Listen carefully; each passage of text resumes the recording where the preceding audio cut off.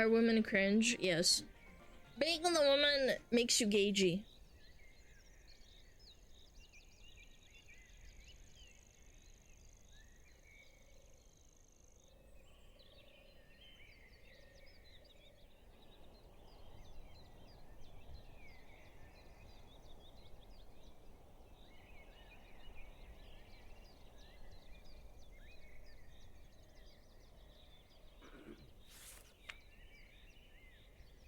Are women cringe? Yes. Being on the woman makes you gagey.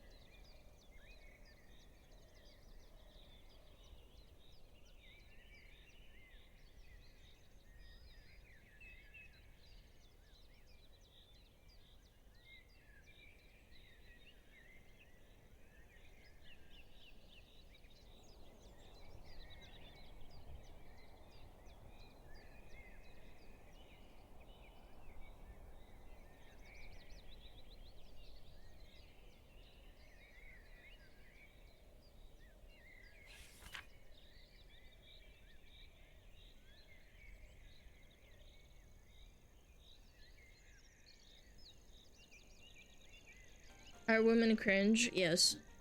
Being on the woman makes you gagey.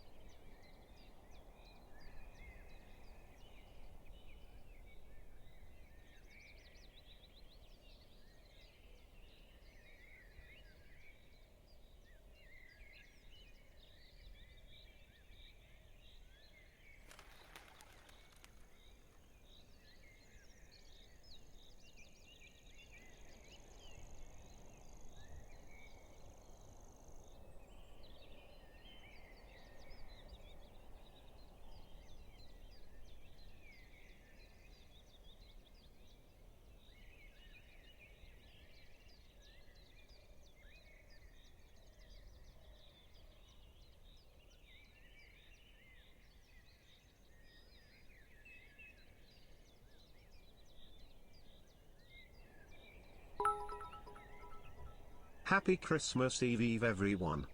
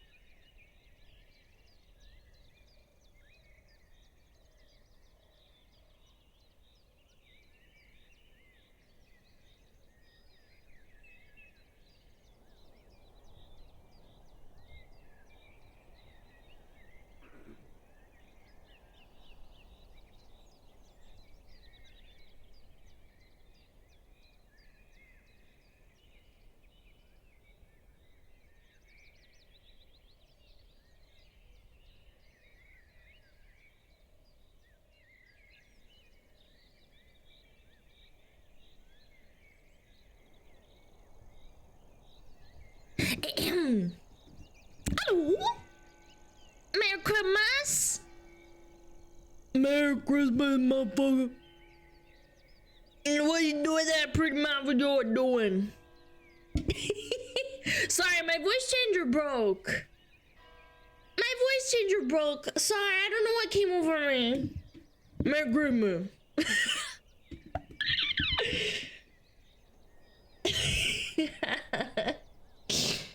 Oh God.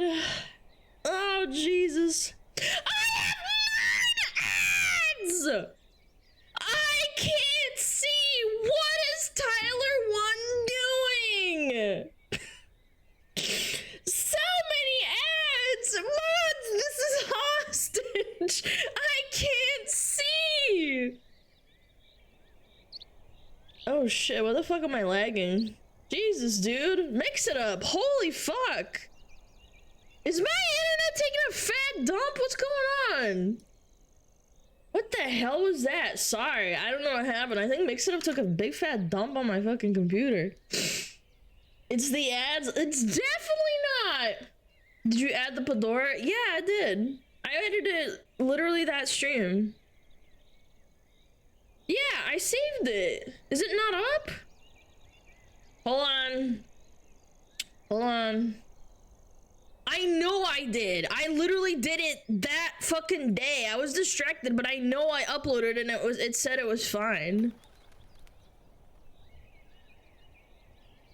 Yeah, it's there. It's Padoru Spin. Yeah, there it is. Okay, thank God. I was like, dude, I was about to fucking lose it. I'm not gonna lie. I was like, no way! Twitch scammed me! Our women were using it yesterday? Yes. Yeah, look at this fucking cooked ass fucking mod. Time flies by with Alana around. SmugAlana no smoke. Bubbles up ahead, and you know my something in your nice warm bed. Merry Christmas, you stinky fox. Yo, Balder! Thank the 19 months, mister. Thank you. All right, reveal time. Oh my God, I'm about to blow. Where's my chat? Chat? Chat? Chat?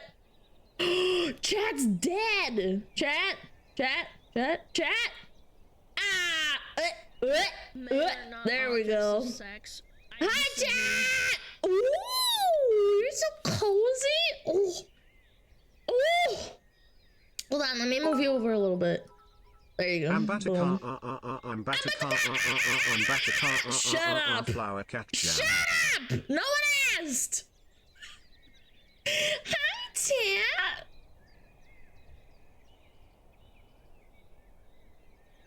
I am inside of you right now. How's it feel? Hello? Ow! Ow! Ow! Ow! Ow! Ow!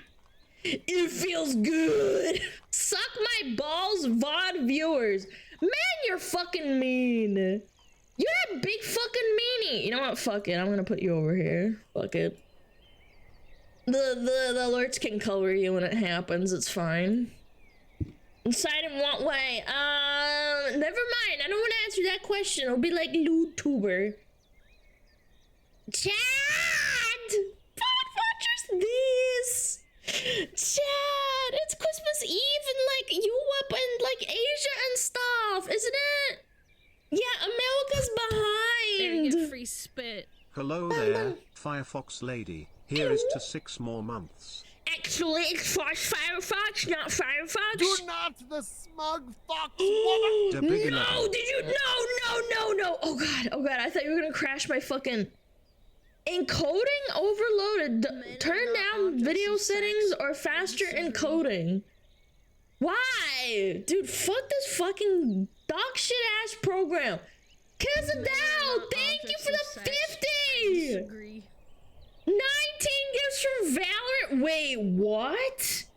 Wait, Valorant is sponsoring shit? I fucking knew it, man. They're such fucking pieces of shit. I was gonna say Valorant? Who the fuck is Valorant? I was like, wait a minute. The end of year September? I thought September was only for September. Man! Corpo, No, Borpos want you to spend more money. Chad, don't fucking do it. Yo, Alana, boot up Valorant. Dude, I played Valorant once and I hated it. It is like the most zoomer game imaginable. I would rather play CSGO and get dumpstered. I launched it once, played like a practice game, and then I played like a real game, and I was like, fuck this shit, this game sucks. Yo, SmugAlana senpai! Hello. It took 14 minutes of my life. Yeah. You know what else takes 14 minutes of your life? Me. Yeah. I waste your time. Yeah. My favorite VTuber used to play it. Unfortunate. Valorant. I don't know. Valorant is good for finding e-girls and getting your fucking pee-pee sucked by a e-girl. That's what it's good for. 14 minutes, 3 goon sessions. Wait, you going out after like 4 minutes? You're done? It's kind of strong. I thought there was like a refractory period or whatever it's called. That's powerful. Did you master that? Quick shots. Quick scoping with your fucking pee-pee.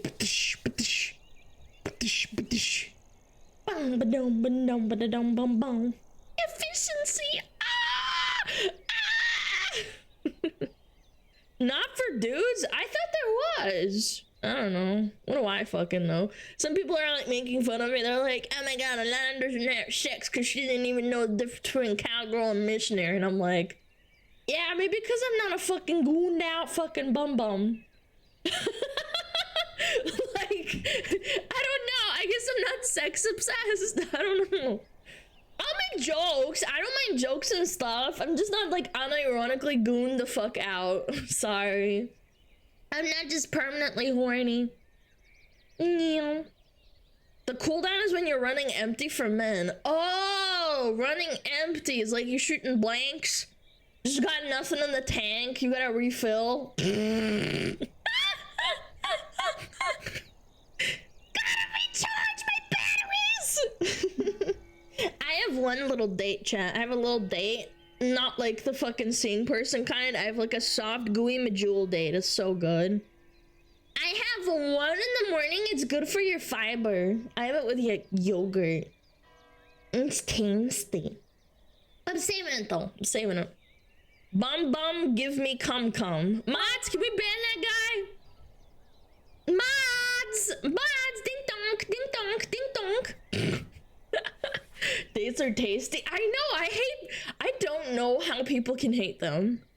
It's actually kind of mind-blowing. They're literally just like caramel. Caramel? Yeah. Yo, Oracle, thank you the 500! Thank you so much. Where the frick are the mods? That's right. Where are you, mods? Can I show you something I learned? No. Didn't ask. Plus, you're probably white. Didn't ask. Stupid bitch. That was a joke, Twitch! I'm white! Yep, there we go. Yep, and now you're banned. Yep, enjoy. Goodbye. Enjoy. I hope you enjoy your ban. Good job.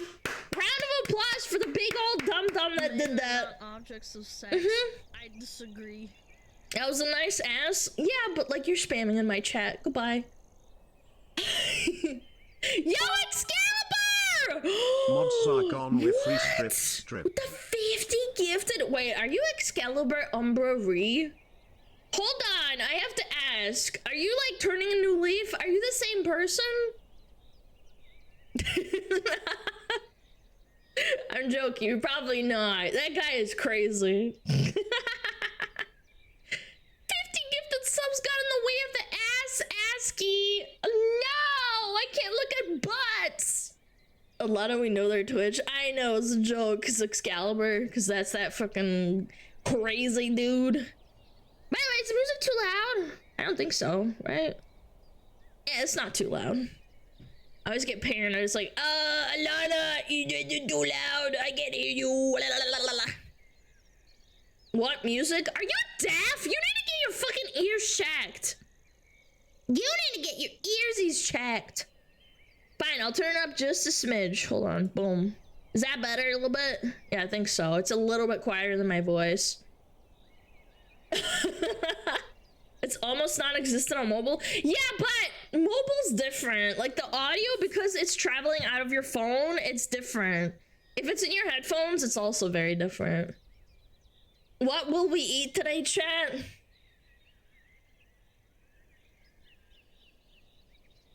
A nice big old fat turkey or a duck or a goose? Yeah. Yeah. Who the hell watches Twitch on mobile? Yeah, but some people have to work, man. Don't shit on them that hard.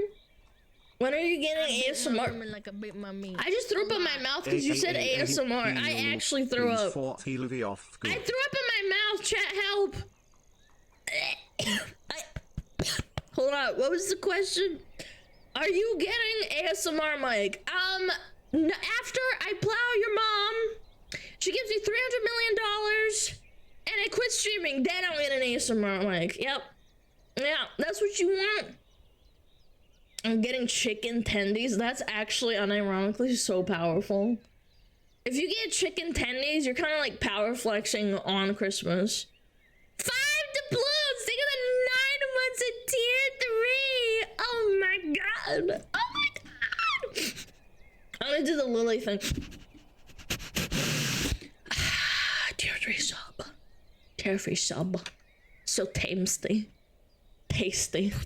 Free spit. Merry Christmas, chat. And the cute stinky fox. Mr. Wake, thank you for the 10! She never tier 3s others. No, it's a joke. I don't want to copy like Lily in that way. It's a joke. I don't want to sniff everyone because then everyone's gonna be like, oh my god, Alana, why are you sniffing everyone that does tier 3 tier 2 sub? It's like, yeah, because like Lily already does that. I don't want to be like, oh my god, you're copying Lily. Wix is 6 months in advance. See, I hate stream elements because it doesn't tell me that. Thank you.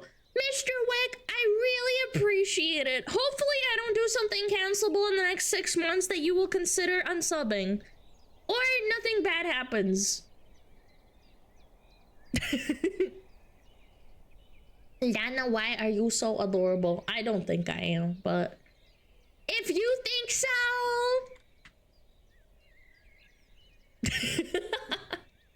Donald. Okay, man. I can't. I am not Donald Walling, man. I'm not. Oh my god, she's slurping the 3 Dude, I actually have people who unironically have gotten mad before. They're like, if I tier 3 and you're not giving me more content, that means my tier 3 is going to waste. And I'm like, okay, first of all, nobody's putting a gun to your head to tier 3 sub. I don't have the kind of mindset for like content grinding where if you tier 3 sub, I have to give you more exclusive content. I just don't have enough time in my fucking day to think about that. If you want to not sub and run ad blockers, that's totally cool on me, man. Disagree. Please! For the greatest Kamiyoshi I could ask for. 8 art comes Is along with that making 50 a Yu-Gi-Oh clams? archetype. Then 2.5 currently comes in the works. Which I'm sorry that they weren't ready for Christmas. It's okay. Thank you so much for everything this year, Alana. Oh my god, thank you for the 50 clams! Day off with my favorite Fox Thank stream. you! Is there Thank you so anything better? much. Thank you, I really appreciate it, man. Guys, you guys are way too fucking nice, man. I'd still be streaming, man, if I had, like, no viewers, man. That's what I did, my first stream. I'm pretty sure I streamed Christmas or around Christmas as well when I had like 5 viewers, chat. Pants under my tree in I time did. For crimbas. You can look it up. This is no cap, no lie. I did.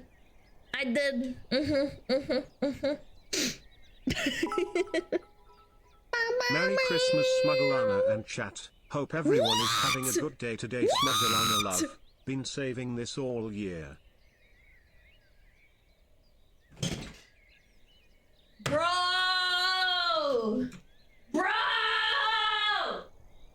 Oh my god! Someone call the police! This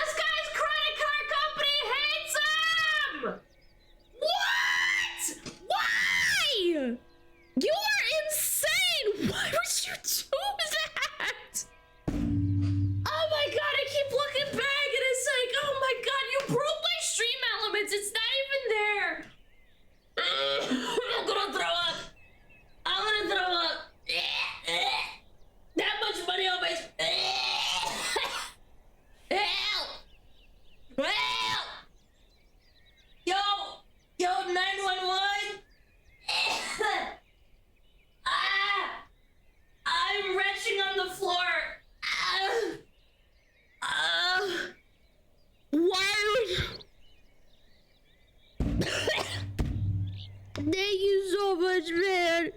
Guys, you don't have to save up money to give to your streamer. If you can afford it, that's amazing, but you don't have to fucking give streamers money. I really appreciate it though, man. That's fucking insane. Can I ban them? Yeah, do Phillian style where you unironically ban them. Call their bank! Where are you? Are you with America? Bank of America? Wells Fargo? Fucking, what is it called? What's the other one? I'ma call your bank and be like, bitch! This guy's taking it out of control. Holy moly.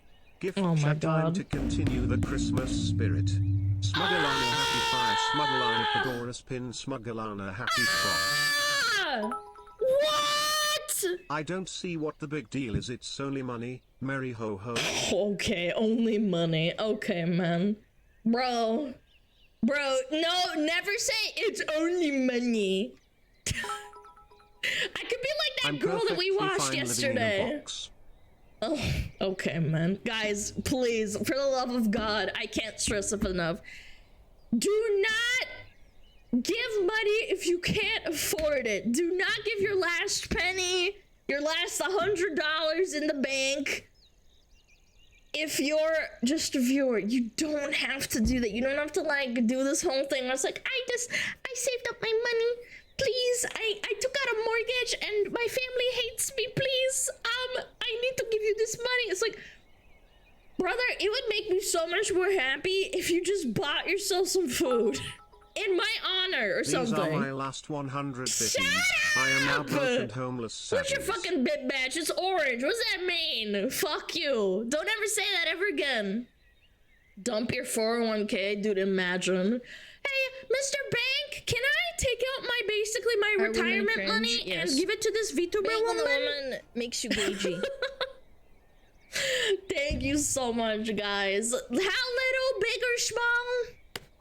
I really appreciate it.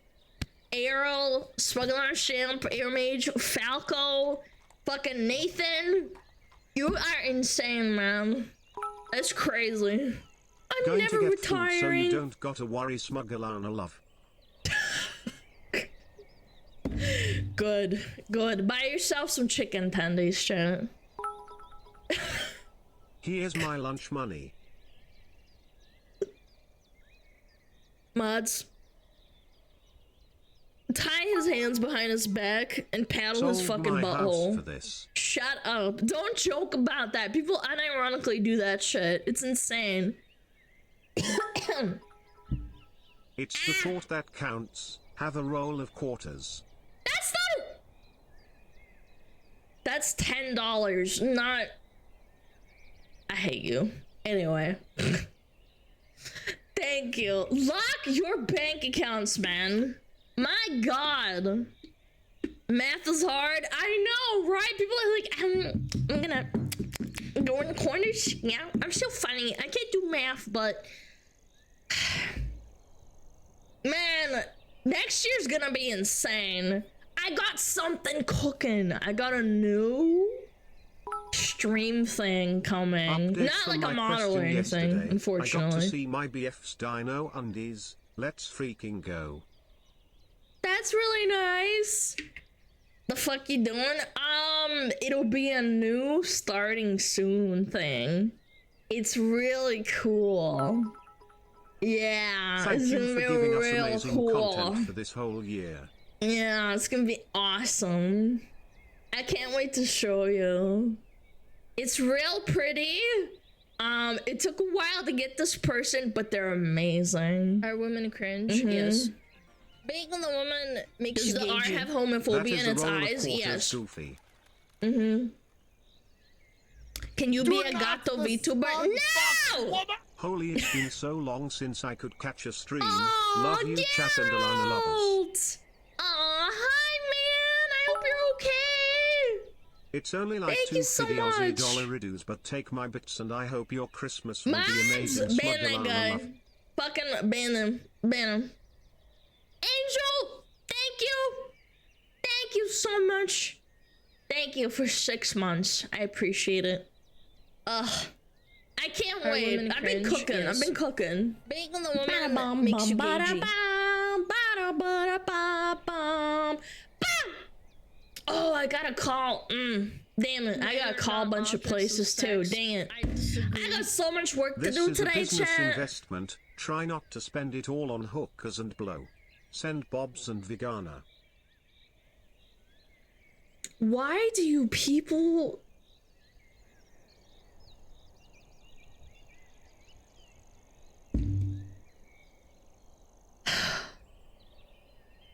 Bobs and Vegana. Where have I heard that before? Is that from the PewDiePie fucking song? Yeah, Bobs and Vegana, wherever will it be? Dan Alana, your bobbies. Dude, I am Bobby Kotick. People throwing money at me? I'm evil, apparently. Bob's and Vegana. Thank you so much, man. Happy holidays, everybody, and Alana as well. Thank you. Thank you. Fish, please. If I could punch you in the face, I would, but Hello, I can't. in That's you here. illegal. I watch your vids on YouTube. Not realizing where Show Me Bob and Vaginas. Yeah, but Bob's and Vegana is specifically from that song, you ding dong. Yeah, I know that's a reference. I know it's a meme. Merry Bob's and Christmas, chat, Vagine. and happy holidays. God, man. Oh, God, guys. You guys are cooking me out already. It's been like literally what, like 10, 15 minutes? God damn it, man. Thank you so much. Is it on Spotify? I sold PewDiePie. my kidney for this. Shut up. I will kill you. Oh, it's bitch and lasagna. Bitch lasagna. Bitch lasagna. I prefer Senzawa's cover of that song. What an idol, most popular tuber on the planet, BTW. I saw a Hot Topic shirt of Gargura, and they were out of it, and I was really pissed off because they don't have it. Oh, look at them. They're stunning, chat. Almost as stunning as you. Yeah. Oh. Men are not Man, oh, objects of man. sex. I disagree. Thank you so much, Dantran. Thank you. And thank you, Valorant. Yeah, fuck Men you. are not objects of sex. Fuck you, shit. I disagree. Ba-da-bum. Bum-bum-ba-da-bum-bum-ba-da-bum-ba-da-bum. That shit is gonna be impossible to get. I was just surprised. Merry Christmas. Я условным планом, который стримов в грядущем году кушай и не жалуйся. I will complain the whole time. No, I'm not getting the sponsor. I don't fucking need sponsors, I'm not gonna lie. I disagree. I'm okay. Spasiba, thank you so much. X.5, thank you 5 gifted. Valorant, you can go piss yourself. Be a better game. Disagree. Hold on. Bitch lasagna. Bitch lasagna. Dude, this song goes so hard. Just this once. Bob's or Vegana, whichever will it be?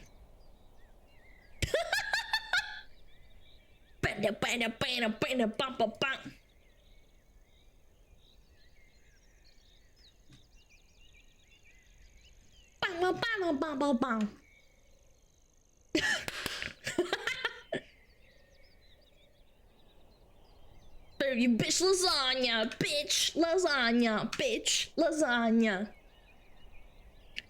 Dude, this is such a good song. I played this a lot. Think I'm crying for their mama.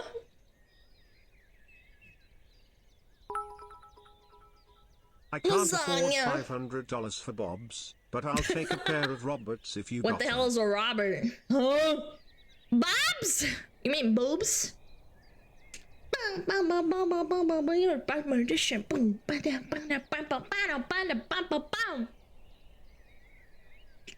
the beat is hard, man.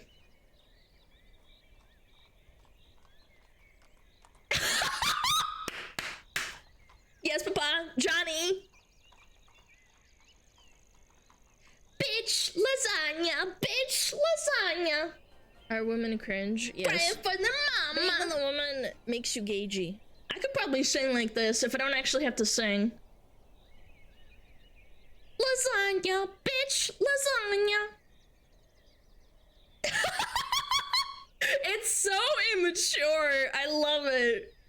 Oh my god. Chat, was this before or after the bridge incident? I think it was after.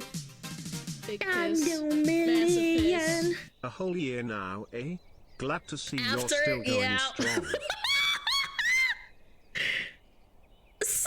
But this song didn't need to go so hard, but it totally fucking did. It was amazing.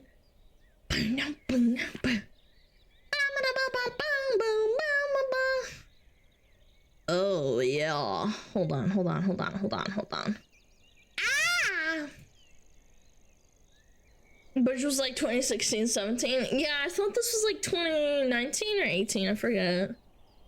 Congratulations, Fire 2. Yeah, I was! He had some really good hires on, like, actually making music. Unfortunately, the guy he hired is a fucking weirdo. Turns out. Yeah, unfortunate. Sometimes it happens, you don't know.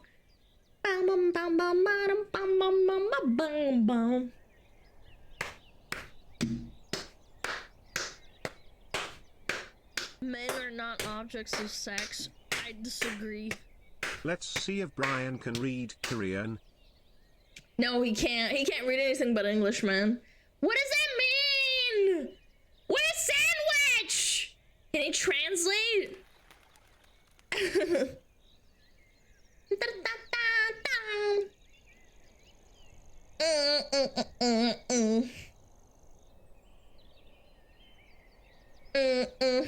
Song name? Охота на лисицу. Зашагает бедрами качая. Gesundheit? That clarified nothing? Yeah, well, skill issue. I don't know what to tell you. I don't know what to tell you. I can't translate it. No, I can. It's called The Hunt for the Fox. It's a Russian sound. A Russian song. Bum, bum, bum, bum. Fuck this gatekeeper. Okay. I'll keep it up here. All right, you get it. You get the song. You're welcome. No gatekeeping. You're being hunted. Yes, I get death threats sometimes. That's okay. No pussies will follow through. 1 out of 500. Brother, my playlist is almost 1,000. Actually, we're reaching 1,000.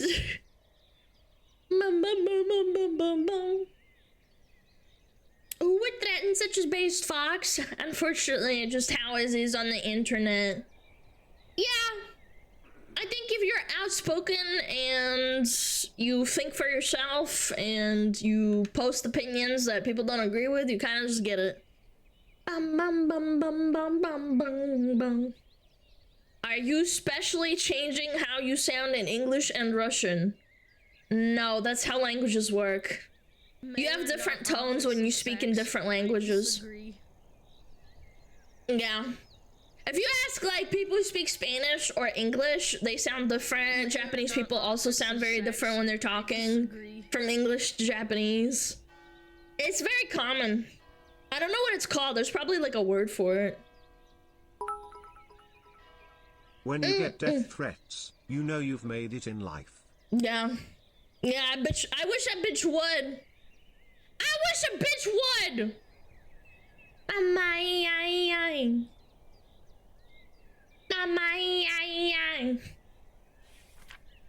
Man, this Valorant person is so generous. Oh shit, we got another gifted sub. Fuck me, it's not even on the stream elements. Hold on, let me scroll up. Acme, thank you to 5. I really appreciate it. Bam. Wait, should I put myself over chat? I don't know. I feel like behind is fine, no? Greetings from Estonia. What's up? What's up, Estonia?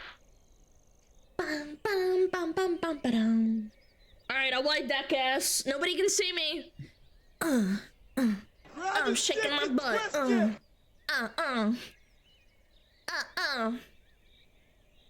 The fucking dog looking back always gets me, man. What's up? And the window's open? Bro, it is winter time. There's no fucking open windows. What you talking about?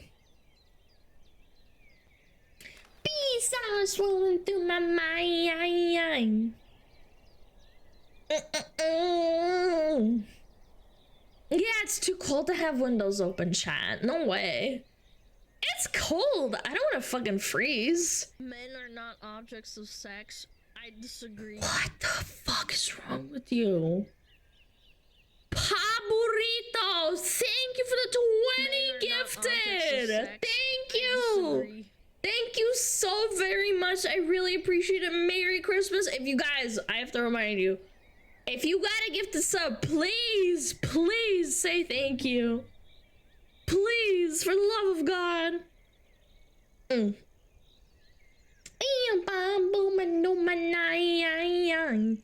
Alana gonna have a Christmas feast.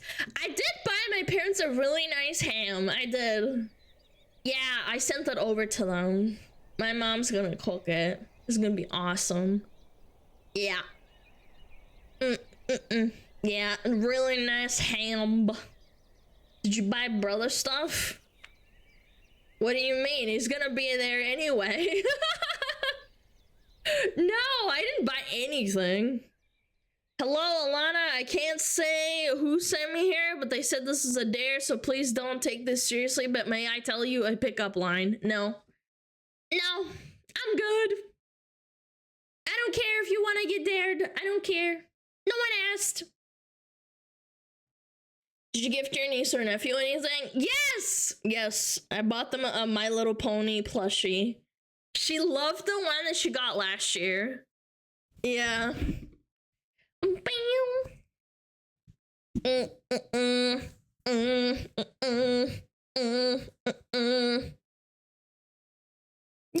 Yeah, Aunt Lana got her a present. Very nice. Yeah. Which pony? I genuinely can't tell you. Like, I just picked one that looked cool. I don't keep up with that shit. I haven't kept up with My Little Pony since I was like fucking 12. Being a woman makes you gagey. Yo, X.5 with a tier 3 for 4 months. Should have given her SmugAlana plushie. I don't think that's a good idea. Not gonna lie, I don't think that's a good idea. They probably figure it out. Like, hey, why did you give me this random ass fucking fox? Yeah, they'll figure it out. My brother's not dumb. They'd be like, what the hell is this? And then he'd like research or something. Tell them this is your favorite VTuber. Are you... No, like, hold on. Are you being unironic? Because you would... If someone gave you your favorite VTuber plushie, wouldn't you look into them and then recognize their voice? Yeah.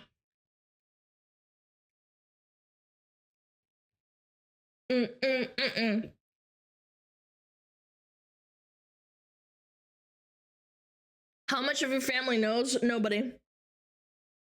Nobody knows. You'd actually have to start using a voice changer. I think so. Yeah. Yeah, I don't know. My brother would definitely recognize my voice. There's certain inflections I do, I think, that would just give it away instantly. People can tell. I've thought about like walking around in public and never talking to anyone because I don't want people to recognize my voice. I know it sounds like really self-absorbed, but I know my voice is very distinct, and I think if it traveled in the right way into someone's earballs and they're like at the grocery store, I think they would probably recognize it like almost instantly, or at least think about it and be like, the red fox works so well with this background. Be terrible if you flashbang us right now. oh, you think it's terrible? Boom. Hi! Flashback. It's not even that bad. Stop crying.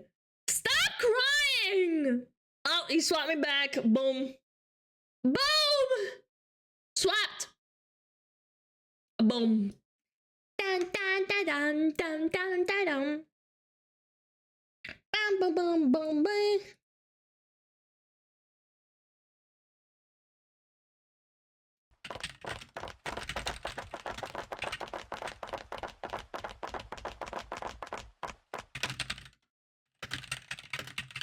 Oh my god, man.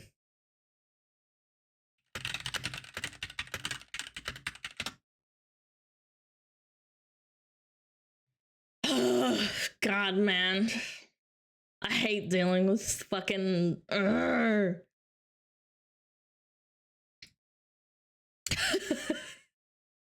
Never mind. It's so annoying. Anyway, I've been trying to order shit and it's just not going through. And I just got an email saying like, we talked to your bank and we're gonna reject it. And I'm like, you motherfuckers! It's not gonna get there by Christmas now! New keyboard or typing louder? When I'm annoyed, I type louder. Yeah. Card decline. No, I think my bank just rejected. They're like, you're making suspicious purchases. I talked to some sales representative for customer service for the place where I'm ordering because I wanted to order something for my family. And I ordered it like 3-4 days ago and it was supposed to get here by Christmas, right? And I was like, fucking shitballs.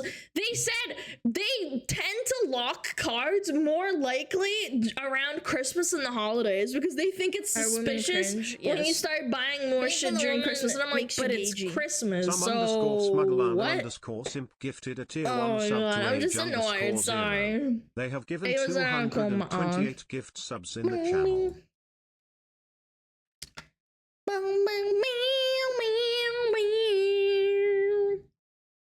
Suspicious? Chat, you're suspicious. Give me love, give me love. Some Joji. Some Juji. Imagine if Juji was Joji and he could sing. That would be so cute. I almost got fucked over my bank getting the Shining Nendo, but thankfully I could change it so I could buy it. Yeah, banks suck. It's whatever. It's not that important. It's fine. Bam, bam, bam, bam, bam, bam, bam. Bam. Bam, bam, bam, bam, bam.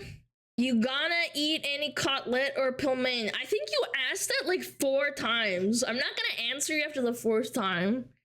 Bam, bam, bam, bam, bam. Bro, my sister just yelled at me that using a mug to hold a drink isn't how it works. How old is your sister and you? I wonder. I wonder how old you are. Kind of weird. You're sharing kind of sussy, weird shit about your sister. I mean, it implies that you live with your sister still.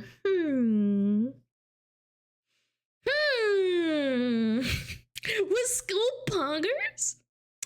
Yeah, maybe we should give him a PlayStation 5. Oh, but you have to be 18 plus. Oh. What's wrong with mugs? I don't fucking know. People are stupid. I don't know. And give me love. Yes, I life with my family. Oh my gosh, that is some powerful ESL. That is ESL or school. No school today, it's winter break. Yeah.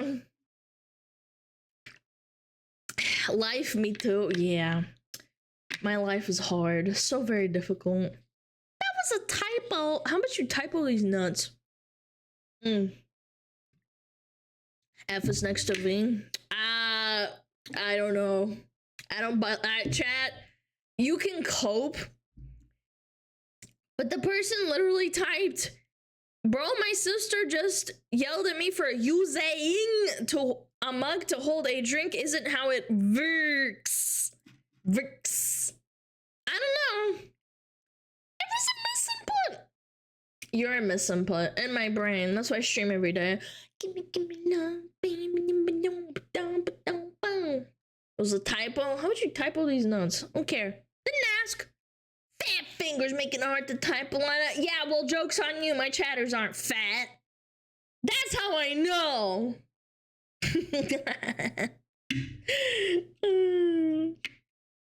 I'm deaf fat. I'm fat. No, you're not, Cheesy Puff 012349. You're not fat. You're big boned.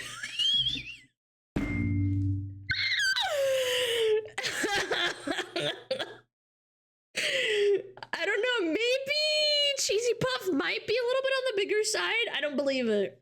I don't believe it. I need pictures. Chat, send pictures to my mods of yourself to prove if you're not fat or not. I'm kidding, by the way. That's a joke. Don't do that. I don't care if you're fat or not. It's okay, chat. I'm 400 pounds. I use a voice changer, and I'm large and in charge. This wasn't a Tenma stream. Dude, Tenma had pictures of some big men. Oh my god. I was very, very interested. Intrigued. Too late, there's already 1,000 images. You just made him a zip and then you bombed him. A zip bomb?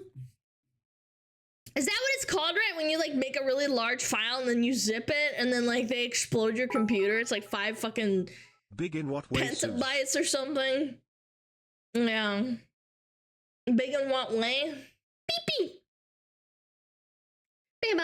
Bomb. Don't call my name. Okay, but Tenma's fan base are gym rats because they want to appeal to Tenma. That's powerful. That kind of control over a fandom is like insane to me.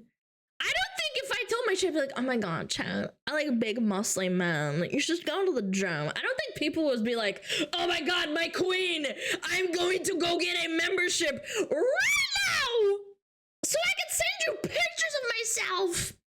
I don't know if my chat would do that. Like, I'm very realistic.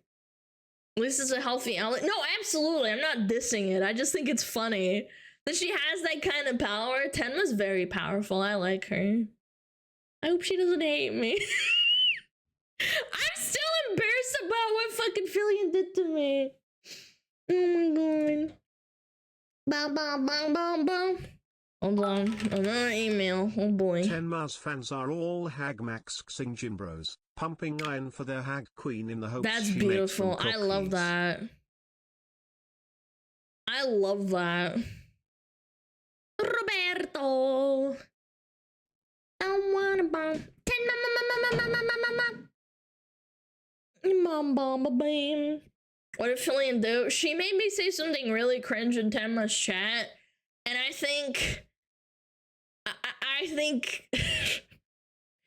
think she was really mad. It was really embarrassing, and I wanted to die. And I said I'm sorry, and then Fillion bullied me because I said I was. She was doing a sponsored stream. I know. She was fuming inside. I know. Stop. I hate it. I hate it. I hate it. I hate it. I hate it, man. I hate it. I hate it. I was so embarrassed. We rated her and she wasn't upset. Yeah, but you can appear not upset when you're getting rated. You're already being polite. Oh. Oh. Tenma's always mad. My favorite is when she was cussing in Russian playing that game. That was so good. Alana, I'm sorry. Tenma says you better be. I wanted to die. Oh. Just be casual. I can't. I got the mental illness brain rot where I think about things that happened like 10 years ago and I'm like, I want to die. That was embarrassing. Tenma speaks Russian. No, she doesn't speak Russian. She played a game where it makes you cuss. Like, it was a game that was programmed so like it listens to your microphone and then it picks up if you say the cussing correctly and the witch like backs off. I forget what it's called, but it was really cute. It was adorable. Very funny stream. Yeah. Have you spoken with Fillion since? Yeah. Yep. I sure have. She's a busy woman. Filipino woman. The Lego model was fantastic. Oh yeah, it's primo. Streamers are still people too, but at the same time, streamer privileges, I know, but I get embarrassed. I don't want to actually annoy people to the point where they're like, oh my god, it's SmugAlana. She's such a dumb bitch. I wish she would stop writing, man. You know? It's like leaning, a girl flirted with me 10 years ago. I don't know if it's this year. No, it's way worse than that. The witch, fuck you, witch game? Yeah, I think that was it. Yeah.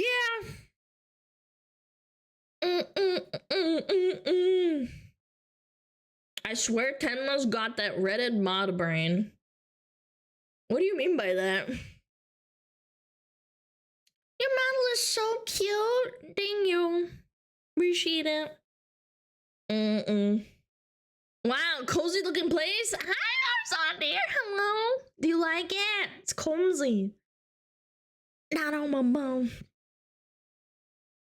Yo, what up, Concrete? Hi, how's it going?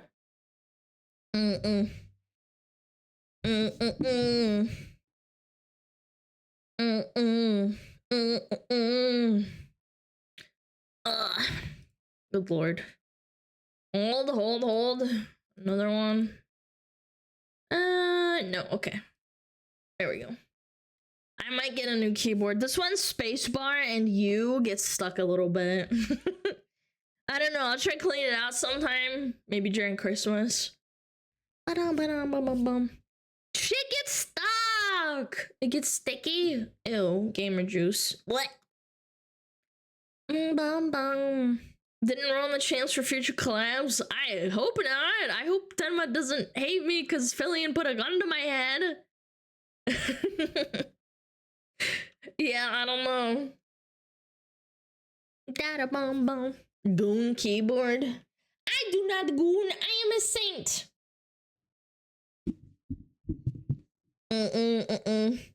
I think Tenma can't tell sarcasm or memeing too often at all. Yeah, I think it's because English isn't her first language, if I understand correctly, right? Yeah, I think she spoke mostly Japanese. Yeah, I think it's not her fault because culture does not translate very well, and sometimes you have a hard time understanding jokes. Like, sometimes I tell my mom and dad a joke and they'd be like, what the fuck? That's not funny. And I'm like, but and then I try to like translate it into Russian. I'd be like, oh, that's kind of funny, but I still don't really get it. And I'm like, oh, God, okay, but never mind. Is hard for even English-speaking people. Yeah, exactly. It's difficult, especially because in chat tone doesn't carry. Bum bum bum bum. Japanese don't do sarcasm at all. It's not built into their language. Oh, really? I had no idea. That would make a lot of sense. Yeah. You have to learn how to read chat sometimes because you have to like discern, or sometimes like you have to ask. Especially during a sponsored stream. Fillion's fault! It's Fillion's fault. You're Alana, you're so funny. Oh my god. Oh my god, Alana, you're so funny. Blame Fillion? I will blame Fillion. That bitch, that motherfricker, that bitch put a gun to my head. And I said, okay, I'm gonna type it in Tenma's chat. And then Tenma fucking got mad at me. Are women cringe? Yes. It's Being okay. Surely she's not really actually mad. Again, I get really bad brainworms with like interactions. I have really bad brainworms. Like Camilla told me to send a picture of my cat because she asked me to after we rated her. And she didn't respond, and it's been like days, and I don't want to say anything, and it gets into my brain, and I'm like, she fucking hates me, and I'm like, No, Alana, rational brain, she's probably just fucking really busy. Okay? Don't brain worm yourself into thinking that she hates you. So, yeah, that's for you're fine. I know. It's just how it is. It's fine. It's just my brain being cringe and stupid. VIP equals she hates me? What if she's pretending to like me and she hates me deep down inside? She's like, that's stupid, Lana.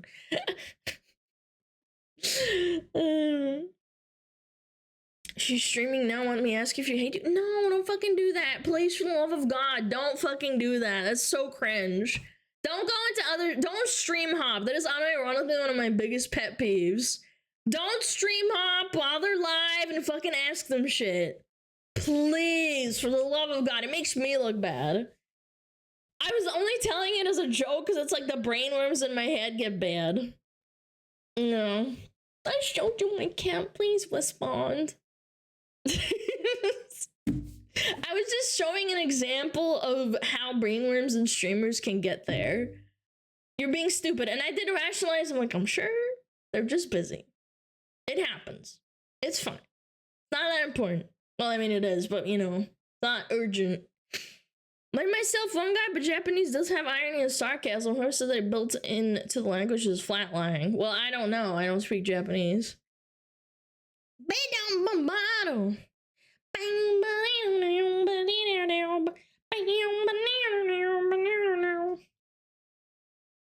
I see Philly show her desktop. She's got 15 PMs in a row waiting. Yeah, I do that sometimes too. Or I'll open it and I'm like, fuck, I can't answer that right now. And then I get distracted and then I forget to reply. I've done that like a million times. Or like I open it and I think I typed and I didn't. Yeah. Yo, Liv! Hi! Isn't that ADHD? I don't know. I don't label myself. Never been diagnosed. It's just a guess.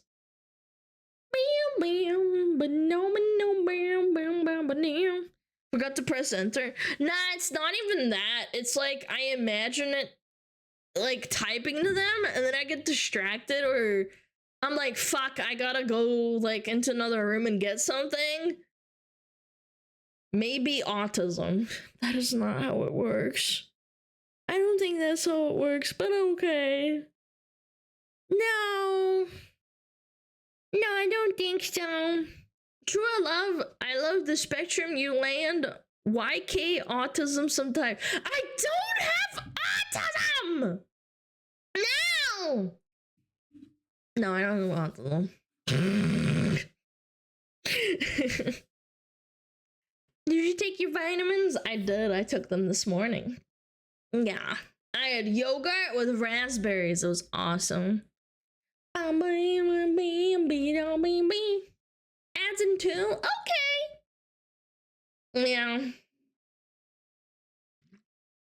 There's nothing wrong with it. No, there's nothing wrong with having autism. I'm just saying I very likely don't have it. Maybe like on the spectrum is like 1 to 10. I'm maybe a 1. Maybe. And even then, I would rather get diagnosed than be like, oh my god, Chad, I definitively have autism. Like, I don't. I've never been diagnosed with anything. Undiagnosed. Insano bitch.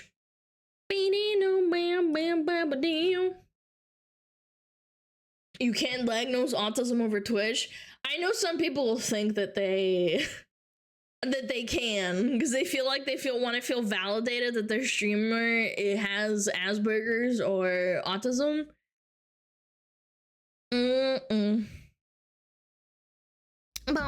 No. Everything is worth it. So if serious concerns, I don't really. I don't even want to get medicated, to be honest. Yeah. Yeah, it doesn't really matter to me.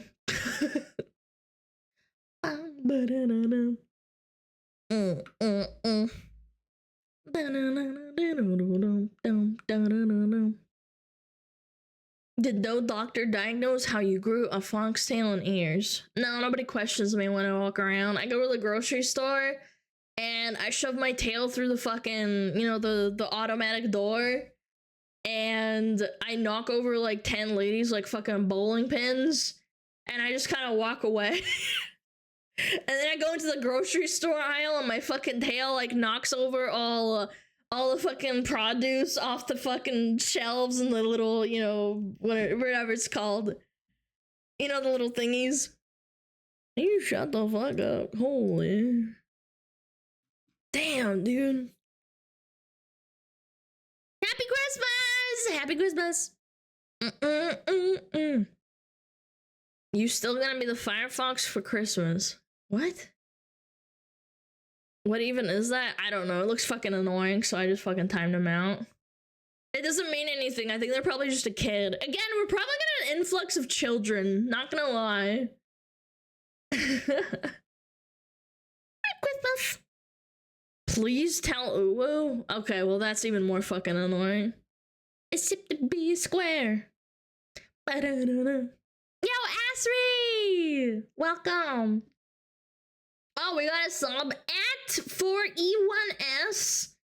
Atias, I guess. Atias. I don't know how to say that. Thank you for the sub. Watch out, Bateman's around. He's gonna chop me up and put me in the freezer. Tail just knocking down aisles while shopping. Yeah, that's what I'm like.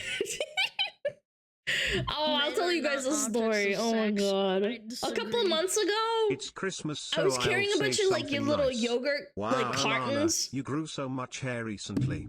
Wow. You shut the fuck up. I'm trying to talk. Wow, Frick you, lag! Shut up! No one asked about your bald ass fucking head. This year. Frick you! Anyway, what was I saying?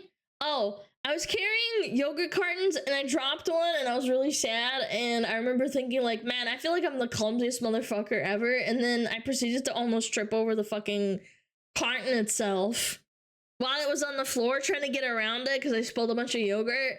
And then I was like, fuck, and then everybody was looking at me and I was like, frick, and I was like, ow! Ow!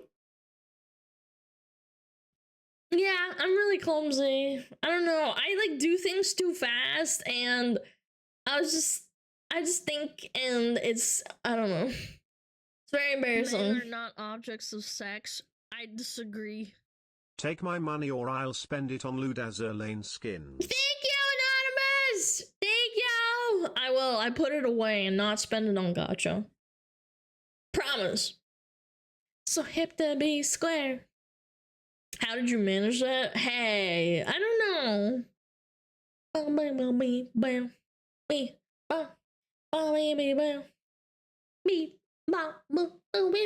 Square.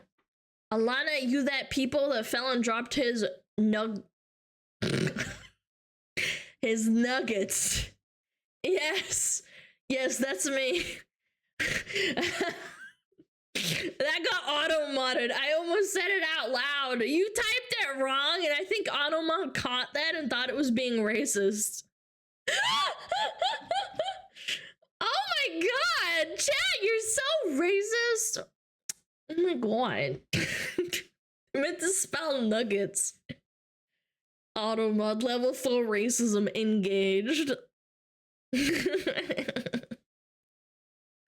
No. Yeah, it was kind of like that. It was really embarrassing because there was like at least 4 other people in the aisle, because it's like all like buttermilk, like bacon, you know, tofu, all that fucking section, and it was like a bunch of old ladies, and I just managed to like fucking just drop it on the floor, and then I was like, oh frick, oh shit, and then I walked around it and I fucking almost tripped, and I was like, fuck, dude. I'm such a klutz. I'm such a klutz. Dathani! Is that what, like Dasani but with a lisp? But thank you for 3 months in advance. I really appreciate it. Bam, bam, bam. Dathani? Dasani sucks. No, Loki. Bam, bam. Mike Tyson's favorite brand of water, Dathani. Bam. You're such a clock? No, a klutz. A klutz. Klutz means, in English, it means like you're clumsy. No. Why the F do you roll so many ads? Oh my god, what a fucking dipshit. This guy didn't. People that type that kind of shit really blow my fucking ass apart. They clearly didn't grow up with cable where they had like literal like 20-minute ads. That's crazy. I'm sorry. I wish I didn't have to run that many ads. Anyway, I'm gonna go to the bathroom real quick. And yeah, we're running ads, I guess. Oh, we already ran ads. Oh, dang it. Mods! Why didn't you say anything? I beat my women like I beat my meat. A lot. Merry Why Christmas, didn't you say Alana, anything, you fuck? and brothers, here is our sub baby. You talk through I'll it. get some You milk. should tell me to shut the fuck up. No, I'm kidding. Sometimes I yap, but that's okay. Anyway, I'm gonna go to the bathroom. Yeah, I don't know. People didn't either grow up with 20-minute ads for cable, or they were like one of those rich people that had not cable where you could skip the ads if you paid them extra money. Yeah. Bro, leave. How about you suck my nuts? Anyway. How about you listen to this instead? Alright, be back.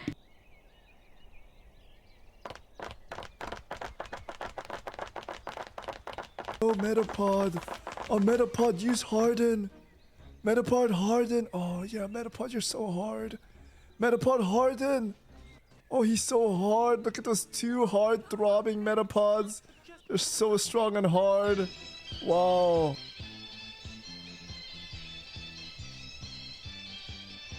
天上太阳红彤彤彤哎，心中的太阳是毛泽东哎，他领导我们的解放哎，人民翻身当家做主人，呀自由哎呀自由啊，人民翻身当家做主人。 Why are you so good at this? My language, man. What's up with me?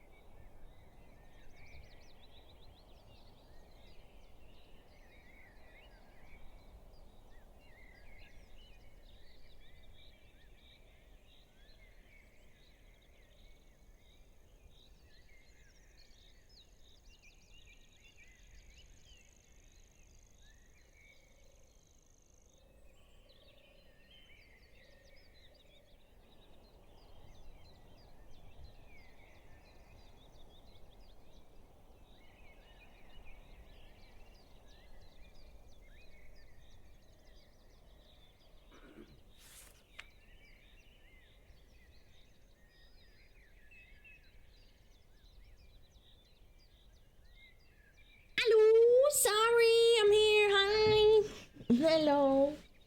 Hello. Hello, hello, hello. Hello. Greetings. Ah. Ba ba. Da da da da da da da da da. Chat, just in case no one's already told you today, you're doing great by the way. And Shut looking the fuck great up. too. I wish each and every one of you nothing but the happiest holidays. You're Even so Alana, nice. I guess. Thank you. Wow. What a nice person that is. Wow. That's crazy. No, you shut up. No, you shut up. Little bitch. I'll break your legs. Crack on my hog. Ba, ba, ba, ba, ba, ba. Oh. Hello. Greetings. They need to comment. I'm kidding. Thank you, Snake. Thank you for waking us all up. Woke with you? No, you shut up, Gunjas. No! Never! Fuck you! No! I'm awake. Woke with you. The voices sounds like a drill going in each ear and they are meeting in the middle. Skill issue. Skill issue. Oh, there we go. There's a new stand. The fuck? You break your bed, little V friend. Holy fuck-a-moly. That is a sentence and a half. This person's cooked. Chat, what did they say? I don't even know. V friend? I'm not your friend, pal.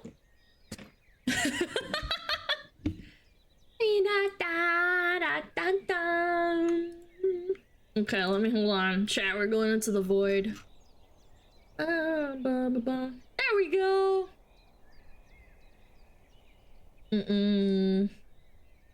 Alana, I gotta put you back where you came from. Perfect. Look at that. You're back to where you were! Get back in your spot, slave! Back in the cage. Yeah, there you go. Da da da da da. It was an illusion. We were never in the house. Yep. It's over for you. Ba-dum ba-dum. Da-da-bee, booby-day, bobby-da, ba-ba-doo, chop-a-ta. Da-da-dum, ba-ba-bee, booby-da. This song's such a banger. Holy shit. Ba-ba-dum, ba-ba-bee, ba-ba-ba. Alright, what do we got going on today? It's Christmas Eve for most people, but it's also the 23rd for most Americans. Hold on, let me turn on my... Ooh, flashbang! Flashbang alert! It is Eve? No, it's not. For me, it is not Eve, bitch. I live in America. It's still 23, you ding dong. Holy fuck, it is not 23 for some people, you dumb fucking bitch. First of all, don't actually me. I understand how time zones work. You dumb bitch. Learn to spell. Yeah. All right. Bum bum bum ba da da da da da. My tone zone's the only one that matters. That's right. Bum bum bum bum. Bum ba dum bum bum boom. Like a bit my meat. A lot. Holy shit, that was loud. Holy fuck. Who the fuck did that? Was it anonymous? Some dumb fucking anonymous person did that? Are women cringe? Yes. Yeah, it was anonymous, you dumb bitch. Fuck you. Beam bum bum ba-dum boom ba. You know that wasn't anonymous that time. You dumb bitch. Fuck you. Okay. Bum ba dum bum bum bum bum bum ba da bum bum boo ba ba da. Flashbang! Oh Jesus, what's chat doing here? Chat, you're so big. Boom, gone out of here. Put the fries in the bag, chat. Ba-dum-bum. Alrighty, you know what? Perfect.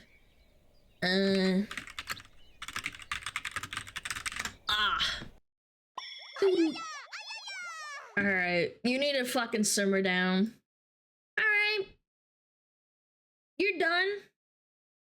Boom and boom. Goodbye. There we go. Oh, this is nice. Christmas commentary! Yup, you got scammed. Get fucking scammed. Yeah, keep spamming. No, keep doing it. Yeah, that you hear it this time for sure. Don't forget VPN. Okay. I'll try and remember. Yeah, more scamming. Yeah. Do it again. Do it again. We didn't hear it the first time. Let me check. This is a little bit. This is really nice. I feel very Christmassy right now. Alright, what is this? Whoa. Oh, he got freaking domed! Boom! Is that AI? That's AI, actually.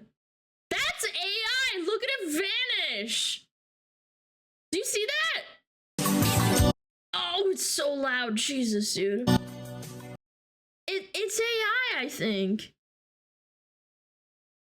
It looks like AI. CGI, you think it's edited? Yeah, but it's still funny. I wish it was real. That would be such a good story. Hey, I saw some guy running into the nearest wall somehow, and the little traffic cone ricocheted into my butt. Look at the car. Yeah, the car looks all fricked up. Why is only one head thing on? Why does the car like warp? Yeah, that is definitely not how it works. Yeah, the car is like so cooked. I actually think this is the funniest AI edit I've seen in a while. Good lord. It's all fake! Mods! Break their balls. Yeah. That's what you get for faking. Boom, boom, boom, boom. Uh-oh. White woman alert! Where is this? Nobody has ever given me a reasonable and logical explanation as to why it is okay to murder and eat an animal but frowned upon to engage in a consensual sexual relationship with an animal. This has gotta be fake. They've got every flag, the rainbow, and then also a mask with a flag on it. This has gotta be like low quality bait, man. There's no way. You've got everything. The only thing we can't see is like fucking pronouns or some shit. Yeah. I don't know. This is very strong. I'm not falling for it, chat. I'm not falling for it. I was close when I said white woman because I saw a steak. Wow. Animals can't consent. Yeah, well, some people would argue otherwise because they're fucking freaks and they want to fuck animals because nobody will fuck them in real life, which is disgusting.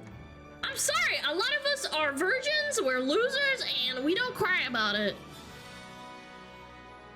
Holy fuck, that was loud. Holy shit, that was too grandiose and loud. Oh my god. You know it's a rage bait because it's not a white woman posting it. Duh. Exactly! Exactly! Good point. Thank you. Wait, what? Loser Incorporated, thank you for 5 gifted! I really appreciate it. Never fuck, never cry. That's right. You can't be a loser if you never lose your virginity. You're a winner. Yeah. Thanks, Valorant. You're welcome. Okay. Uh-oh, the name's Zoe. Uh-oh. VTuber! Oh! It's Fillion! What do you think of men who get cooked? I think that's really sad. They should, can I say that? What? I think they should beat their wives. What do you think of men who... Best! Best! Fillion's freaking out. She's like, no, you can't say that. Chat, would you beat me if I was your wife? I'd let you, but I'd probably report you to the police. I'm sorry. I would. No, only if you like it. Whoa, that's a gentleman right there. That's a gentleman right there. Was that first time chatter too? No, it wasn't. Fuck. Someone said gently. You're not worth going to jail over. Actually, you know what? You're right. Dad, I let you beat me. Be my shmee. I'd beat you in Mario Kart. Aww. You can beat me in Smash Bros. And then I'll cook you a nice steak. Yeah. Shondo says it like it is. I know. Just one more time. One more time. This is very funny. What do you think of men who get cooked? I think that's really sad. They should, my first thought when Shondo said, "Can I say this?" I was like, "Is she gonna say they should off themselves?" Can I say that? What? I think they should beat their wives. What came out was actually funny. Oh my god, I thought that for a second she was gonna go real extreme. Yeah. Base Shondo. Ugh. Precious, hilarious. And we got the Philly Billion! You beat the shit out of me? Nah. I wouldn't do that. What was the question again? What do you think of men that get cucked? Excuse me, whore! I'm married! What's that clip called? Shondo, excuse me. Like, what was it called? Oh yeah, there we go. This is such a good clip, dude. This is great content. Hold on, I have to share this with the world. Chat, expose yourself to Shondo. So the other day I was going to my local Starbucks, and when I got to the till, the barista not only had the audacity to be a woman, derogatory, but also talk to me. It's quiet. Oh, damn it. I fucking hate that shit. Hold on. Hold on. So the other day I was going to my local Starbucks, and when I got to the till, the barista not only had the audacity to be a woman, derogatory, they also talked to me. This is unacceptable. So in no uncertain terms, I screamed, "Excuse me, whore! I'm married! Do not flirt with me!" As I proceeded to show her my phone wallpaper and wallet photos, which were both of my live fallen shadow, and then I proceeded to growl at her until the police arrived to escort me out. So how was you guys' days? That's a very nice Sounded copy like pasting. you had a very eventful day. I hope that you enjoyed it. That was very best. That's very best. I agree. And that's essentially Shondo in a nutshell. Derogatory woman!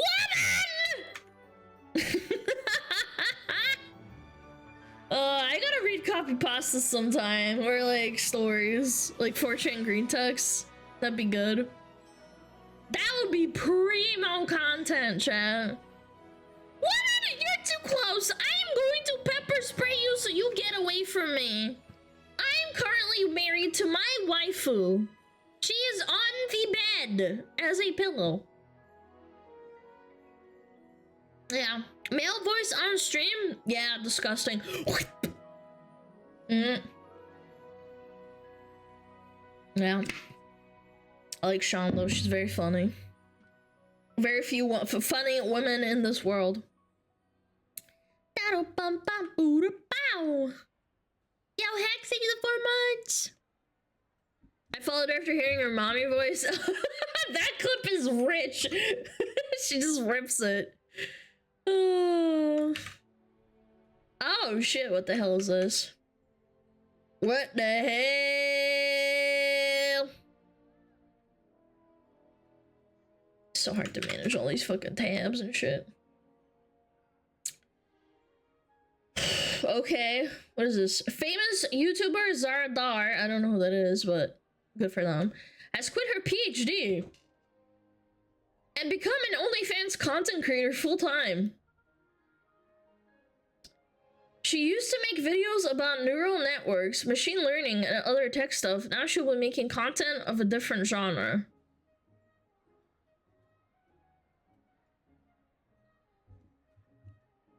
I'm sorry, but you have to be really smart to, like, do that kind of content. I feel like your smartness is being wasted on doing very, I don't know how to say it, low-brow work. Yeah, low effort. Like, I can't talk. VTubing, sure. Oh, it's low-tier content. No, it's not. I have to do a lot of research. I find my own videos and all this stuff. I had to learn how to get into this.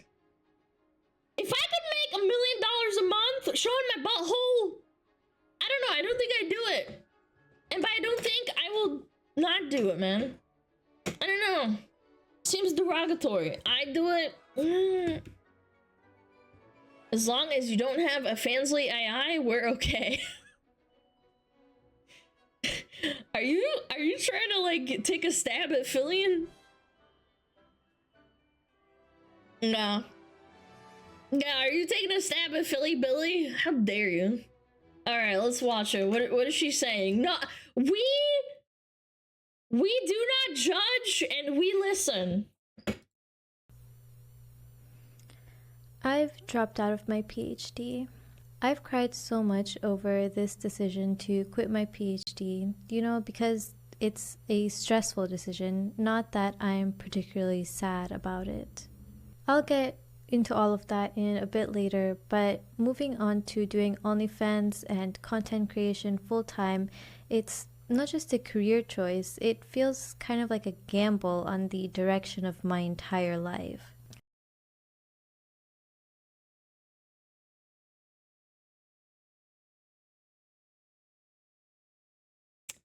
I mean, it's your choice. You go, girl. You're apparently really smart and you know how to work neural networks and machine learning and other tech stuff, but now you're gonna post your boobies online. Do you really need the money that bad? It's not AI, it's just very monotone, the full videos on YouTube. No, it's not AI, chat, it's not. I was watching too. She has a face full of makeup and she's talking a very monotone voice. What's the point of the PhD then? Is she really that down bad for money? I wonder what she's making right now where she's like, or what happened that made her like say, I need to do this. Hold on. Zara Dar? 115,000 subscribers. Okay. What? What? Okay. What, there's a video. Hold on, there's a video. Let's watch it. I'm curious.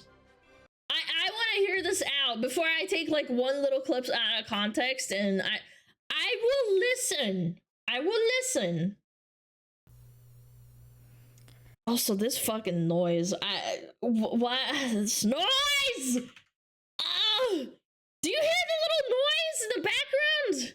Oh, it hurts. Anyway, I'll try and ignore it. I've dropped out of my PhD. I've cried so much over this decision to quit my PhD, you know, because I keep looking a at her stressful honkers. I'm decision, sorry. not that I'm particularly sad about it. I'll get into all of that in a bit later, but moving on to doing OnlyFans and content creation full-time, it's not just a career choice, it feels kind of like a gamble on the direction of my entire life. Some days I wonder if I'm making the right choice. You know, when I open LinkedIn and I see the pages of all of the people who are my age, who already have 3 years into their careers and are climbing the ladder with senior level titles, it stirs something in me. I start to feel a twinge of jealousy, imagining what it would be like in their place. I've spent the last couple of years in grad school, whereas I am so sorry. Hold on. I am so sorry. Okay. whereas many of my colleagues from undergrad got jobs directly afterwards. So I guess I will always have those advanced degrees with me. But I can't say that I don't like the idea of wearing a polished suit and walking into an office where I have people working with me and working on a project, or even the alternative route of becoming a professor and having students work for me, where I have my own lab and I teach my own course, and the thought of sitting with my team to come up with solutions to a certain problem, or even find something new, learn something new, and then applying that knowledge. And writing papers gives a sense of fulfillment, you know? There's some sort of camaraderie in those environments and a structure that I think I'd enjoy. And of course, not to mention the outfits. I mean, come on. I have so many professional outfits that have never seen the light of day just because I have nowhere to wear them to. And I'm not gonna lie, I cannot relate to being upset that you can't wear professional outfits, but okay. I guess you're just kind of hung up on it. Anyway, I'll let her talk. of course, I keep buying them. And part of me wonders... Wait, why do you keep buying them? Girl! Why do you buy outfits you don't wear? If I'll miss the chance to experience that life and that lifestyle. But then I start to think about some of the trade-offs. Yeah. Those same people whose lifestyles I thought I envied are tied to someone else's vision and someone else's pace. They'll spend their lives working for a company, doing things that they don't necessarily enjoy, and of course without the recognition that they deserve. Their work might win someone else fame and wealth, while they stay in the background, expendable. They'll constantly worry about getting laid off, planning their lives around their salaries, budgeting to pay bills, and likely renting a place to live or being tied down to a 30-year mortgage. Vacations... Yeah, that's like 98% of people. I hate to break it to you, but yeah. Rationed and... That's just kind of how it is. There are very few people that own businesses, let alone businesses or work for businesses that aren't gigacorpos. That's live? Yeah, I don't know.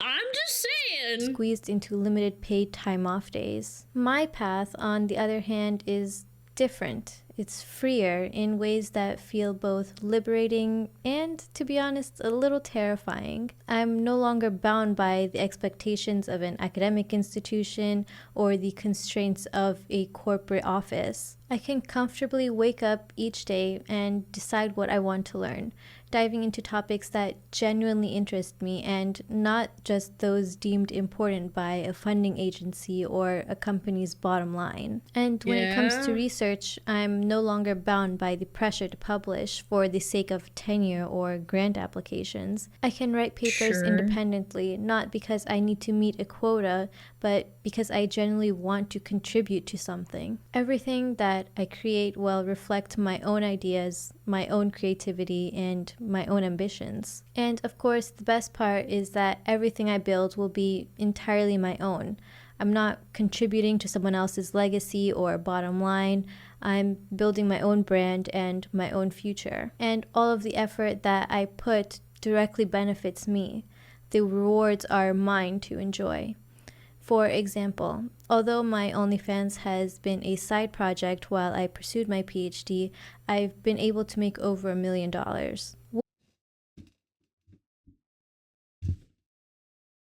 Mine to enjoy.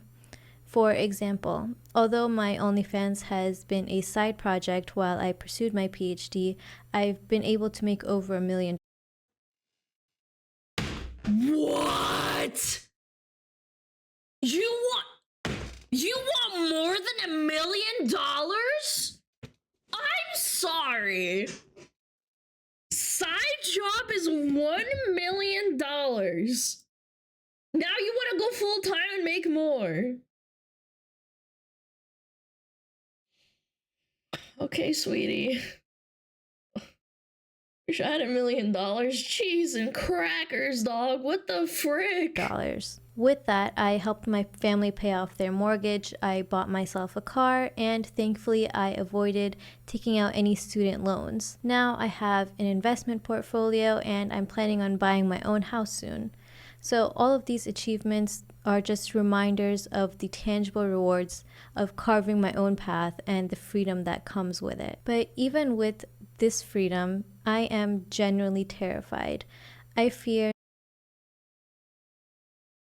not having that external competition, no one to measure myself against, and that it will make me complacent. Will I push myself enough without the pressure to outperform others? And is she still going to keep doing her research, or is she just gonna go full-time OF? I don't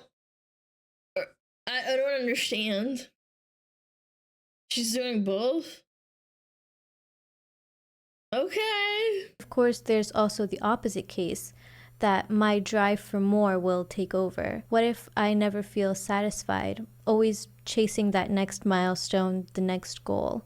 Will I lose sight of myself and values in that relentless pursuit? Of course, I want to enjoy the life I'm building and feel the rewards of my labor. How do you not feel that already with $1 million? I'm sorry. I just feel like it's so... that blows my fucking mind that you made $1 million.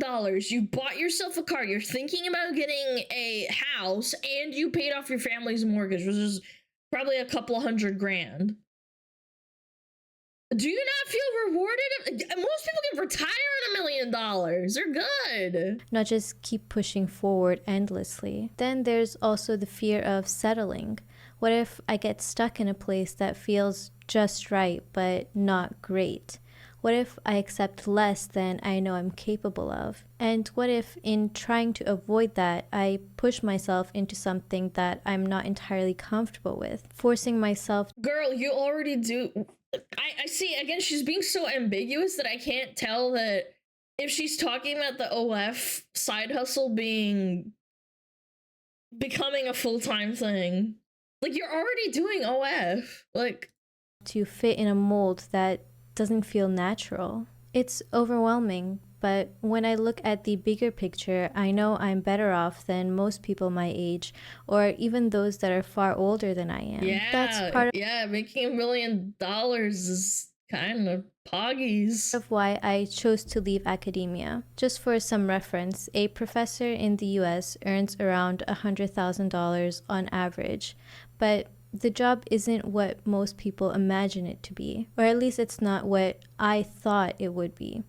Instead of spending their time diving into research or contributing to new ideas in the field, most of their energy is spent writing grant proposals and fighting for funding, which, based on my first-hand experience working with several professors, these funds often go to those at more prestigious universities, regardless of whether they're more qualified. Additionally, yeah, it sucks. I don't think it's just professors and stuff. I think every job is kind of fucked like that. That's life. You're kind of just fighting and hounding for most of it. their students often do majority of the hands-on work, and the professor acts more as an administrator. It's a life filled with constraints and obligations. not the idealized pursuit of knowledge I once dreamed of. So what about working in the industry? Well, the reality is that it's no better. Big tech, for all its allure of innovation and opportunity, is a world where the individual contributions are mostly invisible. Yeah, because it's a business. It's kind of how every business functions in America for the most part. The American dream is kind of dead, man. And by kind of, I mean it's squashed. Everything is owned by big tech, corpa, borpa, medical tech. I don't know. I don't know. The work you pour your heart into is rarely attributed to you. Instead, it pads the pockets of the executives who sit at the top, taking the credit and the glory for your work. Employees are treated as interchangeable, expendable. Every job comes with that silent anxiety of layoffs, the knowledge that your position is only as secure as the next quarterly earnings report. It's a precarious, thankless existence, one that I think would stifle my creativity and autonomy. I know that I'm choosing something harder, but in the end, more fulfilling. This journey isn't easy, but it's entirely mine. I wasn't born into a wealthy family or handed opportunities on a silver platter. Every step forward I take, every milestone I reach, will be the result of my own vision. That thought on its own is intimidating, but it's also incredibly empowering. It's a reminder that I have the freedom to carve out a life of my own on my own terms. A freedom that so many people will never experience because they're just too afraid to break the norms that are set by society.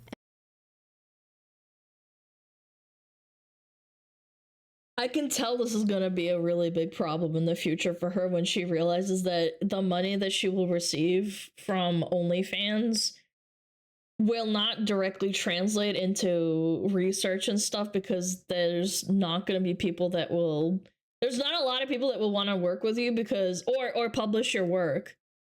It'll have to be self-published and people won't be able to take your research. US tax code is entirely and 100% written for business owners. Oh, absolutely. She learned that very likely when filing taxes on her $1 million, she's dodging work for corpos, but the trade-off is her dignity. Yeah, I mean, this is going to be a big deal for her, but at the same time, I feel like the script that was written for this is rather bland and underplaying the fact that she made a freaking $1 million as a side hustle. Most people would be happy making $1 million in a side hustle and just kind of dealing with corpo borpos. I mean, I don't know. And perhaps most importantly, I need to learn to be kinder to myself. I have the tendency to be overly critical, always pushing myself to do more, to be better. But I'm realizing that this growth doesn't always come from harshness. It also comes from compassion. And I know that if I want to thrive in this new chapter, I need to give myself permission to rest, to make mistakes and learn from them without the guilt or self-punishment. This life I'm building is like a masterpiece in progress. Every choice I make, every challenge I face, and every success I achieve will be a reflection of me. There's no blueprint, no guarantees, but that's what makes it exciting. It's mine to create, and I know deep down that it'll be worth it. This is an OF ad and a half. That is crazy work. Hold on, I gotta change the music. 1 second. Oh man.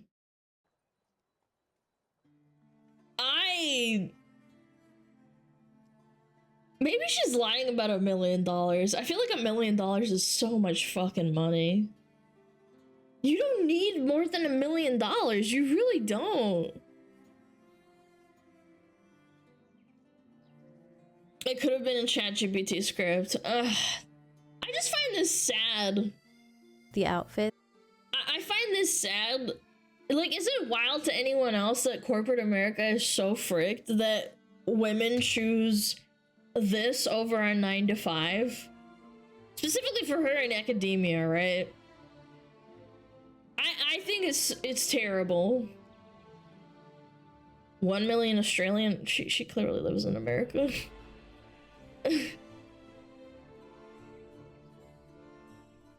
9-to-5 isn't great either. I know, but nobody wants the 9-to-5. You're not. I don't know why she made this video. I don't know why. This doesn't appeal to people that kind of would want to give her more money after seeing this. The people that give her money are people that have a 9-to-5. Sorry, it was a really terribly written script, in my opinion. It's not only the factor, but yeah, corporate America isn't appealing to anyone anymore because of the change in practice. Yeah, absolutely. My dad worked for the same company for 3 years, got constant raises, climbed the ladder, doesn't exist anymore. Yeah, you have to job pump. Job pump? Sorry, job jump. What does the dislike ratio look like? It is 1.8k to 985. So it's like almost half. She's still pursuing PhD, but the PH is silent. That's good, I like that. Yeah, yeah. It's a short-term decision with the possibility of insanely high monetary payout, but the decision of her doing this full-time will follow her forever. Chat, would you rather potentially retire early with the stigma of having done OnlyFans or slave away for corporals for 40 to 50 years? I think some people would take it if it was possible. Even the dudes. Neither. Depends on the job. It's a difficult question to pose. Like, 90% of her reasons for making this decision is that she reaps 100% of the rewards. And again, corpos are siphoning away your effort that you put into this, you know, career that you're passionate about and turn it into profits. Like, turns off a lot of young adults. I can't really blame her, but I know a lot of people will judge her, man.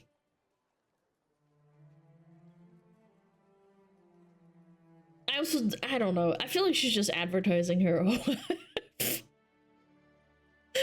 This is definitely, this is most definitely a, ad. Even if it's got massive dislikes. Do you see your pinned comment? Yeah, link to my website. Don't click it, chat! Is her butthole? Can I see her butt? Holy shit, she's got her fucking butt out! Nerdy content.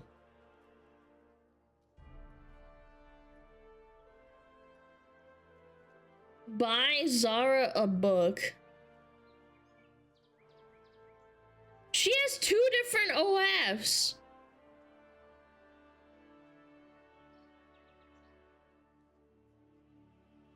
For more exclusive content. Spoiler alert, I like attention. Yeah, I can see that. Anyway,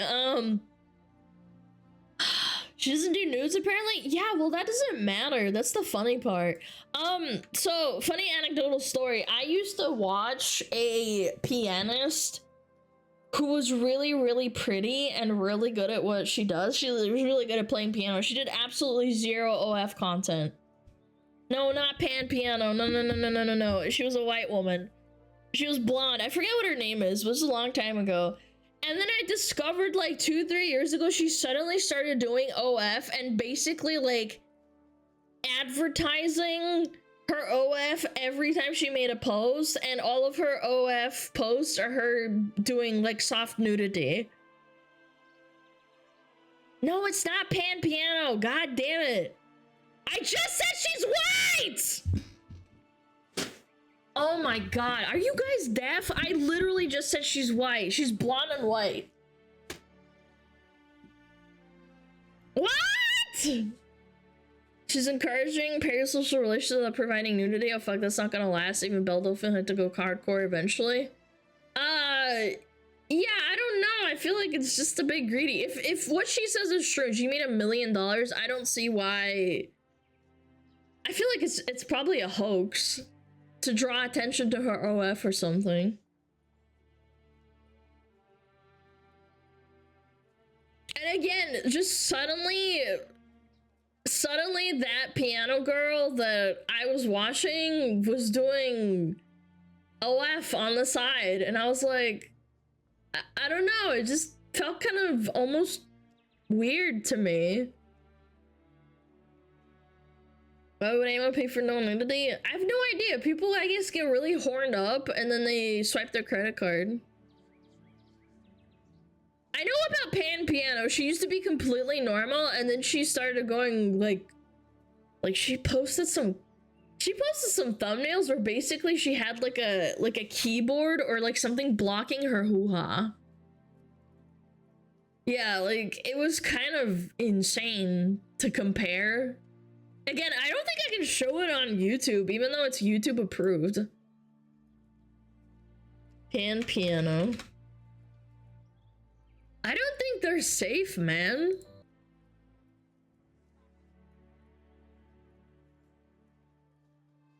Like, oldest. She's just completely clothed 6-7 years ago. And what happened?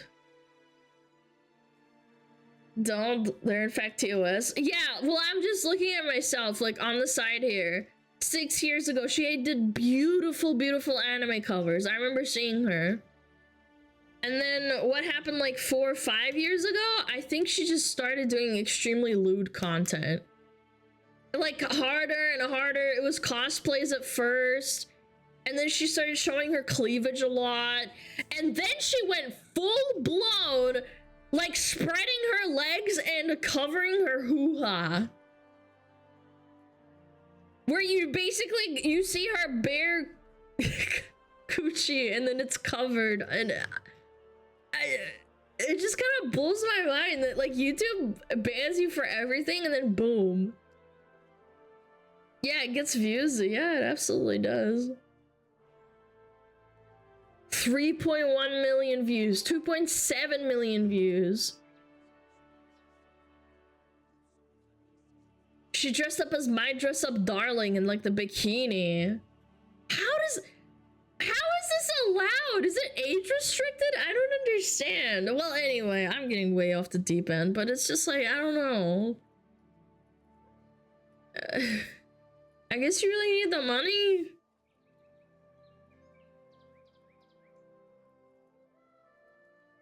Can you demonstrate with the model? No, I can't. I'll get banned. From the lore, she's doing cosplay at the site. As soon as she posted one video with her cosplay and people are hyping up, so she started to go further. She opened up an OF with loads. Yes, that's exactly what happened.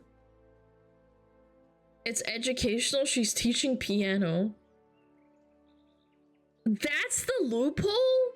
So if I'm cooking, I can be completely like in a bikini and I wouldn't get reported? Dude, that is so fucking, like, stupid. Yeah, I could do that as long as it's, like...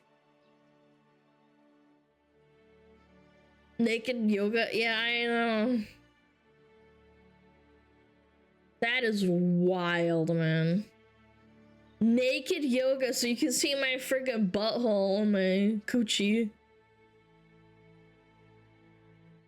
Body painted girls naked teaching how to clean rooms. Don't ask me why I know. Why do you know this very specific niche thing? Now one of my chatters like, how do I clean my room? And then boom. Yes, I'm aware. I'm aware of the guy that shows his butthole. I am completely aware. Thank you. We talked about it on stream many times. Who only wears an apron and teaches you how to cook. This is that I don't know, man. YouTube is just so cringe with the double standards. I can't stand it.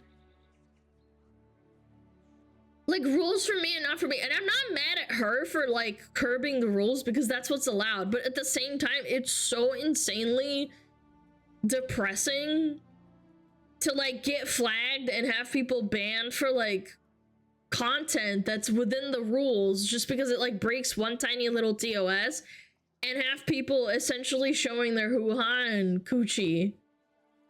Like, there's one where she literally has her panties off. Like, what?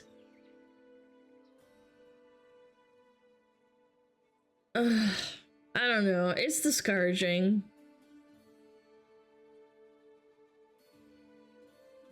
It's very discouraging. Are they age restricted? No, they're not. The waxing videos? Yep. I don't know, chat. It's discouraging. That's all I'm gonna say. I shouldn't feel like I have to show my butthole to get more money, you know? Or like get by, I guess. I don't know, man. $1 million doesn't get by money. That's a disgusting amount of money. Anyway.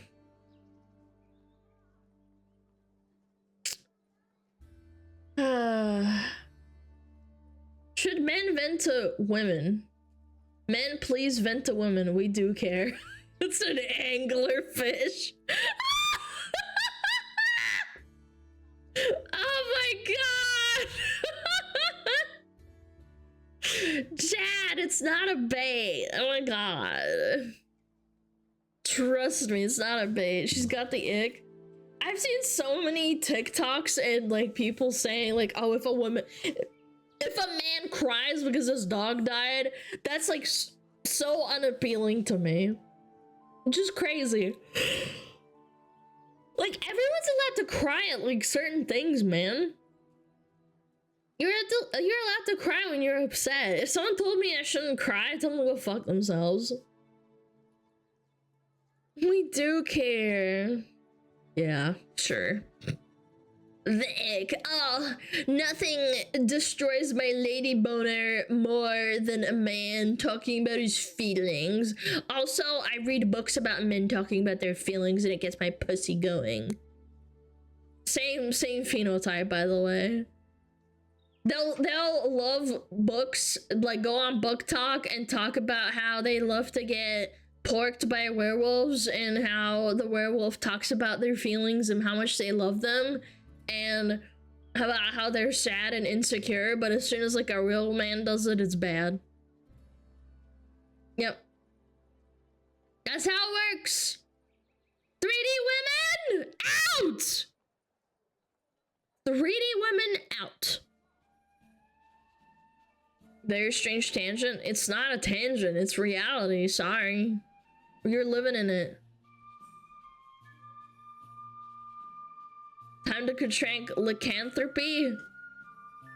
That's a funny joke, because it's not real. Sorry.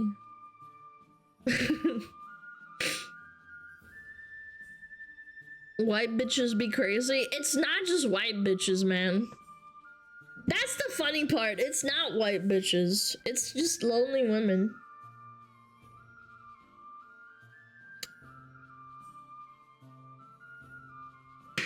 Yeah. It's a lot of girls, yeah, but not all. There's a lot of crazies. Lots of crazies. Yeah, I've heard some stories, man. I have heard some crazy stories of women.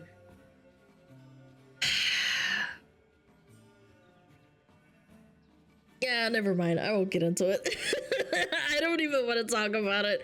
There have been recommendations on TikTok about women complaining about their icks, and then at the same time they'll say unhinged stuff like, I want to read a book about a woman getting R-worded, and that's totally fine by me because it's a book, but also people who read fictional anime are bad. Like, it's so hypocritical. If you're gonna say, like, let me enjoy things, let other people enjoy, like, dumb shit too. I don't know. Yeah, it's a classic double standard, essentially. Yeah. Let people enjoy things. But also, I don't want you to tell me that you think it's weird. Classic. Oh god, I have her OnlyFans up. No! Close it. No! No! No! No! Get away from me! PhD OnlyFans, get out of here! And what's this? Food takes 2 to 3. Oh, it's just the wrong one. Doom doo doo doom. Ah! Little red video? Share? No, man, go look it up. Why would you pay for OF when the hub is free? It's the same principle of... It's the same principle that is used when you receive nudes from a girl you really, really like, except it's used for monetary gain. It's the same, like, psychological dopamine rush you get from, like, getting an exclusive, like, picture. It's like a parasocial, intimate drive. Except there's monetary gain for the other party. Yeah, it feels personal. Yeah, exactly. Because, like, you covet a nude from, like, an actual girlfriend or whatever that you get from. You're like, ah, this is special. This is mine. And then if you go to OF, if you're really, really lonely and sad and you just want to feel that same kind of feeling, it's more personal with paying. Ad, yeah. I see that. We'll wait for ads, I suppose. Boom, boom, boom.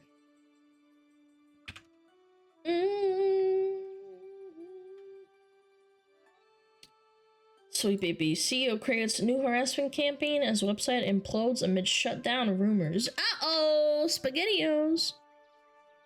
Am I supposed to be parasocial with the hub?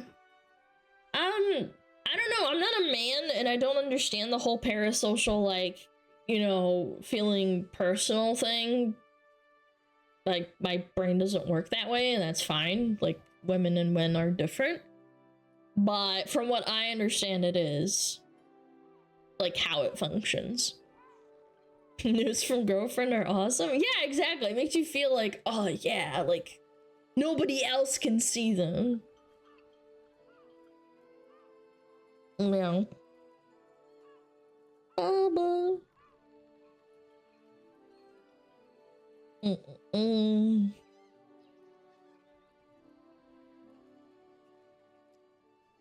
My friend has an OF and will screenshot the down bad messages she gets. It's actually really sad.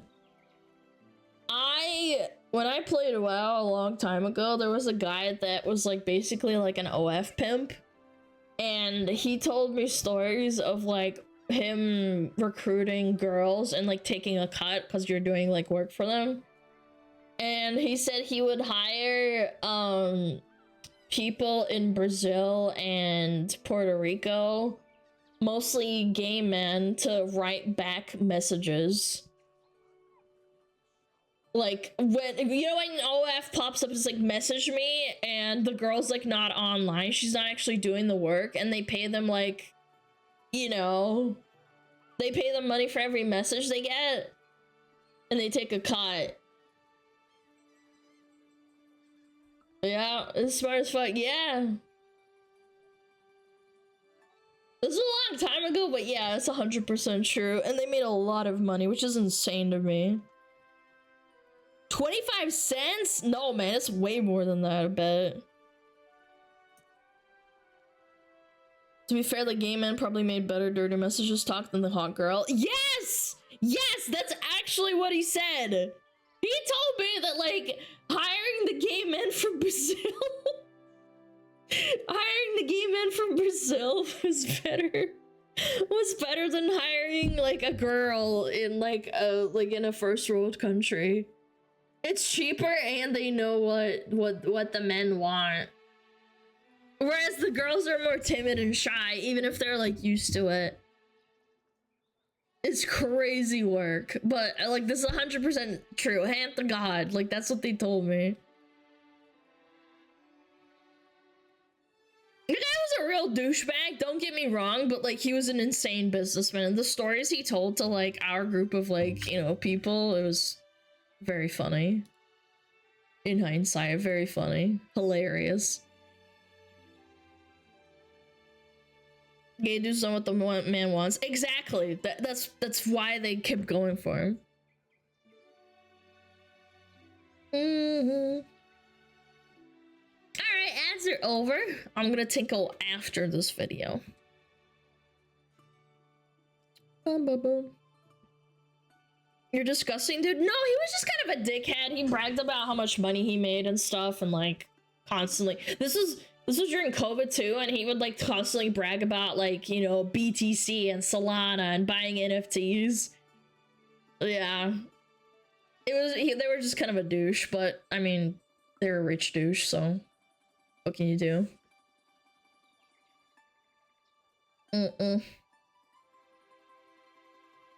Alright, let's watch it.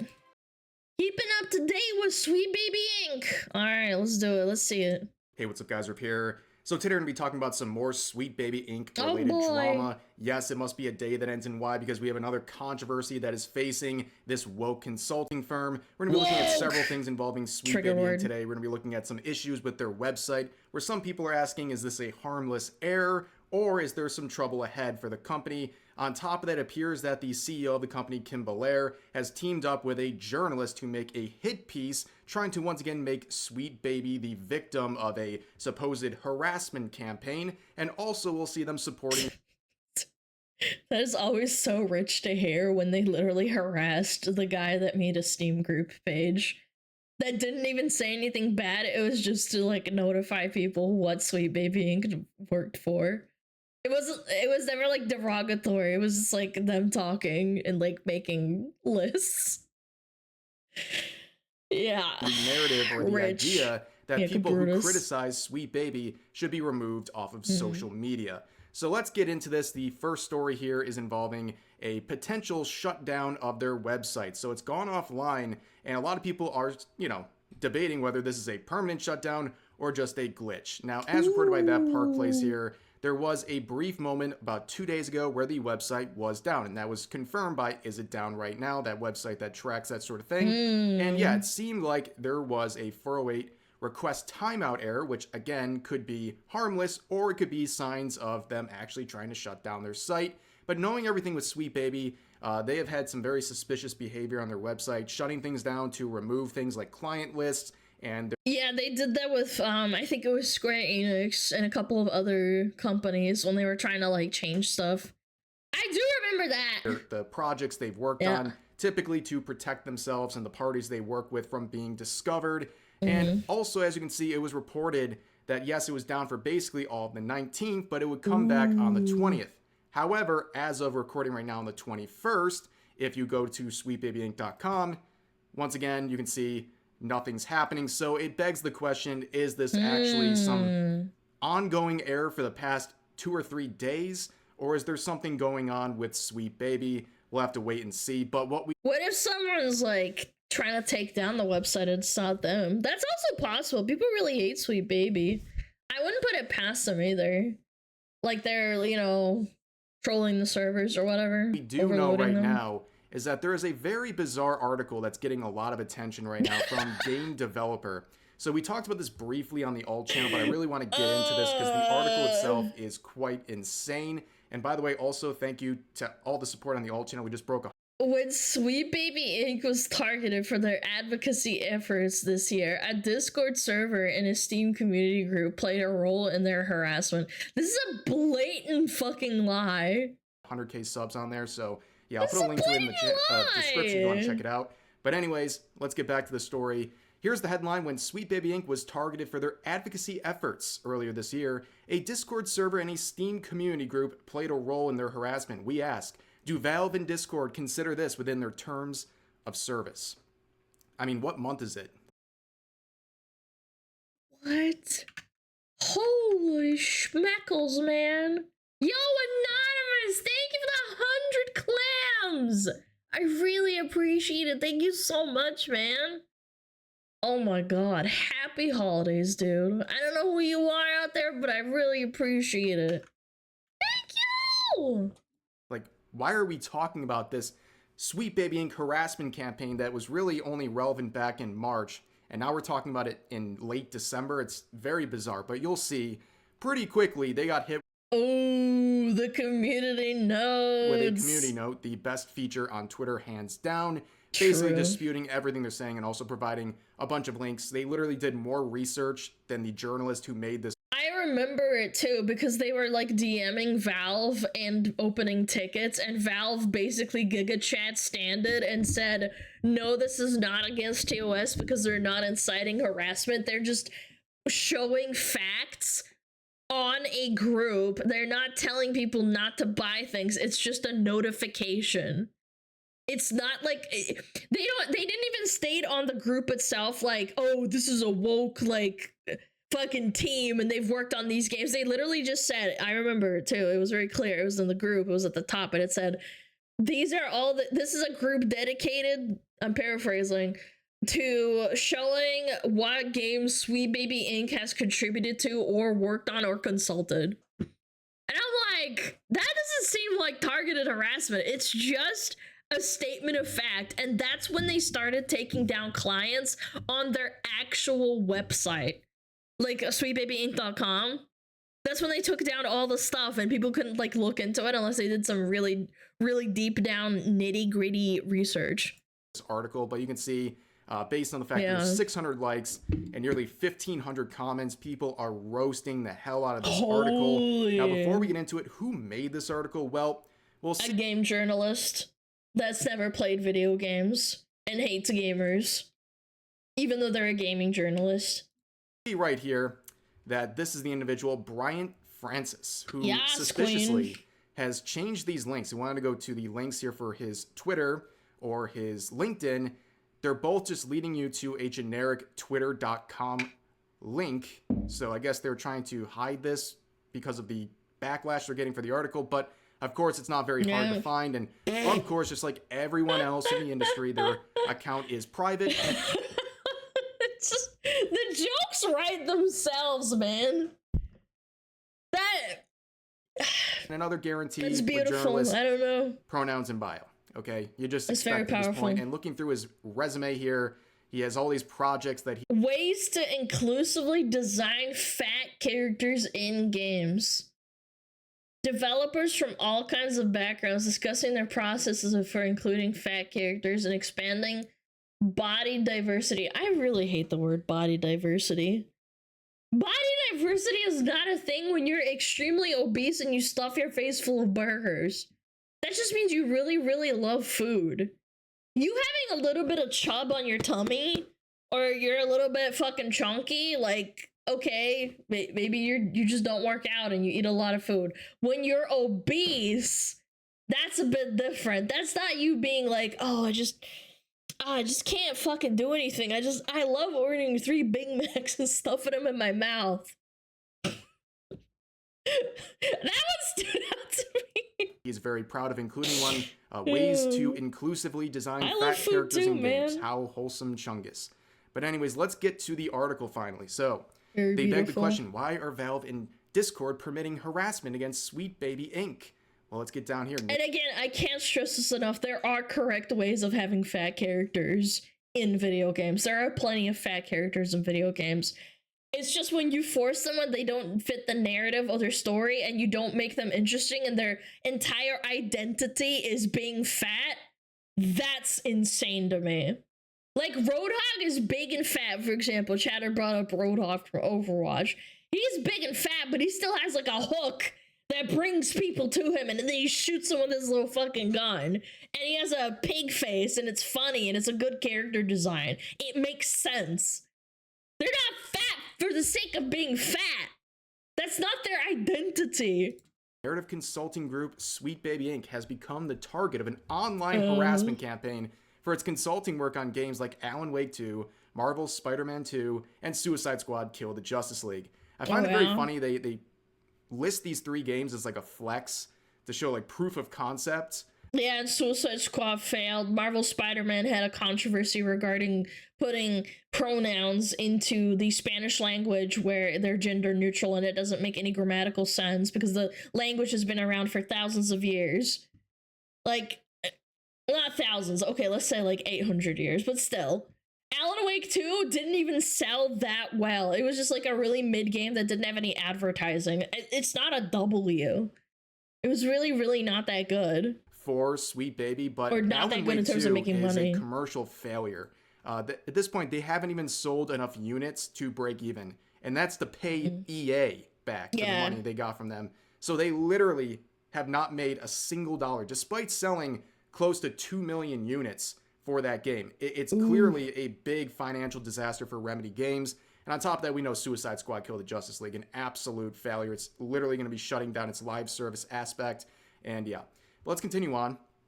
Why? The answer is frustratingly hard to put down into words. Users on websites like Twitter and Kiwi Farms, a site known for organizing sometimes violent harassment campaigns operating under the name Sweet Baby Inc. Detected, have singled out the agency for allegedly having overarching influence on these games, and it accused it of forcibly injecting a political agenda into them by advocating for diversity. Yeah, that happened with Spider-Man. It did. They advocated for having gender-neutral pronouns and grammatical structure in sentences in the Spanish version of Marvel's Spider-Man. It's not made up. The chuds didn't like make it up and gaslight everyone. This actually happened, and it pissed off a bunch of people who speak Spanish in the streaming world. Well, that is a political agenda, by the way, and that's exactly what they did, including like race swapping characters and things like that. We all know the backstory of Sweet Baby Inc., but this is a very bizarre description of... And also bringing up Kiwi Farms, yeah, I don't know, man. A site known for organizing and sometimes violent harassment campaigns. Citation needed. I bet you the citation right here is their own article. I love it when game journals do that. They love to cite their own articles as evidence. It's so good. You're not even supposed to do that in a paper as citing your own evidence in a paper. That's like the #1 rule of not doing, and they still do it anyway because they're so entitled and self-absorbed. Sweet Baby Inc. Detected. They're talking about Twitter and Kiwi Farms. Like, it was a Steam curation group. This is the scary look, this is exactly what I'm talking about. Website Ink Detector reviews, website, blah blah blah blah blah, Discord. They don't say anything about don't buy their games. They don't say anything about blah blah blah, woke woke woke, like the trigger words that people fucking hate, right? And it's like I just hate this shit. Like, it's just a freaking group, man. Why are you so scared? Profile, by the way. This is the scary Steam group that has so many Jimmys rustled and people writing articles about it literally months and months after it first popped up and grew in popularity. But anyways, this miscategorization of who's doing this has always been a theme for Kim Belair especially. She's tried to act like it's people, you know what's funny? I have seen groups on Steam that let you know what games are what is it called? Like influenced or made by studios that are influenced by the CCP, the Chinese Communist Party. So that seems to be fine. It doesn't make people not want to buy them or play, not want to play and buy them. Sorry, I'm fucking talking too fast. I'm thinking. So So that's perfectly fine, but for some reason having Sweet Baby Inc. is a bad and it's a harassment thing. I don't know. It seems kind of weird that you're just hiding something or you're getting so offended and defensive. Bunch of people on 4chan and other websites, but at the end of the day, I think there's just a collective of people who don't like Sweet Baby and used services like Sweet Baby Inc. detected. But let's continue on. Well, the studio's contributions happen mostly on micro level, contributing story feedback, helping... Untrue. Again, I can't help but bring up the fucking pronoun shit. Yeah, you've changed a fundamental design. Like, after English, Spanish and Chinese are one of the top languages played in video games on Steam, I'm pretty sure. It's like English, Spanish, Chinese, Russian, German, Italian, French. French might be like a little bit more up there because there's like more countries. But like my point is, it's like you influenced a massive community. Yeah, Japanese, but like you get my point. Like, right? Like it's Spanish speaking language is a massive community. Workshop narrative beats, and writing flavor text and barks with the lens of inclusivity in mind. Yes, so there's your agenda. You're not just providing narrative consulting. Everything is done with inclusivity in mind. And yeah, turns out people don't... And they just gaslight, and they're like, oh, it's not that big of a deal, chat. It's not that big of a deal. SmugAlana talking about this kind of thing is like totally blowing it out of proportion. It's like, if they changed the language of Russian to fit Spider-Man and I played the game, I would be fuming. I guess maybe because English speaking people don't understand, but when you change the grammar of a language that very much structures itself around pronouns and it being correct and it sounding correct, grammatically correct, it sounds stupid. Literally, it sounds fucking stupid. It doesn't make any sense. It's like gibberish. Really like that. They find it really annoying and a bunch of virtue signaling.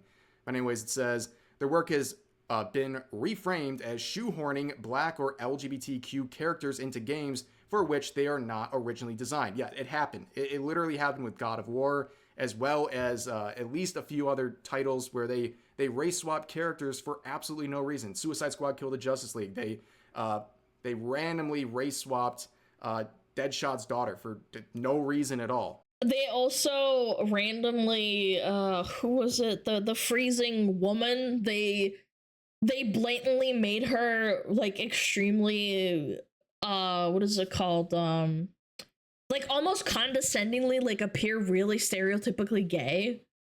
Yeah, Mrs. Freeze. And they made her like no offense, but like they made her a butch lesbian, and people noticed, and they were like, well, if you wanted to make Mrs. Freeze, why didn't you make her like a pretty Mrs. Freeze version and not a gayified Mrs. Freeze? Like, why? Why can't we just have a gay person that just looks like a normal person? Like everyone else. There's no... You are being so condescending to everyone that isn't fitting the stereotype of being a butch lesbian. There are lesbians out there that aren't like butch and they don't appear butch or they don't look different from everyone else. It's just so weird. It's a connotation that I just can't help, or not connotation, a correlation that I can't help but notice every time someone makes a character and they make them gay. They just aggressively make them the worst stereotype possible that people don't even like half the time. Like, yeah, they are doing these things that they're being accused of by these people who just observe what's happening in front of them. To continue on, it's a grim conspiracy theory built on out-of-context comments and a deliberate misreading of their mission statement, as well as racism, homophobia, and other layers of bigotry. Of course, they go down that route, saying this is all because of les bigots. Well, let's remind ourselves how this all happened in the first place, right? So we begin with Chris Kindred, Sweet Baby Inc. employee. Not a single article written by these woke journalists have ever acknowledged how the whole backlash against Sweet Baby escalated to... Yeah, and then they say, anyway, report the fuck out of this group, and then they showed tickets of people reporting the group and saying that Valve, they were writing essays on Twitter. I don't know if he'll show them, but I remember seeing one back when this happened in February of them getting mad that Steam was ignoring them. levels that went viral. What? It was because in March, or actually late February, he made a post calling out Sweet Baby Inc. Detected, and not only told people to falsely report the Steam group, but also to report the personal account of Cabrutus, the man who started Sweet Baby Inc. Detected. Then, when we're talking about racism and all these things, we have individuals like this Lego Butts person, who is a Sweet Baby Inc. employee, who has said all these things virtue signaling about racism here, saying people are spreading misinformation back in February, and they're just allowed to be racist in public. But people like Lego Butts here got criticism because they themselves are extremely racist while crying racism and bigotry when they're... Well. If it isn't the consequences of my own actions, posting online and then people catching me in the act. They're being criticized by people like users of Sweet Baby Inc. Detected. So here's some of the tweets. I had a nightmare that I was a white gamer. One of many tweets they made. Not just white gamer, white male gamer. You can't play this down. Why male gamer? Why is it a nightmare for you to be white and a male and a gamer? Disparaging white people. Then you have this, I'm not gonna...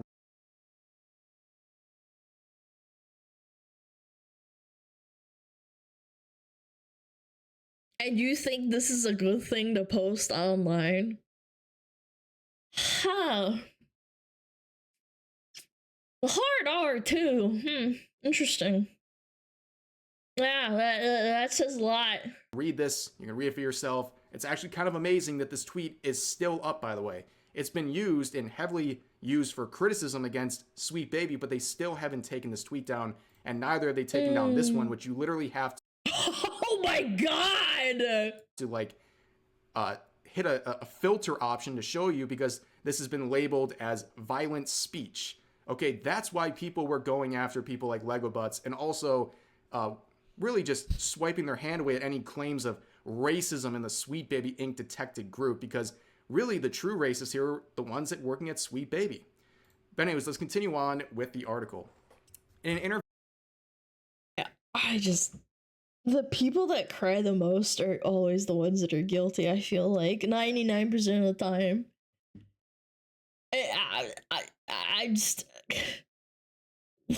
With game developer Sweet Baby Inc. CEO Kim Belair said the harassment they've been... And I understand it was from 10 years ago, but come the fuck on. Do you just not... I can't. Started bubbling in October of 2023 around the release of Marvel's Spider-Man 2 and Alan Wake 2, with the worst hate coming from users on 4chan, Kiwi Farms, and Twitter. Again, just see the way that they're writing this, and they continue in the last few weeks. Why are they writing this article with, like, present tense? This is all happening back in October of 2023 and in February, March of this year, but they're writing like it literally just happened. Like, are they... Yeah, they're changing the narrative because they want to have it resurface again for attention. And again, nobody holds people like this accountable because they're all, like, within the same group of people that write the same 5 articles about this. They source each other, and it becomes like a Ouroboros where they're just, like, eating their own butts all the time. And licking their buttholes and be like, yes, they just fucking hate us. White gamers, they just freaking hate us. Working in certain ways, and they will find something bigger and worse to do with this. So, what are they saying that's so novel about Sweet Baby Inc. Detected, or DEI Detected, or any of those sorts of services? They are the most basic thing ever. They are looking at publicly available information and saying, yep, here's these games that Sweet Baby listed on their website. Consider that whether when you're choosing whether or not to support that game. That's it. People don't like Sweet Baby. They don't want products they worked on. And they don't even say that. They just list it. They don't even say, oh, you shouldn't buy, you should not buy it if it says Sweet Baby Ink on it. It's just, here you go, here's a list. This service provides that information of what they've worked on. That's it. That is not a novel thing that the internet basically and the broader world needs to start adapting for. It's just providing information to people. And of course, we just know the whole story. Sweet Baby and Kim Belair, they are professional victims. They love to play the victim. And here they are teaming up with game developer, helping this article get created, running with this narrative that they did nothing wrong, that they're the innocent victims of a alt-right harassment campaign going across every website they could possibly think of, when in reality, they just got called out because people don't like what they do in the industry, and also their own employees are the true harassers, the true racists, the people who are saying really out-of-pocket stuff. They are the true racist. I'm sorry, I didn't think I'd live in a world where there's a freaking lolly fucking VTuber with a male voice saying the words "a true racist" talking about an article made by game journalists. I can't help but think what crazy timeline I'm in. That's insanity. Quite literally the demonized version of people in the industry or gamers that Sweet Baby Ink is always projecting as opposed to the fake one. But anyways, that's the latest update involving Sweet Baby Ink. And as always, feel free to share your thoughts about today's topics in the comment section down below. Hope you guys enjoyed the video, and I'll see you next time. I'll see you next time, man. Oh my god. That is powerful. Game devs could sell more in a world without gamers. Wait, yeah, and then they're crying about their studios closing, or, you know, their studios closing and losing their jobs. Anyway, good lord. That was something, man. Seeing slurs on my screen and I'm not launching up and playing DBD or COD? That's crazy work. That is wild.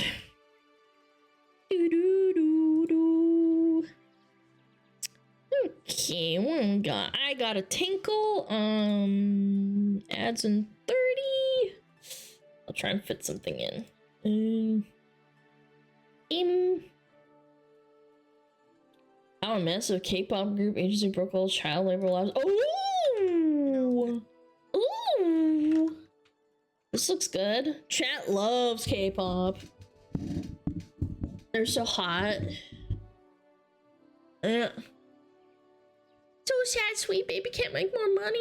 Gaslighting game devs, it's so smoge. I'm lighting up a cigarette right now in their honor. It's just so sad that they can't gaslight and girl boss their way to $1 million. Yeah. Alright, I'm gonna go tinkle. I'll be right back. Behave yourself.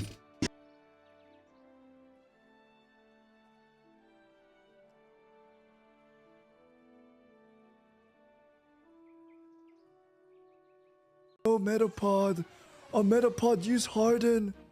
Metapod, Harden. Oh, yeah, Metapod, you're so hard. Metapod, Harden. Oh, he's so hard. Look at those two hard-throbbing Metapods. They're so strong and hard. Wow.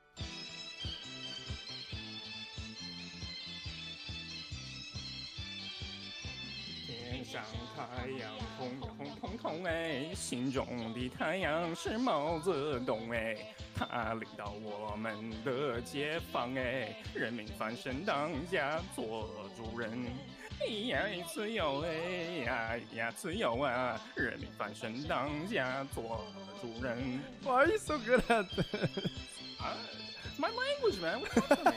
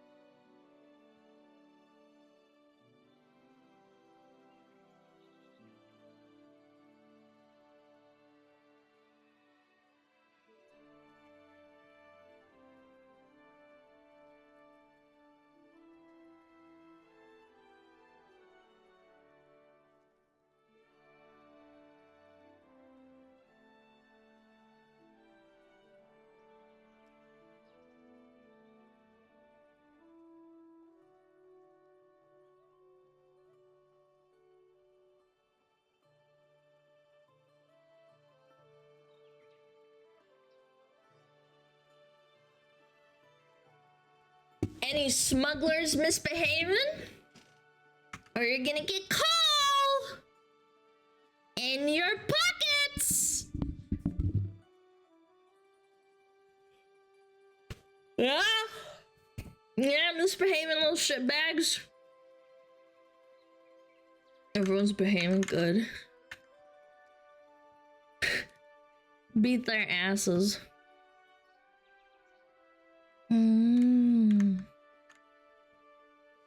She's gonna put coal up our butts. No, I'm not into that. I'm sorry. I have drank gallons of vitamin C for the past 3 days and I'm still sick. Please help. Sorry, little buddy. I don't think that will make you not sick. It'll make you less sick. It helps. Makes you it makes you piss a lot. Pissing while you're sick but not overdoing it is really good for you. You piss out the toxins. Not your pee-pee. Yeah.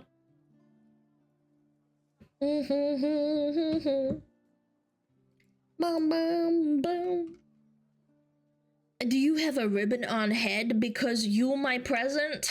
Yes, I will be streaming tomorrow too. I will not be streaming Wednesday. Yeah, Wednesday it was, yeah. What the frick did I just join into? Joined into? Your mom. Yo, sick! Thank you for the 10 months! Hold on. Choco Mallows, abort all mods, people riot? No, that will not happen, Choco Mallows. No, go frick yourself. SSG Juan, thank you for the 7 months. Gecko, thank you for the 3 months. I really appreciate it. Dirty Doc, thank you for the Prime. Alvin, thank you for the $5. Josie Fur, thank you for the 3 months. JD, thank you for the 3 months. It's happy Monday. There's nothing to be happy about, bitch. It's Monday. Hex02, thank you for the 4 months. Skywalker, thank you for the sub. Arthas, thank you for the 5 months. Miguel, thank you for the 9 months. Dathani. Oh wait, I already said Dathani. Okay, we finally caught up. EDM! EDM! What a crazy year. Thanks for being here and building up such a nice community. Sorry for missing lots of stuff last week. Yo, Blake! Thank you so much for the fucking 12 months at tier 3. I really appreciate the support and it's perfectly fine. You're probably just really busy. Hi, kitty. Did you just meow at me? Hi, kitty. What? What is it? What is it? Oh, he's twitching. He's like, sorry, I got distracted. Kitty, kitty, kitty. What are you doing? Hi. He's just looking at me. He's a very vigilant cat. It's very funny. Saying my nickname in full sent to chill down my spine. Do not ever do that again. No, Chocomellows, I will not. Fine, I'll just call you Choco Blocko. No, kitty, that's my papa. Hi, kitty. Can I pick you up? Oh, you're just this little kitty. Oh, I fucking. There we go. There we go. Hi, kitty. Oh, you're such a big man. Oh, I love petting his butt. Chat, you're getting cat butt ASMR. Oh. Patting his butt. He's a fat cat.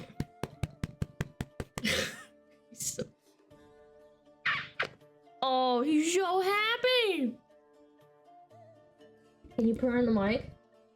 Yeah, you can and can't. No. I don't think you guys can hear him. Oh, he's so cute. Say meow. How about you say, Alana, I'm a dumb bitch. Wait, you went off? You wanna leave? I gotta watch stuff. I gotta pay attention to chat. I can't pay attention to you right now. Okay, fine, you stay. Fine, you stay. Alright, he's like literally right in my fucking lap. He's so annoying. He's so annoying and so cute. Hi, buddy. Oh, he's bumping me. Stop. Stop, you're blocking me. Stop. Stop, kitty. Oh, you're just the cutest. Oh, he's just a big cat. All right, come on. Oh, he wants to go do something. Okay, thank God. Something like fucking made noise. It's from my dog. Anyway, sorry. Excellent. Thank you for the sub. Cat attack. Okay, what's this? Mujin video. How massive K-pop agency broke all U.S. child labor laws. That's not news to me. Plenty of people break the law for money. All right, let's watch it. 3, 2, 1, boom. You know, it's quite rare to find someone who doesn't know what America's Got Talent is. I mean, it's practically the best place to get yelled at in a language that you don't understand. British. Many people from all over the country line up in the hundreds, sometimes the thousands, just to get one chance at achieving their ultimate dream. But what if you took this concept that when I was a kid, I used to go on YouTube and look at the cringe ones. The ones that were really terrible. And then laugh at them with my friends. Targets all age ranges and all demographics and used it to specifically target K-pop teen fans. You get the show A2K, otherwise known as America to Korea. A talent show that gives American K-pop fans the opportunity to not only compete doing something that they love, but if they win, they get to join one of the biggest South Korean K-pop agencies on the planet. I mean, seriously, who's gonna say no to that? They would then be flown out to heaven on earth. Yes, that's right, South Korea, where all good things come from, where much like some of the biggest K-pop idol groups on the planet, they would get to go through slave labor. I mean, sorry, a very intense training regimen. Yeah, that's what I meant to say. Even though they and then they groom you into being contract signed for the rest of your like adulthood, basically, until you're like a hag. Yeah, they do that. No, I'm serious. Wait, they have a Camilla on here. Lexus. I thought that was a car. Probably had, I don't know, tens of thousands of applicants from the entirety of the United States. The agency ended up picking the top 11 finalists and made the show centered around them. The top 5 winners would be part of the next big idol group. The first. It is crazy to me that people allow kids to basically get like farmed like this. They are literally farming them until when they turn 18, boom, contract. They didn't have to put in effort. Americans to do so. There was a concern though. Every single person on this image is a child, a minor. Now you might think that's normal. Yeah. South Korean idols start very young, sure, but not this young because someone on this image is 12 years old. I think what they start at like 16, if I remember correctly. But listen, this might be a South Korean agency, but they are on American soil. There are laws in this country, child labor laws, that do allow them to work, but with enough breaks, a guardian looking after them, and a big importance placed on their mental health, okay? So take a step back, buddy. Everything's gonna be just fine. That's right. Oh, what's this? Uh-oh, files lawsuit Against the agency from one of those minors. Oh, who could have seen that one coming? Let's see, what are they being accused of? Child labor exploitation, child neglect and abuse, and unfair business practices? Huh.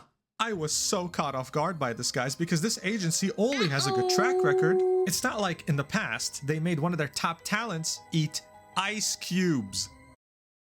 That's anorexia, bro. Yeah, there was girls that I remember reading, they would eat ice cubes. That is so freaked up. For a week, because she was considered too fat. Guys, let's talk about it because it gets way not even worse. fat. Get ready. Let's go. Alright, so if you haven't been living under a rock and browse the internet regularly, especially Twitter, you know for a fact that K-pop has been taking over the world these last few years. Now, yeah, sure, back in 2012, the only introduction people had to K-pop was Gangnam Style. Timeless classic, by the way. True. But now it's a global Gangnam Style came out 10 years ago, did it not? That's considered boomer K-pop. 12 actually?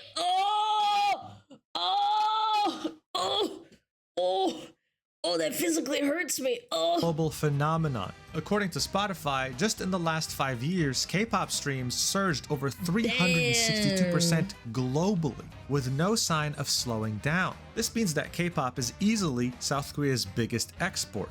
Second only to kimchi, of course. Now that's the global phenomenon right here. When it comes to fans abroad, even though it's a global phenomenon, you'll find many of them still in the Asian region. And they're always little kids. There are not a lot of people that I ever heard of that stayed watching or like consuming K-pop after the age of like 21. It's all like young adults, preteens, like bordering on becoming an adult. Country you'll always find on these lists is Japan, usually in number 1. It's no surprise since the whole idol industry actually originated there. Now, much like how in the US, where almost 85% of music is controlled by the 3 biggest music labels, K-pop is no different, being controlled by the big 4: HYBE, YG Entertainment, SM Entertainment, and JYP. Seeing how much success K-pop was having in Japan, JYP came up with an idea. In 2020, they created the show Needsy Project, a talent show in Japan to find the next idol group. The 9 winners were then used to form the group Needsy U.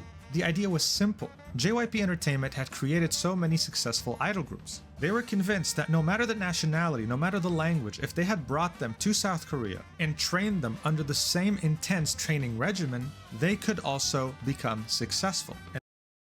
But you can't do that with kids. They're not adults, man. Hey, you know what? To their credit, that's exactly what happened. This only served to embolden JYP Entertainment and made them truly believe that they could bring in any group of people. And I'm not gonna lie, K-pop is inherently sexual and very parasocial. Why are you putting these basically these teens, pre-young adults into these situations, man? To South Korea and have them leave as idols. The next step was simple. Another country that was always beside Japan in these top 5 lists of foreign listeners of K-pop was, of course, the United States. Their positioning varies. This list has them in top 2, but they're typically always in top 5. What makes them especially valuable is the fact that Americans have incredible purchasing power. They'll buy all your merch. They'll buy your tickets at exorbitant prices because God bless credit cards. So the next step for JYP Entertainment seemed very straightforward. Let's recreate the success that we had in Japan, but this time in the United States under the name of A2K. Aren't streamers also parasocial? What part of being 16 years old do you not understand? I am above the age of 18. That's why it's not fucking weird, man. I'm talking about parasocial with children, man. America to Korea. Their local partner in the US was going to be Republic Records, a label that represents many of the top talents in the US, such as Post Malone, Ariana Grande, Nicki Minaj, The Weeknd, etc., etc. This was a huge phenomenon, with auditions held in Dallas, New York, Chicago, Atlanta, and Los Angeles. They were recruiting from all over the country, with promises of fame, first-class training, and the incredible achievement of being the first American-based idol group under a major South Korean talent agency. After 22 episodes, 6 of the final 11 contestants were picked to form the group VCHA, spelled VCHA. Most of them had ages from 15 to 17, except one of them, Kaylee Lee. She was 12 at the time of filming. Yes, you're not dreaming. I mean, look at her, dude. Like, look at her. She's a child. Now look, when it comes to K-pop idols, starting young is nothing new. 14 or 15 is standard, with some people considering 18 being... Yeah, but they don't put them on, like, public television and, like... Training to be one? Okay, I'm gonna listen before I say anything. Too old. But 12 is young even by South Korean standards. It's kind of crazy. Seeing that JYP Entertainment didn't really have that much of an amazing reputation with how they treated their talents, the famed South Korean idol training regimen didn't really sound like an amazing idea for a 12-year-old.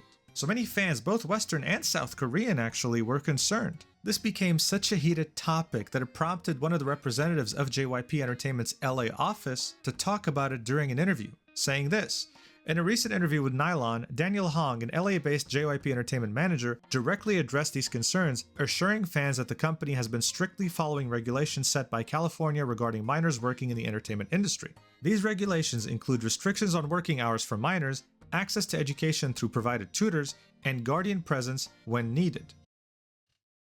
Child actors 9 times out of 10 get fucked up because of the industry. This is no different. I'm all okay with like kids like doing like drama in school or like going to dance clubs because that's a kid's environment. If you're in the entertainment industry and you are being exposed to adults all the fucking time, that's completely different. Like, people will argue, oh, well, child actors should be allowed because how are you going to get children into television? I think it's fucked up. There have been so many cases of kids who grew up to be adult actors who said that the industry was horrible for them. This is no different because you are objectively selling these kids' image.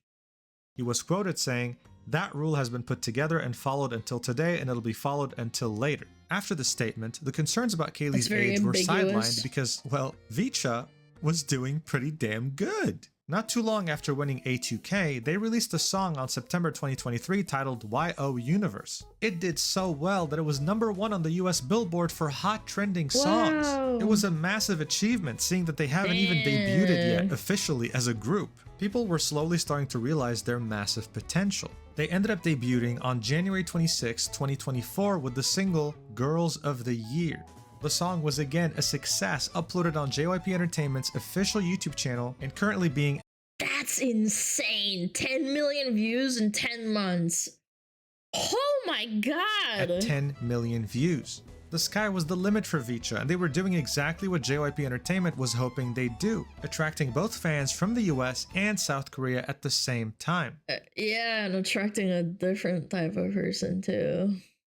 But of course, we're talking about the idol industry here, and the idol industry very rarely has happy endings. Their careers would run into a major roadblock not even a month after their debut, when their official Twitter account would tweet this, saying, "Information about Kaylee's further participation in Vicha activity. Hello, this is JYP Entertainment. We would like to inform you about Vicha member Kaylee's participation in upcoming Vicha's activities. Due to a health condition, Kaylee will be taking a hiatus from upcoming Vicha activities until further notice. We will provide further updates regarding the resumption of Kaylee's activities. We will continue to place the highest priority on our artist's health and ask for your support in Kaylee's full recovery. Thank you." People were of course shocked, but more importantly, they were hoping that she was okay, because by that time she was like 13 or something, right? She was 13 years old? Is really very young. But still, one couldn't help but notice that this statement was extra vague, more than usual. They said the group would continue without Kaylee, fine, but instead, fans only got radio silence. The group wouldn't really perform much anymore, but at least there would be some social media posts. However, around June, all of that would change. This was the last post right here in the beginning of June, and then nothing.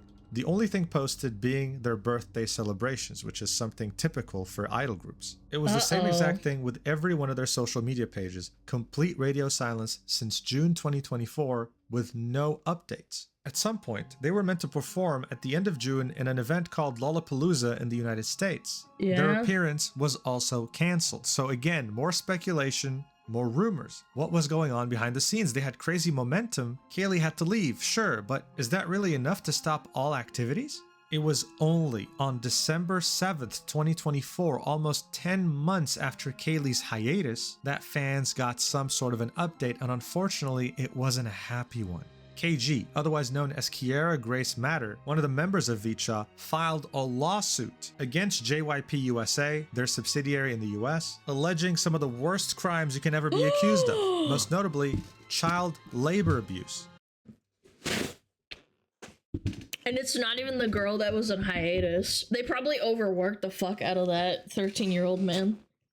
That's so sad. Now, she is still a minor. As of the end of 2024, she is 17 years old. So this lawsuit was filed by her guardian, her mother, in the Los Angeles County Court. She revealed this in an Instagram story in a statement that shocked everyone. Here's what she had to say. I filed a lawsuit because I have decided to terminate my contract with JYP Entertainment and exit Vicha after experiencing incidents of abuse and mistreatment by certain staff members. I feel it was not a good environment for my mental health and apologize if my leave disappoints any of you. I'm not in support of the working and living conditions that led a member to attempt suicide, nor do I support an environment that encourages eating disorders and has caused members to self-harm. So if a 13-year-old attempting and having eating disorders. Gulp. Of course, I have to censor that word because of YouTube, but yes, let's just say that one of the members was attempting to leave this planet due to the work environment suffered at JYP Entertainment. Yeah, you think this is crazy? It gets even crazier as we go through this lawsuit. First though, let's continue KG's statement. She says, I made this decision back in May and I'm still waiting for release from my contract. I'm worried for the girls who remain in Vicha, my friends who I truly love and care for. I also realized if I remain at JYP Entertainment, I'm not able to become the artist I aspire to be as I really enjoy songwriting and production. I have accumulated a massive amount of company debt while being paid very little for the intense work and extreme limitations on our personal lives. Although such incidents occurred, there were also beautiful moments. And you know what's the worst part? Is that their parents are probably dumb or don't really care and they sign contracts that they don't understand. With an insane amount of legalese. Debt. I think it's like the same principle of like certain VTuber companies that you get into debt for like buying clothes or buying equipment instead of them buying it for you and then you have to pay it back from them. Yeah, it's really, really, really predatory. It's really gross. That's why a lot of people that sign contracts like that, they can't leave even if they want to.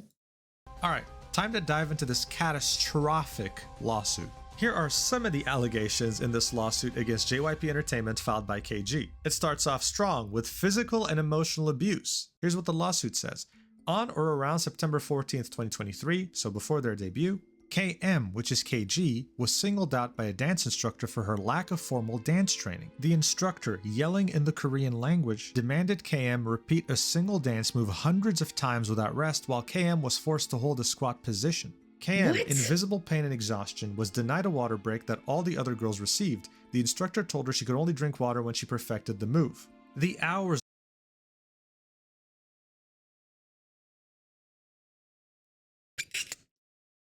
of forced repetition caused KM to tear a tendon in her shoulder. The pain was excruciating, yet the company continued to force her to work through the injury, refusing to allow her adequate time to recover. KM was later sent to the hospital and received injections for her shoulder, but was expected to return to full dance training immediately. If you tear a tendon, you can't move. You can't heal. It's so painful. Oh my god, man. They're literally, it's like, I mean, it literally is. Like, you're just a slave to them. This was not an isolated incident. Throughout her time at JYP, KM and other members of Vicha were repeatedly forced to dance and perform with severe injuries, including sprained ankles, strained muscles, and other conditions. KM's doctors recommended rest, but JYP Entertainment ignored these recommendations, insisting she continue performing at full capacity. During one evaluation, KM's leg injury was severe and she asked staff if she could take it easy. She was told no. JYP Entertainment staff continued to get her multiple injections while she was expected to keep performing. Injections for what? Like the pain? To like fight it off? So listen, just as a reminder, these are minors, okay? These are children, all right? Let's keep going. Unpaid labor.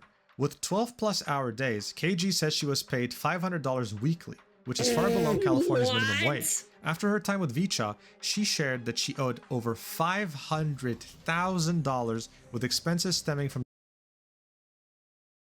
the group's lavish living expenses. Per California labor laws, a minor is legally entitled to earn the state's minimum wage of $10.5 per hour in most cases. You know, we talk about student loans. But they don't know what they're signing up for. They're kids.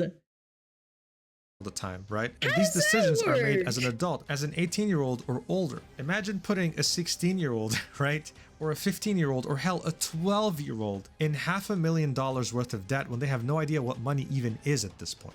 The lawsuit says that these $500,000 are company expenses. While the agreement specifies that group living was optional, it was not presented that way to KM. She was pressured to live there by JYP Entertainment staff, leaving her with a fear of negative repercussions if she did not. She was told by JYP Entertainment staff, we want the girls to live together, that the group would not be successful if the girls didn't live together, that it was important for the girls to live together, and that if KM did not live with the girls, she'd be viewed in a negative way. And when she agreed to JYP Entertainment's demand to live with the girls, because she was reasonably afraid about what would happen if she chose not to live with them, she was not given any choice about what the group accommodations would be. JYP Entertainment chose a $2.5 million house. The result of this, JYP Entertainment now claims that KM owes more than $500,000 under the employment agreement, because the exorbitant lifestyles that they fund are what JYP Entertainment uses to attract fans.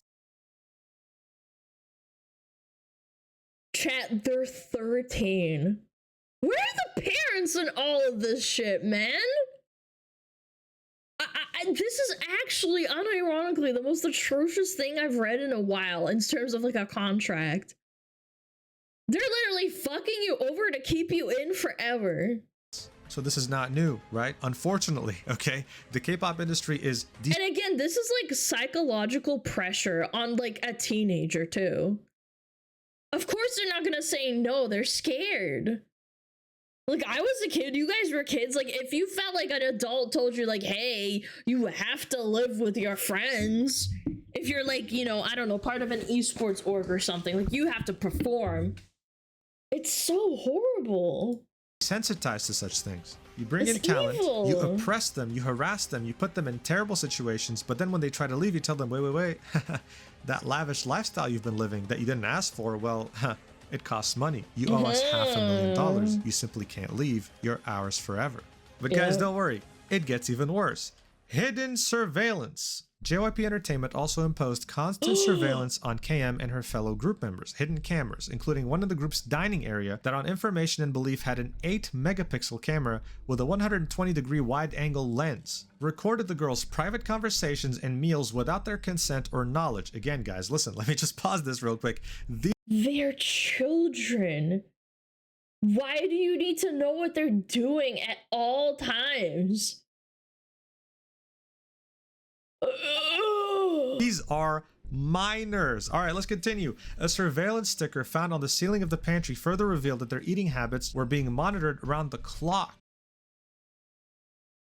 I'm starting to understand why that little girl tried to, you know,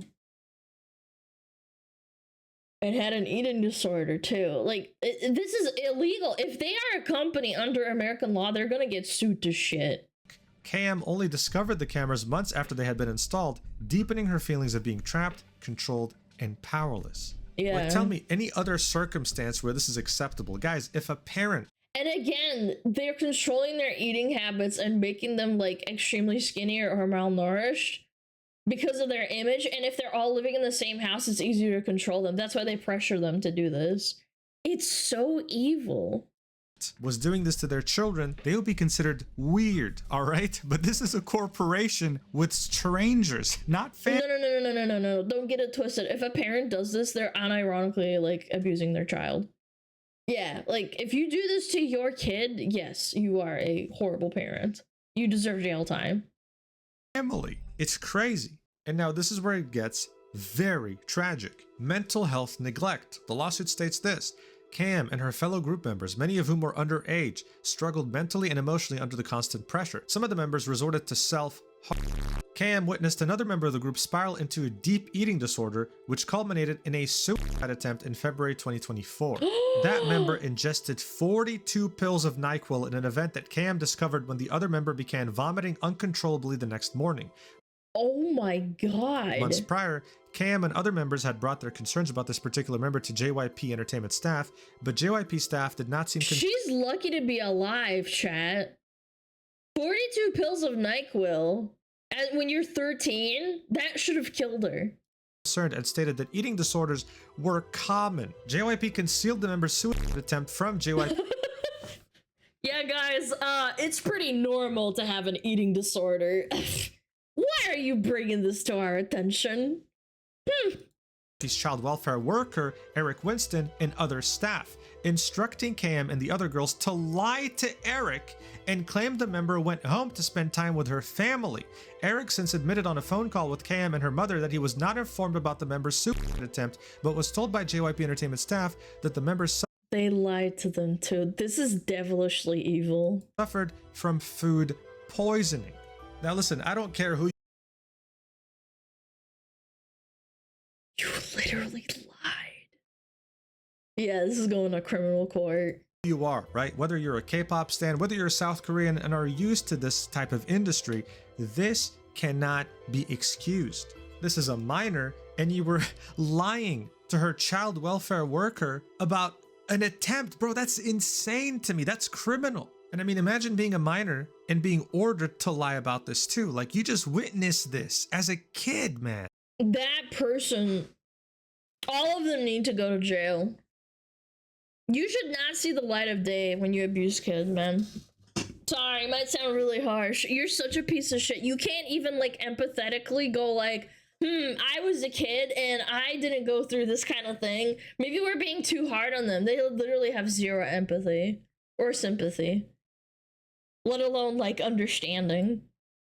Now, obviously, in K-pop, there's a lot of rumors, there's a lot of speculation, a lot of people love to do theories. People speculate that the person who went through this was Kaylee, the 12-year-old. Yeah, sure, it's probable, but why does it matter? We're dealing with 6 children. Whoever this happened to is tragic. It doesn't really matter who it was. But the fact that they tried to hide it, JYP staff deserves prison time for that. And of course they felt really bad and depressed because JYP also broke labor laws in California. The girls would wake up at 7 a.m. and finish their day close to midnight, barely sleeping for 6 hours. You can't even do that as an adult. Even in Japan, where labor laws are really fucky and they make you stay until 10:30, they don't make you stay until 12. Yeah, like hours and doing it all over again the next day, not even being compensated financially for any work they did after 6:30 p.m., right? They were working overtime as children and not even being paid for it. This is just catastrophic on so many levels. Around a day after the official lawsuit was filed, JYP Entertainment responded on Vicha's official Twitter page, saying in regards with the recent lawsuit filed by Kiera Grace Matter, linking their statement, saying, No, we're not wrong.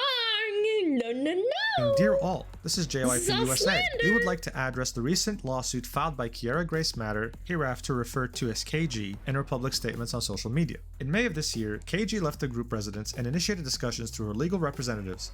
In response, we temporarily suspended Vicha's planned activities and engaged in extensive discussions with KG's representatives to explore potential resolutions. However, recently, we have not received any response from KG's representatives, leaving our legal representatives awaiting further communication. We deeply regret KG's decision to file a lawsuit and make unilateral public statements containing false and exaggerated— I like this part. Exaggerated claims. We didn't make them work 17 hours. We made them work 12 hours. I like that. I like that a lot. Claims. Very evil. This action has caused significant harm to the other members of Vicha and JYP USA who have been working diligently on their upcoming album and projects for early 2025.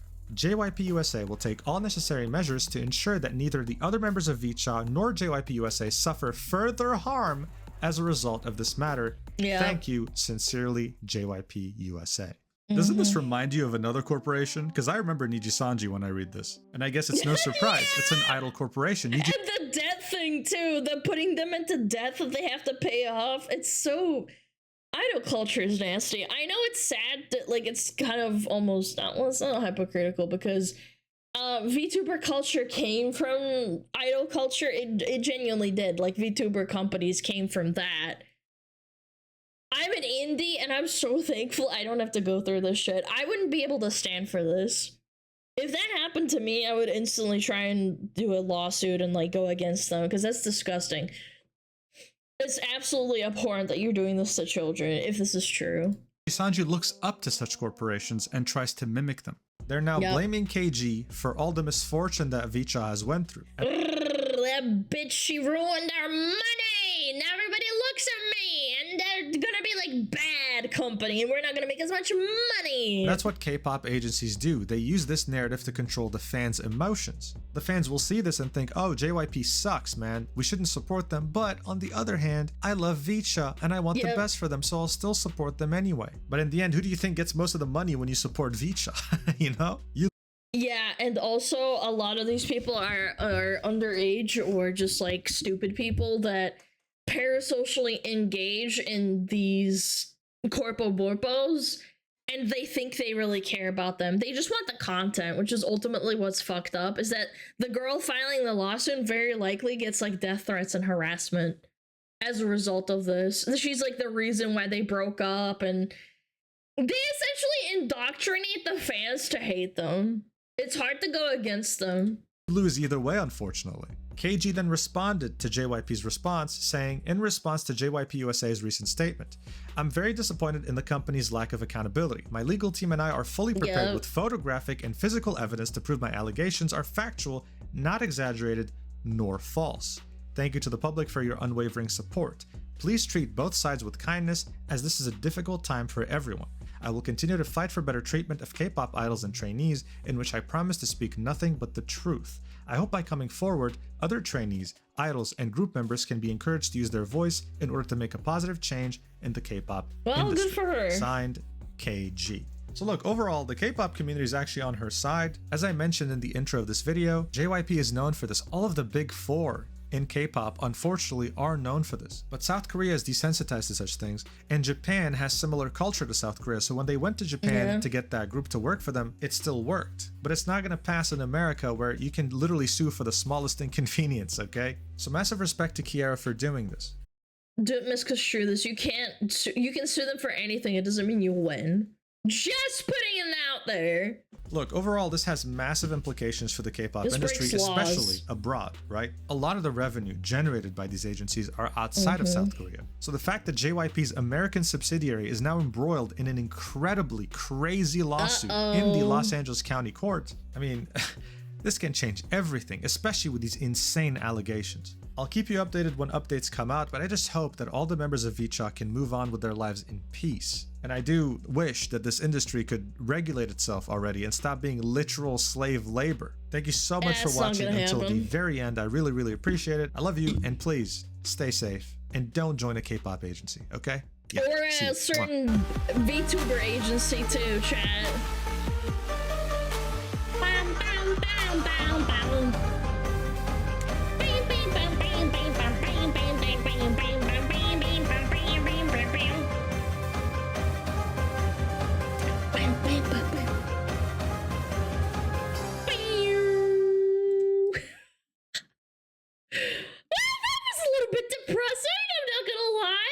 That was a good video though. Thank you for informing us of this hellscape dystopian universe that we live in. Guys, check him out. Mujin. Very cool. Very nice. We got ads too in like 3 minutes. Well, that works out. I really hope Vishoja doesn't do this kind of thing. I kind of doubt it. Just because of all the things I've heard. They seem really nice. Yeah.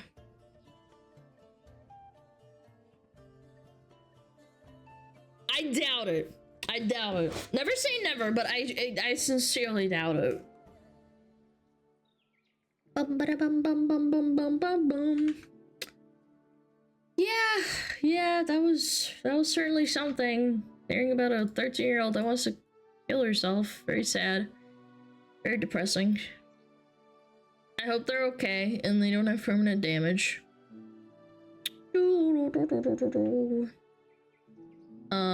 Where is it? Fuck!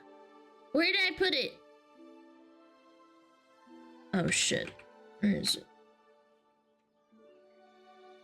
Ah, there we go. Okay.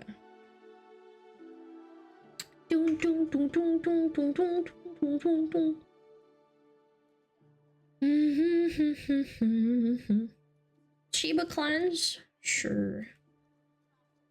Where is the Shiba cleanse? Shiba Biba cleanse.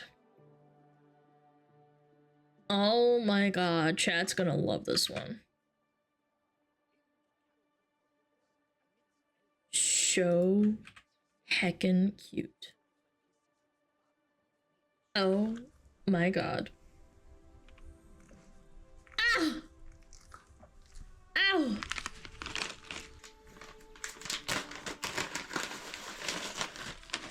They're so cute. Ow. Oh, that was good. I'm gonna wiggle my tail a little bit. Ow, ow, ow.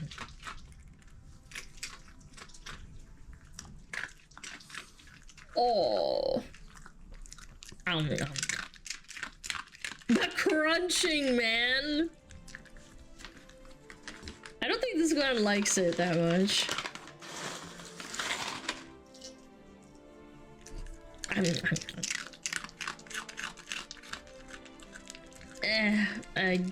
don't really like it. It's alright, I guess. He doesn't like it too much. This one's like, eh. This one's like, I love this. I love Shibas. They're so cute. So sassy. Yeah. Baby hurts mouth. No, I think they just don't like the taste. My dog's like this too. He just doesn't like certain treats as much as other ones. Dude, the crunching ASMR is crazy work.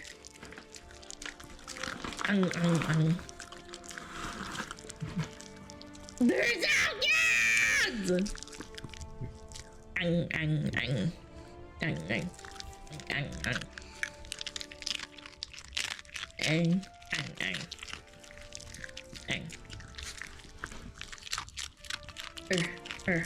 Hey, stop shoving your hands in my mouth. Wait. Oh, so cute! Oh, you're so adorable. Oh my god, there's a petting one. Ah! Yeah, we're gonna wait for ads before we do the next video. Dude, my dog does this too. When he's like super happy, he goes like, like he sighs really loud. Oh, you're so cute.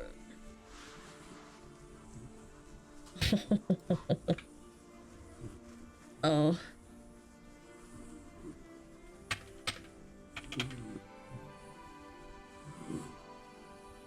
Oh, he's snoring! Oh. Oh, God. Dude, I wish someone pet my head like this. This seems like the ultimate, like, pampering. He's snoring! I got you. Ban that guy that just said that. Ban him permanently. Oh, so good. Oh. It's just snoring all the time. Snore. Snore. Snore. This is chat when I start yapping. They're just sleepy.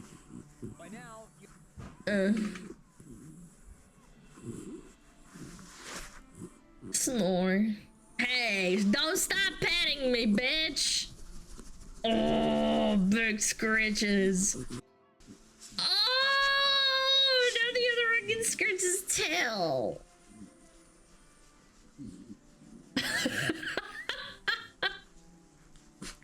I want another Shiba. I have one Shiba. Maybe I need another one. They're so cute. Hey, scratch me. Yeah, right there, right there, right there, right there. Right there, right there, right there. Scratch me. Look at the loaf.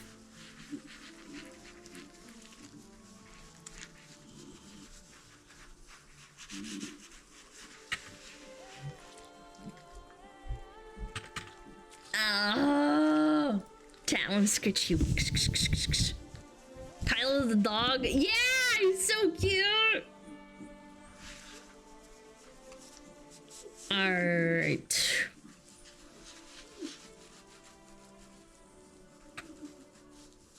Let's watch the honey scam. People have been posting about it. I should watch it. Yeah, ads are over. All right. Chat, enjoy. I've been getting quite a lot of Kylo shorts. Yeah, Kylo's super popular on like TikTok and YouTube shorts. Yay, scams! Chat loves getting scammed. So I turn on stream every day. Yep. Scam, scam, scam, scam, scam, scam, scam, scam. Fuck honey. Dude, it's so wild to me that hunting used to be this thing that was advertised back in like, I remember John trying to advertise it in like old H3 as well. And now it's coming out that's a scam. Makes me sad. But let's watch it. Uh-oh. Uh-oh. The Inchroma colorblind glass video. Yeah, we reacted to it and we posted the react on YouTube and the guy said very nice react. And I was like, oh, oh, he's really nice. He's really nice. Actual YouTube journalist. But yeah, I have high faith in this video. Let's watch it. 3, 2, 1, boom. By now, you've probably heard about Honey. You know, the browser extension that saves you money. Do you have Honey installed? What's Honey? Oh, no, no, no. Honey. Honey is Oh, no. a free browser extension. Free browser extension. Free browser extension. Free browser extension. That automatically applies coupon codes when you check out online. Free money, basically. It's literally Oh no, even Charlie? really free money. It doesn't make sense to not be using this. This guy! He's a tech scam guy! He reviews tech. We watched him before. He's really cool too. There is no catch. Join Honey, join Honey, join Honey. Honey. Honey. Honey. Honey. Honey. Honey. Honey. Honey. Honey. Honey. That's wild. Join Honey.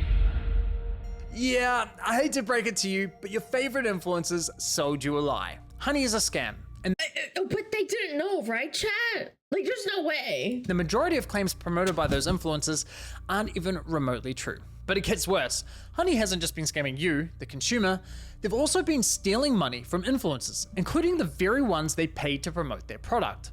What? They didn't pay them? And I'm not just talking about a few bucks here. I believe this scam has likely cost content creators millions of dollars. Sound crazy? Well, I didn't believe it at first either, until I experienced it myself firsthand. In fact, What? $0? I'm confident this might just be the biggest influencer scam of all time, which That's right is there. insane considering Honey is owned and run by PayPal, who purchased this company for $4 billion.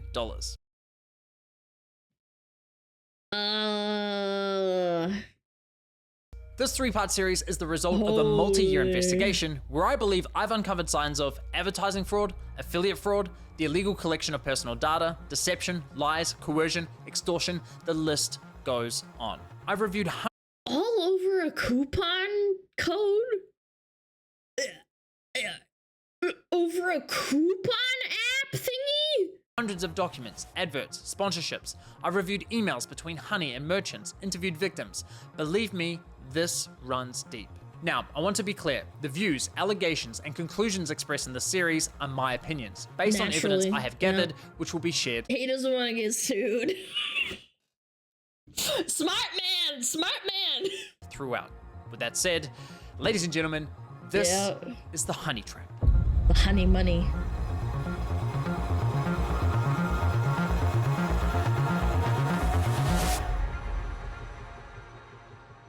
Now I know what you're thinking. It's a free browser extension. How bad could it be? Well, trust me, it's far more sinister than you might think. You know what they say, if a product's free, it's likely you're the product. And as you'll find out later in this investigation, that remains true for PayPal Honey. Now, like most— That's why I personally never installed it. Like, I thought about installing it a long time ago, and then I just never did, because I was like, it's free, and it costs me less money to buy from them, so they must be scraping my data or something. So I just never did it. People, personally. I too fell for the lies. I mean, what's not to love about a free browser extension that saves you money? It's a compelling product, and with the endorsement from what feels like every single popular influencer on YouTube, it's no wonder millions of people downloaded it. Ironically, the very influencers promoting Honey seemingly had no idea the company was quietly picking money out of their very own pockets. Well, at least one of them realized, but we'll get to that later. Okay. So let me show you how Honey's been stealing money from influencers. So let's say you're watching a video on YouTube. If you're into tech like me, maybe you're watching a Linus Tech Tips video. Linus tells you about this free browser extension that saves you money online. You install it in 2 clicks and boom, you have Honey. Perfect timing because it just so happens you're looking to buy a new CPU for your computer. You come across another Linus Tech Tips video, and after watching, you're convinced you should buy the one recommended in his video. So you scroll down and find Linus's affiliate link to that product. Now, for those of you who don't know, when you click an affiliate link and buy something, the influencer who promoted the product earns a commission for referring you to that store. So you add the product to your cart, get to the checkout page, and hello, Honey says they found you 10 coupon codes. Sweet. You click apply discounts and Honey gets to work. But unfortunately, none of the coupon codes worked. Okay, kind of weird. Not a single one, really? Doesn't matter though, because as Honey has promised us for years, that means we know we've got the best deal. So you complete your purchase, you're happy, your new CPU's on the way, Linus is happy, he's getting his commission, everyone's happy, right? Well, let's quickly rewind and see what was happening behind the scenes.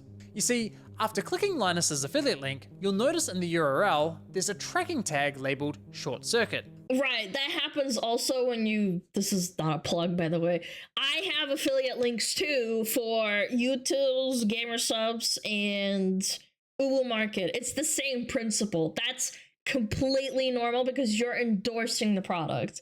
It's like I'm like a door salesman. I'm telling you to go and buy and then I get a little cut.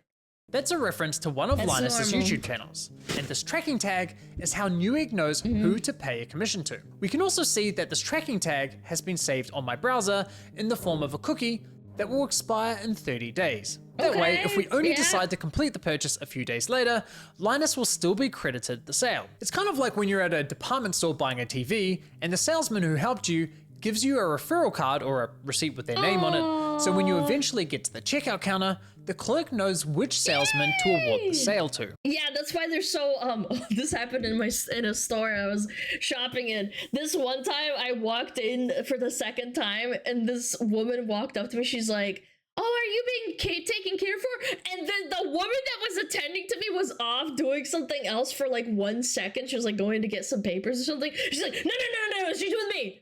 And I'm like, whoa, you're aggressive. It was like in a funny way, but still, because they need the commission. It's how they make money. They get paid like a wage, right? But like if the more products they get to sell to you, the more, you know, the more money they get, obviously. So they want to keep it to them as their customer because they're the ones selling you the product.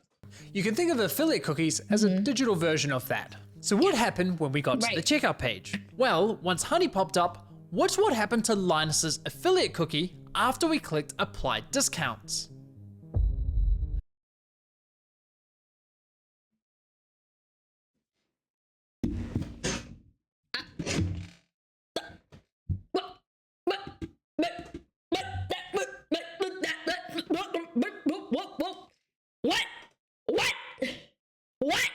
What? That changed it! It literally changed it! What? It's PayPal now! You see that? Honey came in, removed Linus's affiliate cookie, and replaced it with their own, claiming credit for the sale and pocketing the commission money for themselves. That's diabolical. That's evil. Yeah. Now, if we quickly go back again, we can see what's causing this to happen. After clicking apply discounts, what you'll notice is that in the top left corner of your browser, Honey discreetly opens a small new tab, which acts like a simulated referral click, as if they were the ones to refer you to the website, even though they put that they programmed a code to do that in it so that they can sneak around it.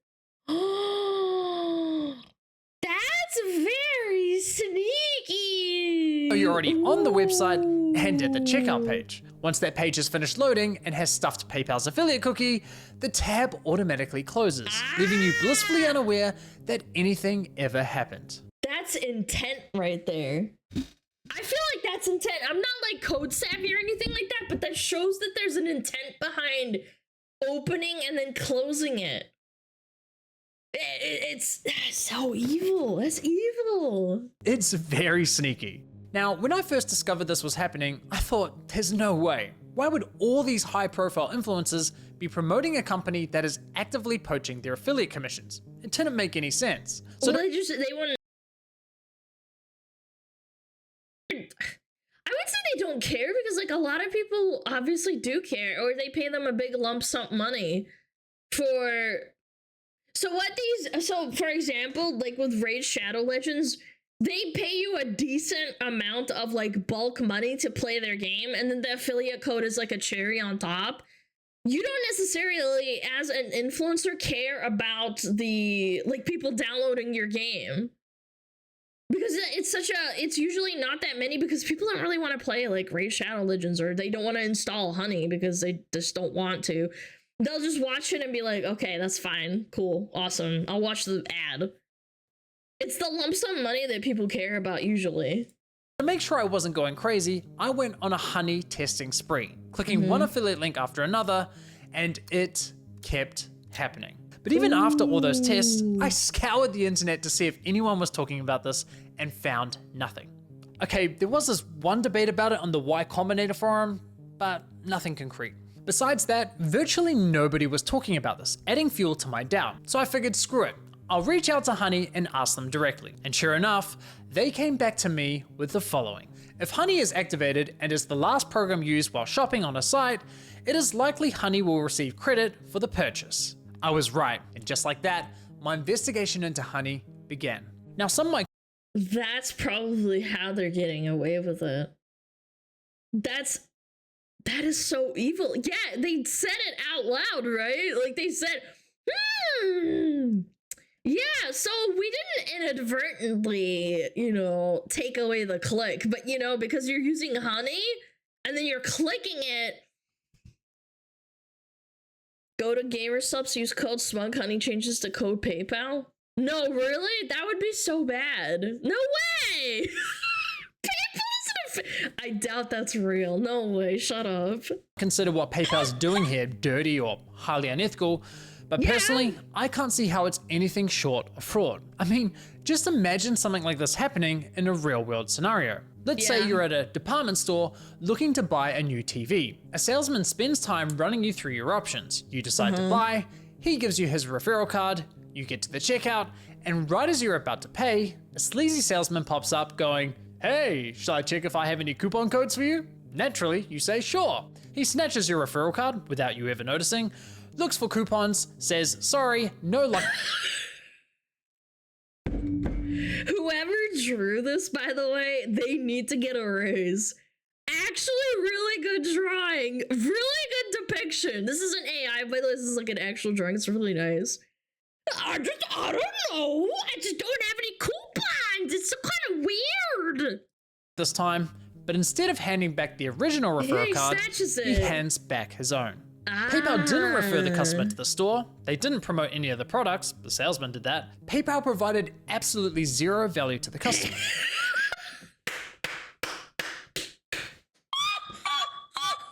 Look at his face.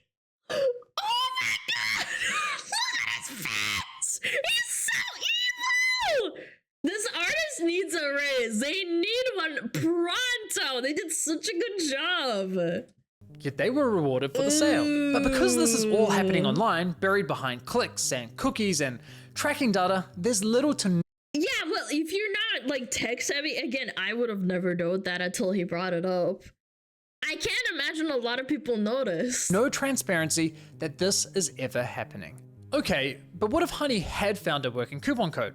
Would that make it okay for them to claim the commission? No. No, it would not. It's scummy. Yeah, like that's still really scummy. It's not as scummy, but it's still scummy. Honestly, no, I don't think so.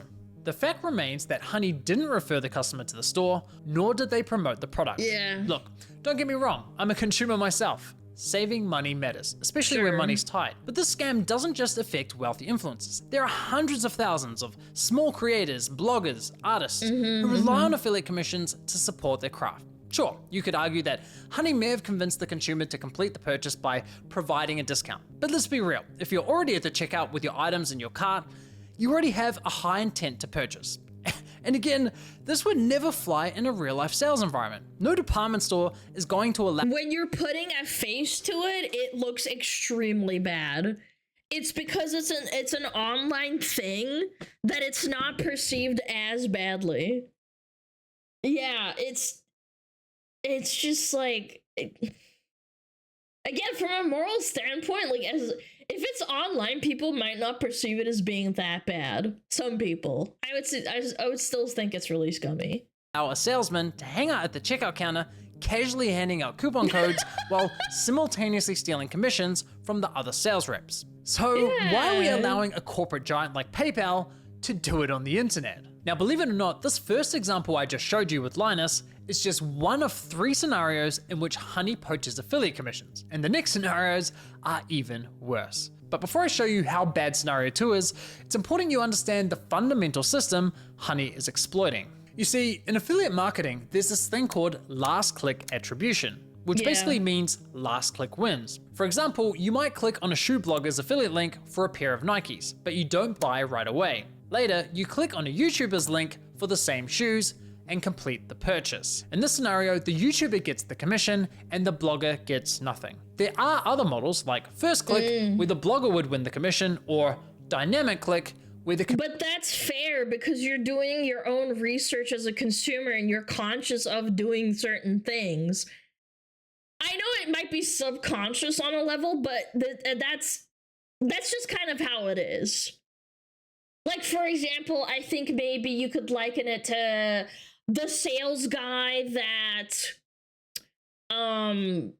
was trying to sell you the shoes at a department store was sick and they weren't there, and their friend who's saying the same thing about the shoes was there, and that's how they got the click or the commission. Yeah, like that's not deceptive. It's just how the world works. Sorry, it's competitive. Commission is shared. But the industry went with last click because while it's not always the fairest, it's the easiest to implement. Therefore, it became the industry standard. Now, when it's blogger versus YouTuber for a sale, honestly, I'd say last click is usually fair. But when it's anyone versus Honey, there's no real competition. Honey pops up right at the end of your purchasing journey, virtually guaranteeing they'll win that last click. They of course know this and do anything they can to get that last click. Even when— Well, it's deceptive, that's why. If a pop-up said like, hey, if you use Honey, that means that PayPal or Honey will make the commission instead of, I don't know, fucking Linus Tech Tips. If that popped up on the screen, people would instantly notice. And they'd be like, no, this seems kind of scummy. You didn't do anything for me. All you did was provide me a service for coupons that saved me like, what, 10 minutes a time? Instead of browsing Google? And there's no coupon codes to offer. Which brings us to scenario 2. Honey Gold, which is now called PayPal Rewards. Here's how it works. When you get to the checkout and Honey Gold is available, Honey pops up and is essentially saying, hey you, consumer, click this button here so PayPal can claim the commission for the sale, and we'll share a portion of that commission money with you in the form of points. Okay, but how much is the commission money? If it's 10 to 20%, like, that's a lot. It's basically a lame cashback scheme. And it's genius because if there are no coupons to offer, but the store is participating in Honey Gold, it gives Honey another reason to get that last click.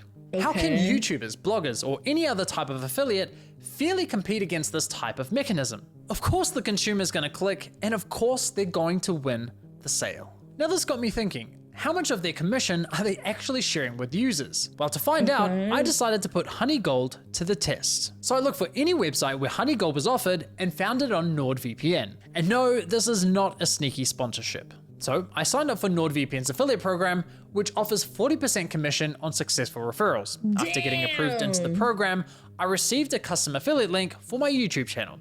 Using this link, I made 2 separate purchases. For the first, I activated Honey Gold, and sure enough, you can see my affiliate cookie was replaced with Honey's. And for the second, I didn't activate Honey Gold. As expected, I was awarded a $35 commission for the sale where Honey Gold wasn't activated. $35? And received nothing when Honey Gold was activated. For the first time, I experienced Honey poaching own affiliate commission. So how much of my stolen $35 commission? That's not even equivocal to like giving you some stupid ass coupons that you could have found online. Did PayPal sharers cash back with my Honey account, aka the consumer? Brace yourselves, 89 points, which is equivalent to 89 cents. What? That's nothing! You get a better cash back or like value on like credit cards and like airline points. That's it? 89 cents! They're actually fleecing you, bro. You got fleeced. USD. That's right. Yeah, and they Honey pocketed poached the a $35 $35 commission for doing nothing and rewarded me a No, I didn't provide you with nothing, little consumer. I gave you coupon codes. Grand total of 89 cents. Thanks, PayPal. You really shouldn't have. No, seriously, you really shouldn't have. Now, on to scenario 3. For you ladies out there, let's say you're looking for a new outfit. Your favorite influencer tries on something that slays, you click on their affiliate link and get to the checkout. But in this scenario, Honey knows it has nothing to offer. No coupon codes, no Honey Gold, yet it still pops up to announce absolute. That's what I'm saying though. Like, if it didn't find you anything, why am I even giving you money? You rat. And that's on every single deal, not just like, you know. It's so scummy, but it's so perfectly evil. They're siphoning money out of your wallet for doing nothing, essentially. I shouldn't even say essentially. They are siphoning money out of your pocket for doing nothing. Absolutely nothing. Annoying as f***. Yeah. Naturally, you click the got it button to get rid of the annoying dancing coin, and whoa, what's that? Boom! PayPal takes the sale. Yes! Why? Because f*** you, Mary. That's you. Yeah! But wait, there's more. My personal favorite is when Honey has nothing to offer, so pops up offering you to check out with PayPal, even though the option is already available at the checkout page. And of course, if you click the checkout button, PayPal poaches the sale. Classy. As I was saying, That's Honey uses amazing. any excuse possible to get that last click from the user. It's absolutely disgusting. I can't even begin to fathom how much money has been lost at the hands of this browser extension. Imagine being the influencers who promoted Honey, telling your audience, who, by the way, are the most likely to use your affiliate links, to download an app that poaches your affiliate sales. I would even argue that it's kind of probably considered malware because you're not aware of what it's doing. Like, you just don't know what's happening. And that's the kind of, isn't that the soft definition of malware, is where it's running in the background and you're not aware of what it's exactly doing? Yeah, that's the soft definition. Yeah, like,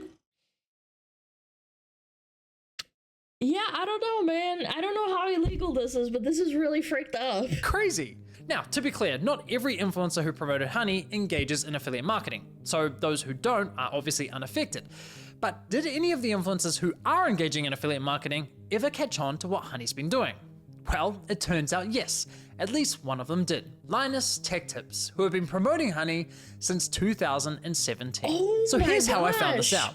And he's a tech dude too. You see, one day I was browsing Linus's forum to see if anyone had raised a red flag about Honey. And sure enough, back in 2020, someone sounded the alarm, but it was ultimately ignored. However, in 2022, a different user noticed that LMG were no longer promoting honey and asked the team if they had been dropped as a sponsor, to which one of Linus's employees responded with, "We ended the partnership with Honey due to the way their service interacted with affiliate links. Essentially, if someone clicked on an affiliate link and then they use Honey and search for a deal, Honey will override that tracking link even if they don't find you a deal. That didn't jive with us, so we ended the partnership." Okay, so they had no idea.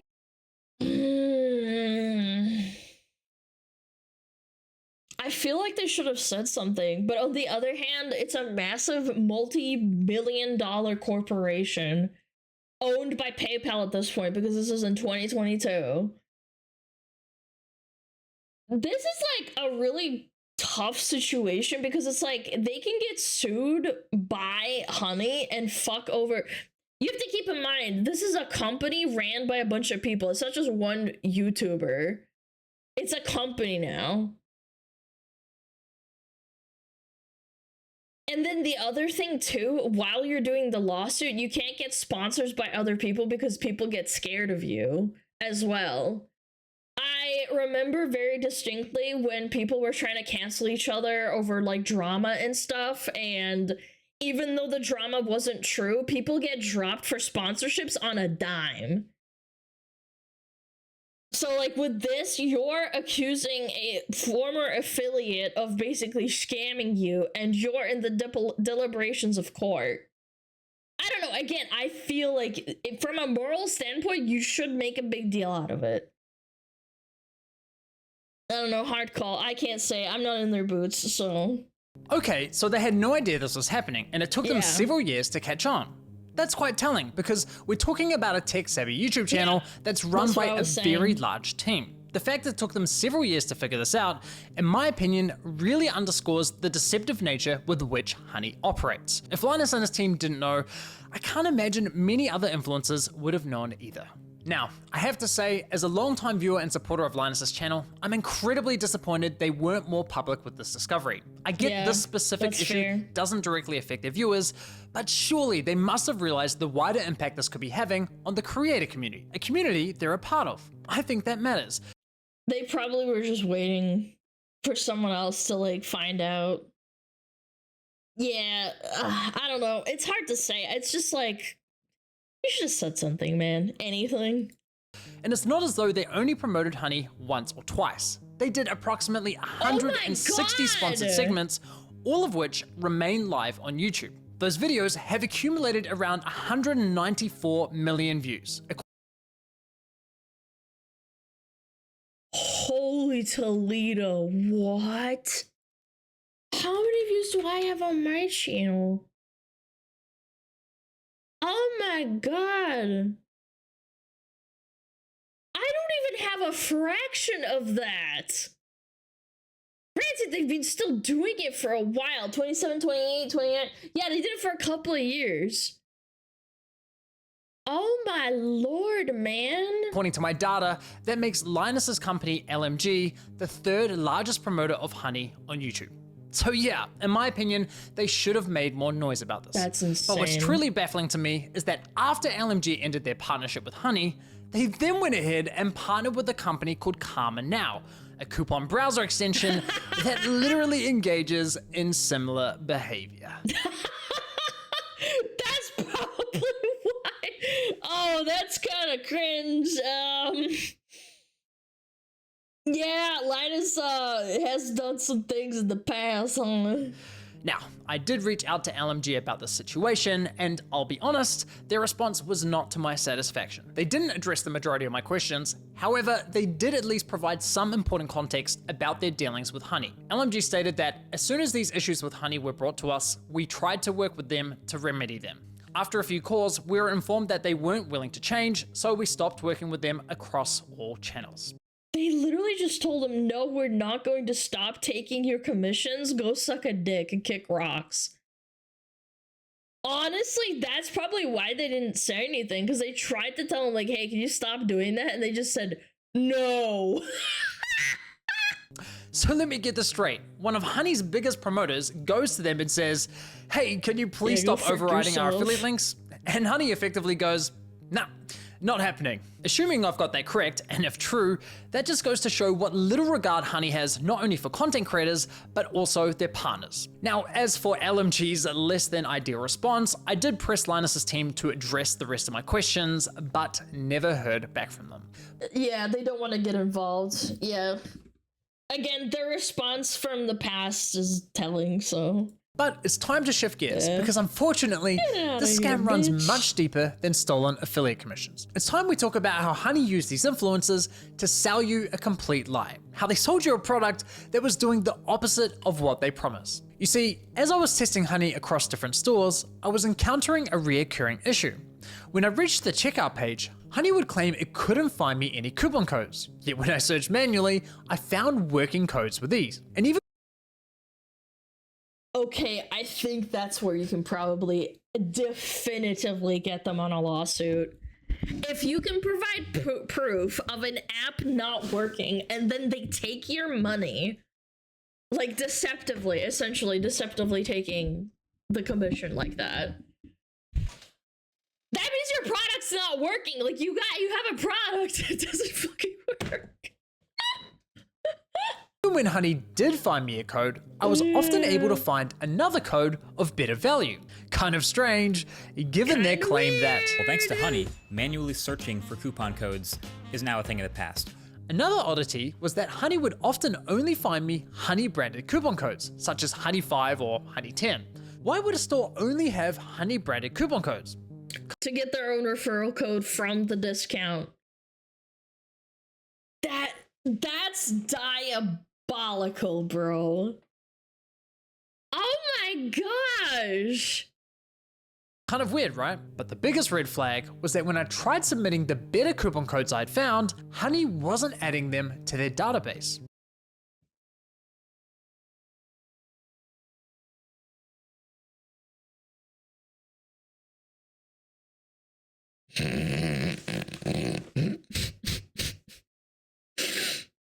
Yeah, thanks. Go freak yourself. We don't need your help. So stupid. So why not? Well, eventually I figured out what was going on. It turns out that one of the key benefits for stores partnering with Honey is that they are given full control over which coupon codes go live on the platform, if any at all. I discovered this while listening to a podcast produced by Honey, which appears to be aimed at attracting new businesses to joining their platform. In this podcast, an employee from the Australian clothing store, Princess Polly, discusses the benefits of partnering with Honey. What would you say to any brand that is considered working with Honey but hasn't yet? I would say missing out on converting customers. Like I said before, Gen Z is super discount savvy. You can't ignore the fact that they will hunt for like discount codes and they might find a better deal. With Honey, you can also control the discount code percentage, which means like they will potentially find a higher discount code on the internet. It literally lets you control like the customer journey, convert and control like the discount code percentage as well. This is insane.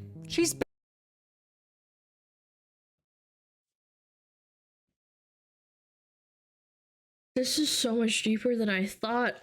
I thought this was already like morally fucked. They're literally telling influencers to be like, oh my god, yes, like we control every discount code inside of the program. That's why the discount code that he recommended didn't go through.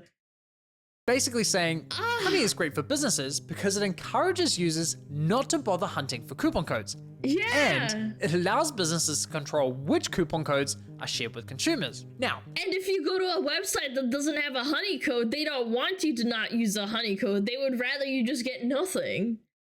That makes so much sense. I was able to further verify this on Honey's website, specifically the FAQ page for partners, which clearly states, as a partner, you have control over the content hosted on the Honey platform. So yes, even if Honey knows of a coupon code that offers say 20% off, but a partnering store tells them, hey, only share a 5% off coupon, then that's the only discount Honey will apply to your cart. That's evil. But that, doesn't that make the business also like, again, I don't want to say this definitively because I can get in trouble, but like, that's so bad. Oh no, don't give them the 20% discount. Give them the 5. At the checkout page. I mean, holy shit. Honey wasn't finding you the best deals possible. They were intentionally withholding them from you for their own financial gain. This completely invalidates Honey's core value proposition to consumers. For years, they sold you the lie that they would find you every working coupon code on the internet and apply the best one to your cart. But nope, complete and utter lie. They have literally been feeding you coupon codes that were approved by the partnered stores who were paying them. And can I just say, the double messaging here is hilarious. Because but then you're complicit with the you're complicit with Honey. This is gonna be. They have to get them on this though. Not doing the product's job and scamming people out of coupons. On one hand, Honey has appealed to consumers by promising to find the best deals possible. But on the other hand, they appeal to businesses claiming that Honey helps prevent consumers from finding the best deals. It's absurd. Now, when you think about it, this all makes complete sense. I mean, why would any online business pay Honey for sharing their highest value coupon codes with its 20 million users? That's not an appealing partnership whatsoever. Yeah. So, to make because you get less money out of it. Oh, that implies so much. That implies that Honey told them about this, and then the company told them. That's insane, man. That is evil. A partnership more attractive, Honey told businesses, hey, if you partner with us and pay us an affiliate commission, we'll let you control which discount codes are shared on our platform. And we'll tell our consumers we scoured the internet and found them the best deal possible. Everybody wins. Just not the consumers or the influencers. With this discovery, I decided to do a thorough audit of Honey's advertising campaigns. And yikes, the ads, the sponsorships, everywhere you look, it's lie after lie. I wouldn't be surprised if this ends up going down as one of the most aggressive, shameless marketing scams of the century. Well, yeah, they got bought out by $4 billion, sorry, not million, $4 billion. That's where they got that money to aggressively market like this. And they probably made even more money than the $4 billion that they used to get bought out. It's genius. It's genius. Let's look at this insane list of videos that were sponsored by Honey. According to my data, they sponsored almost 5,000 videos across roughly 1,000 different YouTube channels, racking up an unbelievable 7.8 billion views. It's crazy. So now that we have a clearer picture of how Honey operates, let's reflect on some of their claims. Honey will find every working code on the internet and apply the best one to your cart. If Honey can't find a discount code for you, then you can rest assured there's not a single discount or promo code on the internet. It's a free. Yeah, I think they're definitely gonna ding them on that specifically, man. Browser extension that automatically finds you the best promo codes for anything you purchase online. You literally don't spend money. Honey searches the known internet for every promo code ever my God. used. This means you always get the best deals without even trying. What Honey does is take money and they put it in your pocket. If there is any way to save money on your purchase, they'll find it. Getting you the lowest prices possible at checkout. You are always gonna get the best deal no matter where you're shopping. Amazon. It's false advertising. On eBay, Best Buy, doesn't matter. Honey's got your butt covered. If Honey can't find a code, you have the best deal. It really puts into perspective just how shady this company is. In Europe, you can't even do false sales on tags that don't go on sale regularly. That's illegal under certain European laws. You can't do that, man. There are certain European laws against like deceiving customers with like sales and like coupons and stuff that are insanely aggressive. Honey's illegal in Norway? Hold on, I'll look it up. Is Honey browser extension legal in Norway? Honey currently supports I can't find anything on that, but I don't know. I'm sure that it could be illegal in certain, like if this goes to court, it could definitely go that way. Doesn't it? Now, believe it or not, the Better Business Bureau launched an inquiry into Honey's advertising claims, but after Honey immediately discontinued the claims for, quote, business reasons, the BBB decided to drop the case. Honestly, at this point in my investigation, I thought I'd seen the worst of it. I thought I understood the full picture of Honey's shady business model. But here's the thing, what I haven't told you is that there were instances where Honey would actually work really well, finding me incredible discounts that seemed almost too good to be true. Now, it wasn't very often, but enough to confuse me. And there were even times when they weren't poaching affiliate commissions by claiming the credit for sales. These inconsistencies bugged me. It didn't add up with everything else I had discovered. It was clear I was missing something. Well, once I finally figured out what that was, I uncovered an even darker side to PayPal's scam, one that targeted an entirely new victim. Oh shit! We started having problems where customers would get in touch via our support saying, oh hey, I just tried to use this discount, this 60% off coupon, and it doesn't work. I'd be like, dude, that is not your discount, like how did you get that? And they'd be like, oh, I just showed up through the Honey extension. Yeah, it cost us thousands, and I haven't even looked into how far back it went. At the end of the day, like, you need to make the numbers work, and if Oh my Honey is going to steal god. 10% of your revenue all the time, you're going to have to raise prices at the end of the day, and it's just like a really awful business model. Like, we've been so mad at them for so long. And it's been flying under the radar, chat. This is freaking insane! Oh my god! Chat, check him out, Megalag. Very cool YouTube journal, actual journal. Oh my god, chat. Yo, frick Honey. All my friends frickin' hate frickin' Honey. That it's not out yet, chat. We can't go watch the second one. 5.8 million views in 2 days. What's that comparable to? That's almost as bad as when Mr. Beast drama came out.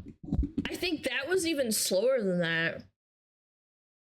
My god, dude. I keep saying that's crazy, but I just can't think of like another situation that's like worse than this.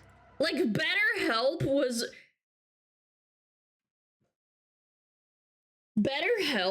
was arguably one of the worst, but it didn't blow up like this because they weren't literally scamming you. It was malpractice. There's a Markiplier clip. Markiplier Honey clip. Markiplier being crazy about Honey for 3 minutes. Okay, this was 4 years ago. Okay, hold on. Let's watch it. All right, Mr. Markiplier. Can I pause real quick? I have a natural distrust of Honey. I don't know what it is. I don't know why, but I naturally distrust Honey. And I don't, okay, all right, guys, all right, we're gonna stop. Everyone listen. I don't know what it is, but my gut tells me that nothing in life is free. So where's all these savings coming from? And like the money that people get from Honey, I don't trust it. They push so much advertising. They push so much advertising on YouTube. And this was 4 years ago. Hold on. When was Honey purchased by PayPal? 2020, 4 years ago. That makes so much sense. And he's talking about this in 2020. Do brand deals with other YouTubers. I think they've even offered me, and I said no because I just don't trust Honey. I have a feeling there's gonna, in like a couple years, there's gonna be the great Honey conspiracy. Cinema.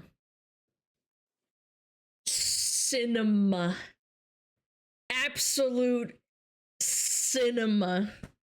Of like 2022, and I don't know what it is. I'm sure it's fine, and like I got no problem with like the concept of an app that like clips coupon codes for you. That's great. That sounds great. on its surface, but there's some shady shit going on. I can't put my finger upon it.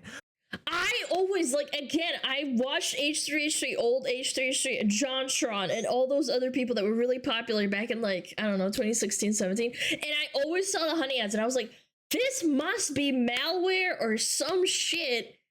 Like, the product cannot work. Like, it just can't. Like, from a business perspective, you're either taking all of my data, just like everybody else, and you're using it maliciously or, you know, for your own gains, or I'm paying you somehow in some way. There's just no way. But why do they spend millions on advertising? And then people are getting money out of it, and then people are saving money out of it, and that makes sense, but the other part doesn't make sense, and then something's going on here. Where's all this money coming from? Where is Honey getting the money? Honey money. Where's Honey getting all their money from? They should be losing money in the grand. He looks like he's crazy. Even with everything being compared across the internet, shouldn't they be losing an incredible amount of money considering how much they're saving other people and giving to people? Something's going on there. I don't trust Honey. I don't know what it is. I have no evidence to back it up. Everyone that I tell this thinks that I'm crazy, and they're like, oh, Honey's great. I use Honey all the time. And I'm like, what the fuck is going on at Honey HQ? Brainwashed by the advertising. What is happening?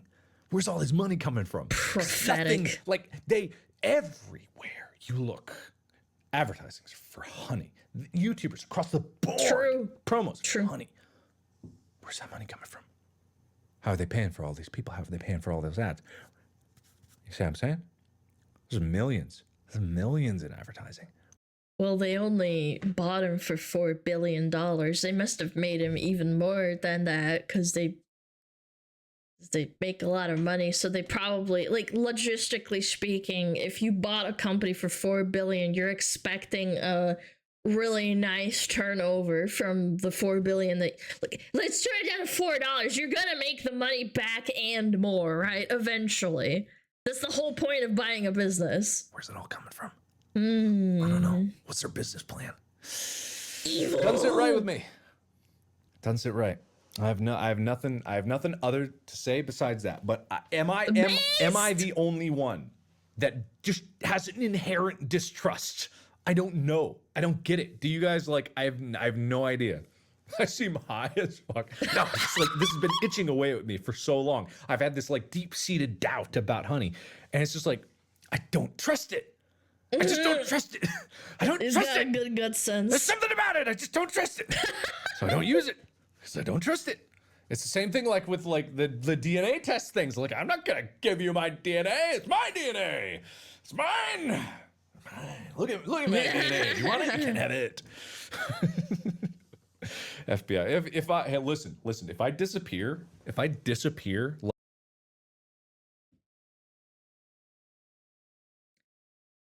we have to protect him. The PayPal mafia is gonna try and take out Markiplier, our national treasure. Like, in the next few days, it was Honey. If I disappear in the future and then suddenly, like, Markiplier just mysteriously disappears, it was Honey. Because there's some shady shit happening. I don't trust it. I don't trust it. Okay, so I'm not the only one, but it seems like I am in the minority here, which is fair. I get that. Anyway, so back to the point at hand. Probably feels.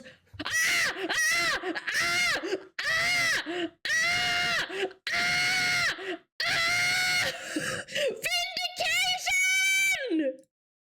Oh my god! Oh my god, and it's the actual Markiplier. Oh my god. Oh my god. Easy clap. I mean, he was off by a few years. Oh my lord.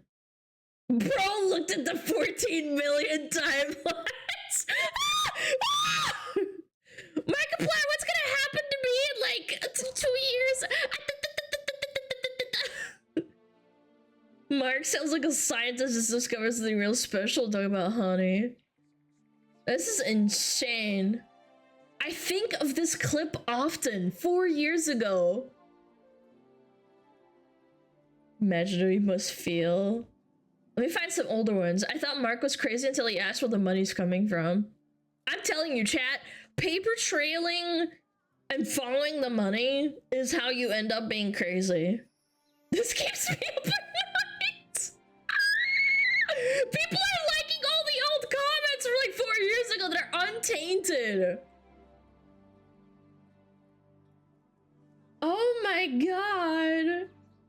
Dude, imagine getting pinged back on an old comment that you forgot about for 4 years. I'd feel so validated. Like the video? Yeah, here you go. Boom. Yeah, if something's free, it's not really free. They're either taking your data. It's kind of like how I think about supermarkets. You know how you walk into like, I don't know, like Costco, Kroger. And no, because Costco's a membership. Like they can't, I mean, anyway. Like a Kroger, friend, like all those fucking places that you walk into and they're like, hey, sign up with this card and we'll give you like a discount or whatever when you swipe your card. It's not free. They're taking your data and targeting you with advertisings, usually. That's usually what happens. And you just sign up for it and you don't think about it, but it's in there. At least that's honest and people know about it. Part 2 is gonna be insane. Dude. Dude. This is crazy work. Oh my god. Oh my god. You are the edge. That's right. They called me a madman!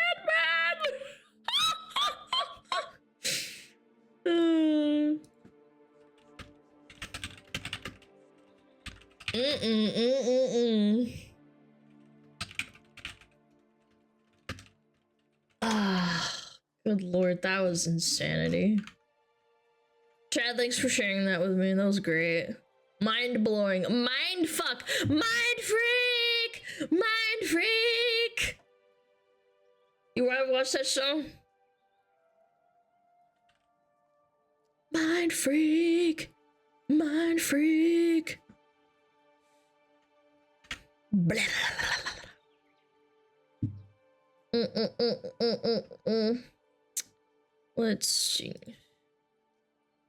I need more water. I'm out of water! Chat, help! Ooh.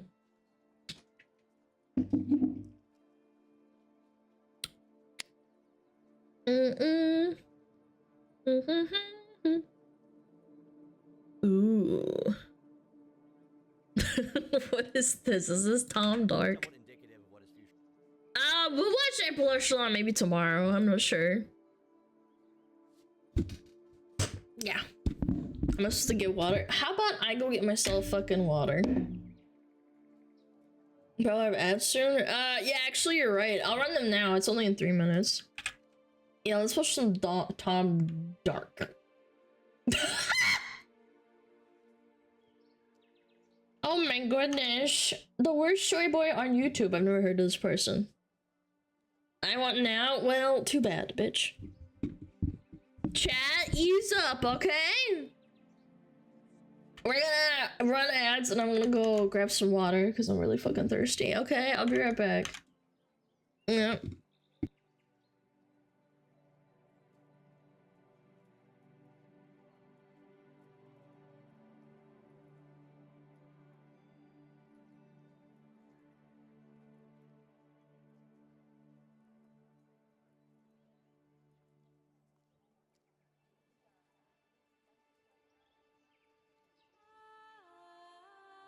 Oh, Metapod. Oh, Metapod, use Harden. Metapod, Harden. Oh, yeah, Metapod, you're so hard. Metapod, Harden. Oh, he's so hard. Look at those 2 hard throbbing Metapods. They're so strong and hard. Wow.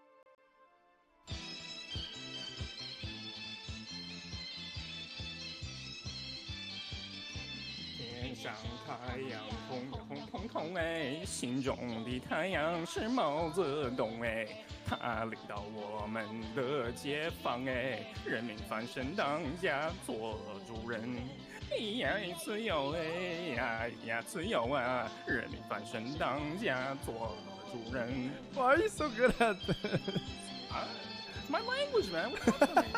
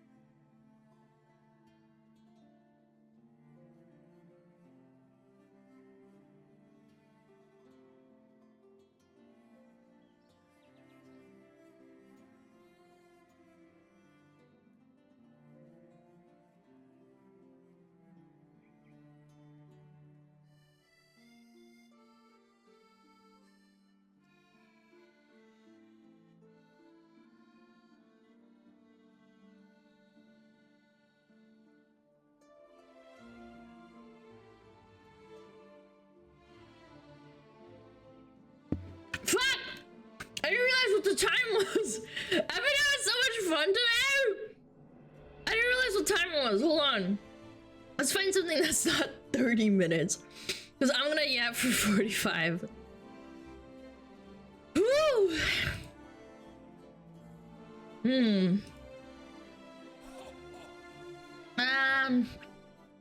My apologies. We'll watch this tomorrow. Sure, why not? Hi, kitty! Hi, kitty. He's already asking for food. Motherfucker. Ba, ba, ba. Ooh, conspiracies? I'd love to do this with Pippa one day. Fucking talking about conspiracies. 15-minute video, 1 hour total. Shut up! I'm not that bad! Yeah.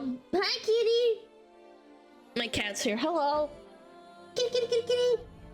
Hi, kitty. Psst. You wanna come here? Kitty. Kitty, kitty, kitty, kitty. I love grabbing his little fucking head and just fucking scratching it. Why you got your ears back? It's so cute.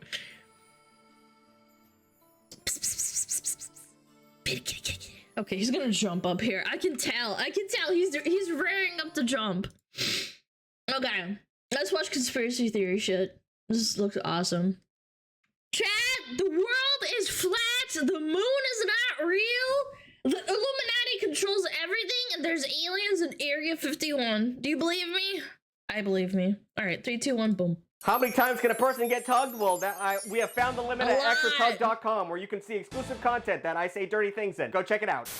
Conspiracy theories, something that your uncle was not prepared to deal with during the pandemic, and now you don't talk to that side of the family anymore. But listen, sometimes stuff doesn't add up. I am that uncle. Or it does add up in a bad way. For example, do the letters ITANIMULLI mean anything to you? Itanmaloni. Oh, it's Illuminati backwards. That's right, it's Illuminati spelled backwards. Are you scared yet? Well, if you add .com to the end of that backwards spelling, things get a little bit scarier. If you take that little domain name and throw it into the Google search bar, you will be brought directly to the homepage of the end. Shut your mouth. Did someone buy a redirector? Can you do that? Chat, hold on. Itanumelu.com. Oh, I just got, hold on, did I misspell it? Someone redirected it to the CIA. Or sorry, the NSA. It's real, it's a redirect.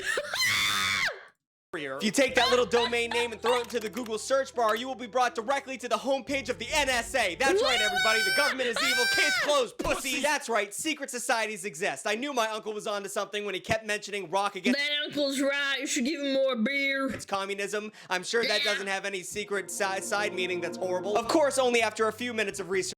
I saw the word white power and I got scared. My mind went blank. Blank? I almost said black! Ah! Ah! Do you find that redirected domain name was the work of a couple pranksters in Utah, Mormons? But for many people, their brains are too small and pea-like to not freak out over what originally is a joke. The joke is then upgraded to misinformation, which eventually becomes confirmation bias. Which, if you don't know what confirmation bias is, the definition from Google is tendency to search for, interpret, and favor information that confirms our prior beliefs or values. That's why I like to, that's why I get a lot of shit sometimes for not instantly diving into like, oh my god, this is fact. Again, it's cringe and people think it's cringe, but I don't care. Always try and reason with logic and be like, okay, maybe this is just like this because maybe it's like this because I'm not looking into it too much. And you have to do your own research, chat. Do your own research. Do your damn research. And that leads to a bunch of incredibly stupid and unbelievably bad shit happening across this great United States. So it's kind of hard to know where to stand with these ideas of conspiracy. On the one hand, if you already think the government is controlled by liars from elite backgrounds, which in... That's true. I would do this too. If I was an elite background with millions and billions of dollars, I would lie. I would be a massive liar. Why would I tell the truth?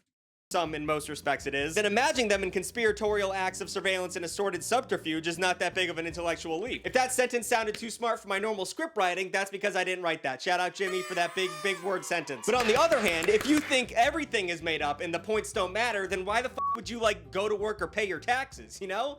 Oh, wait a second. What's that? I was literally about to say, wait a minute. Oh, do you struggle to sleep every night due to random noises and a lack of mental calmness?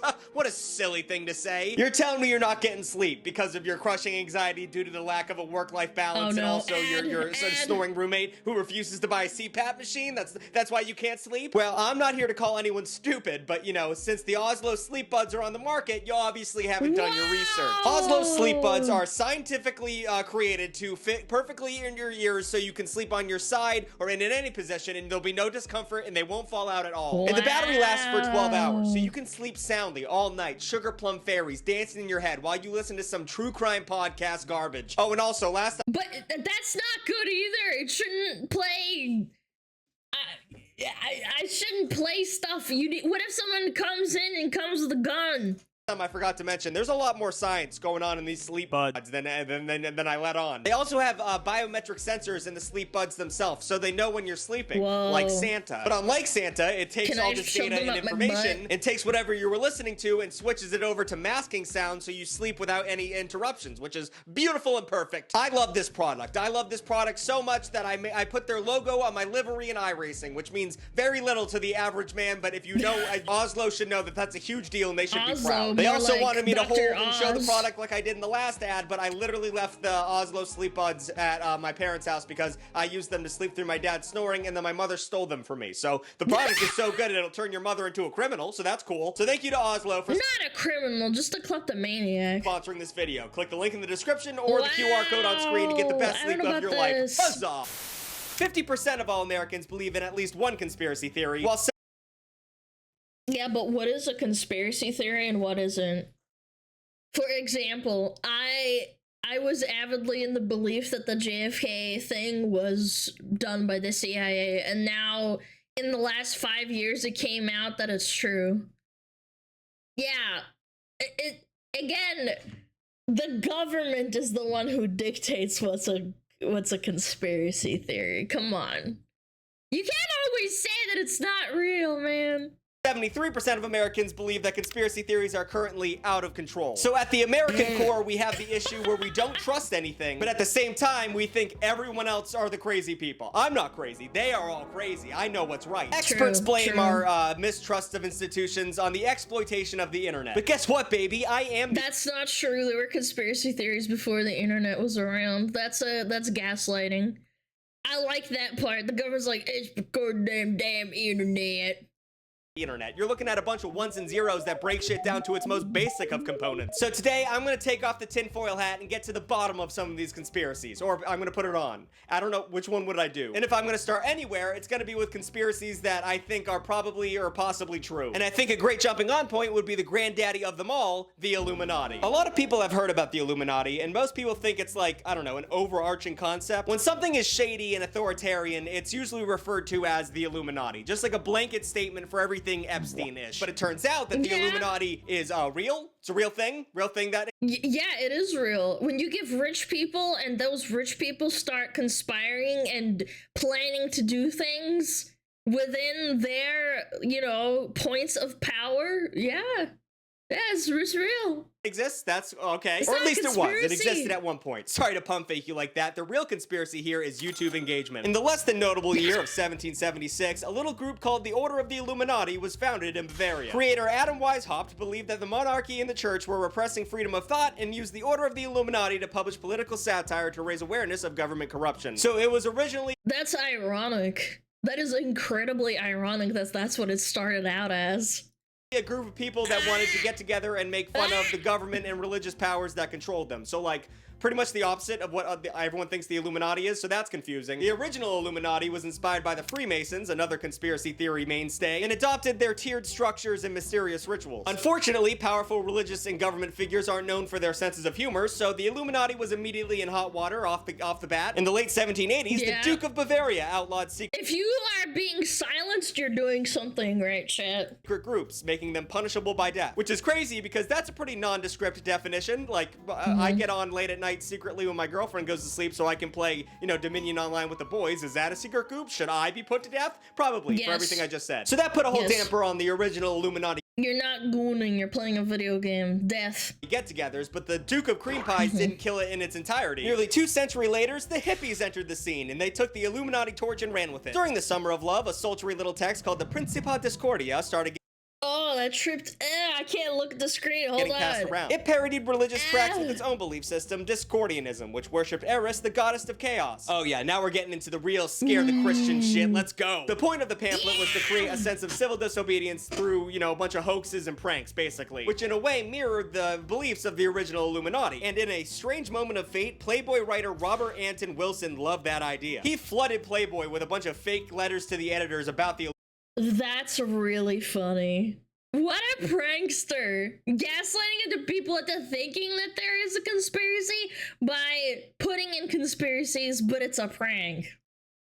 I should start doing secret messages in my streams. Like, I say certain words at the start of a stream and at the end of the stream, and then the capital letters spell out, like, help me.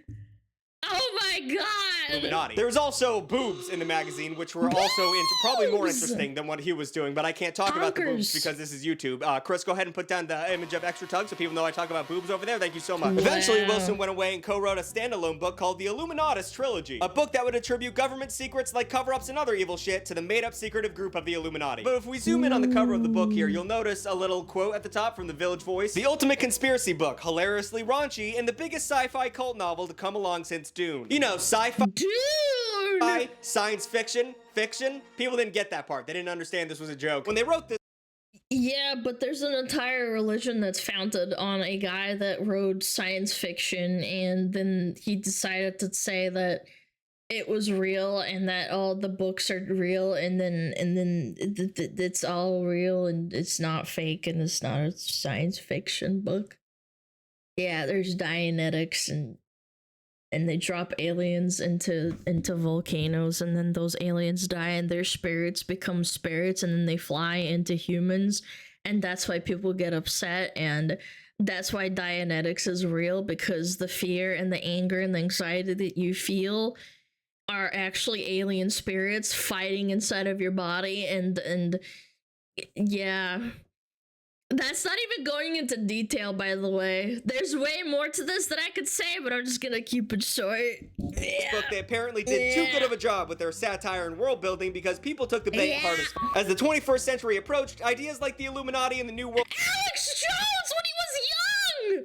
Oh my god! Hideaway Kirmshaw! World order became less satirical and more like a convenient explanation of growing inequality and subsequent feelings of powerlessness. Dude, he was doing this when we were like pretty much all ball sacks or toddlers or infants.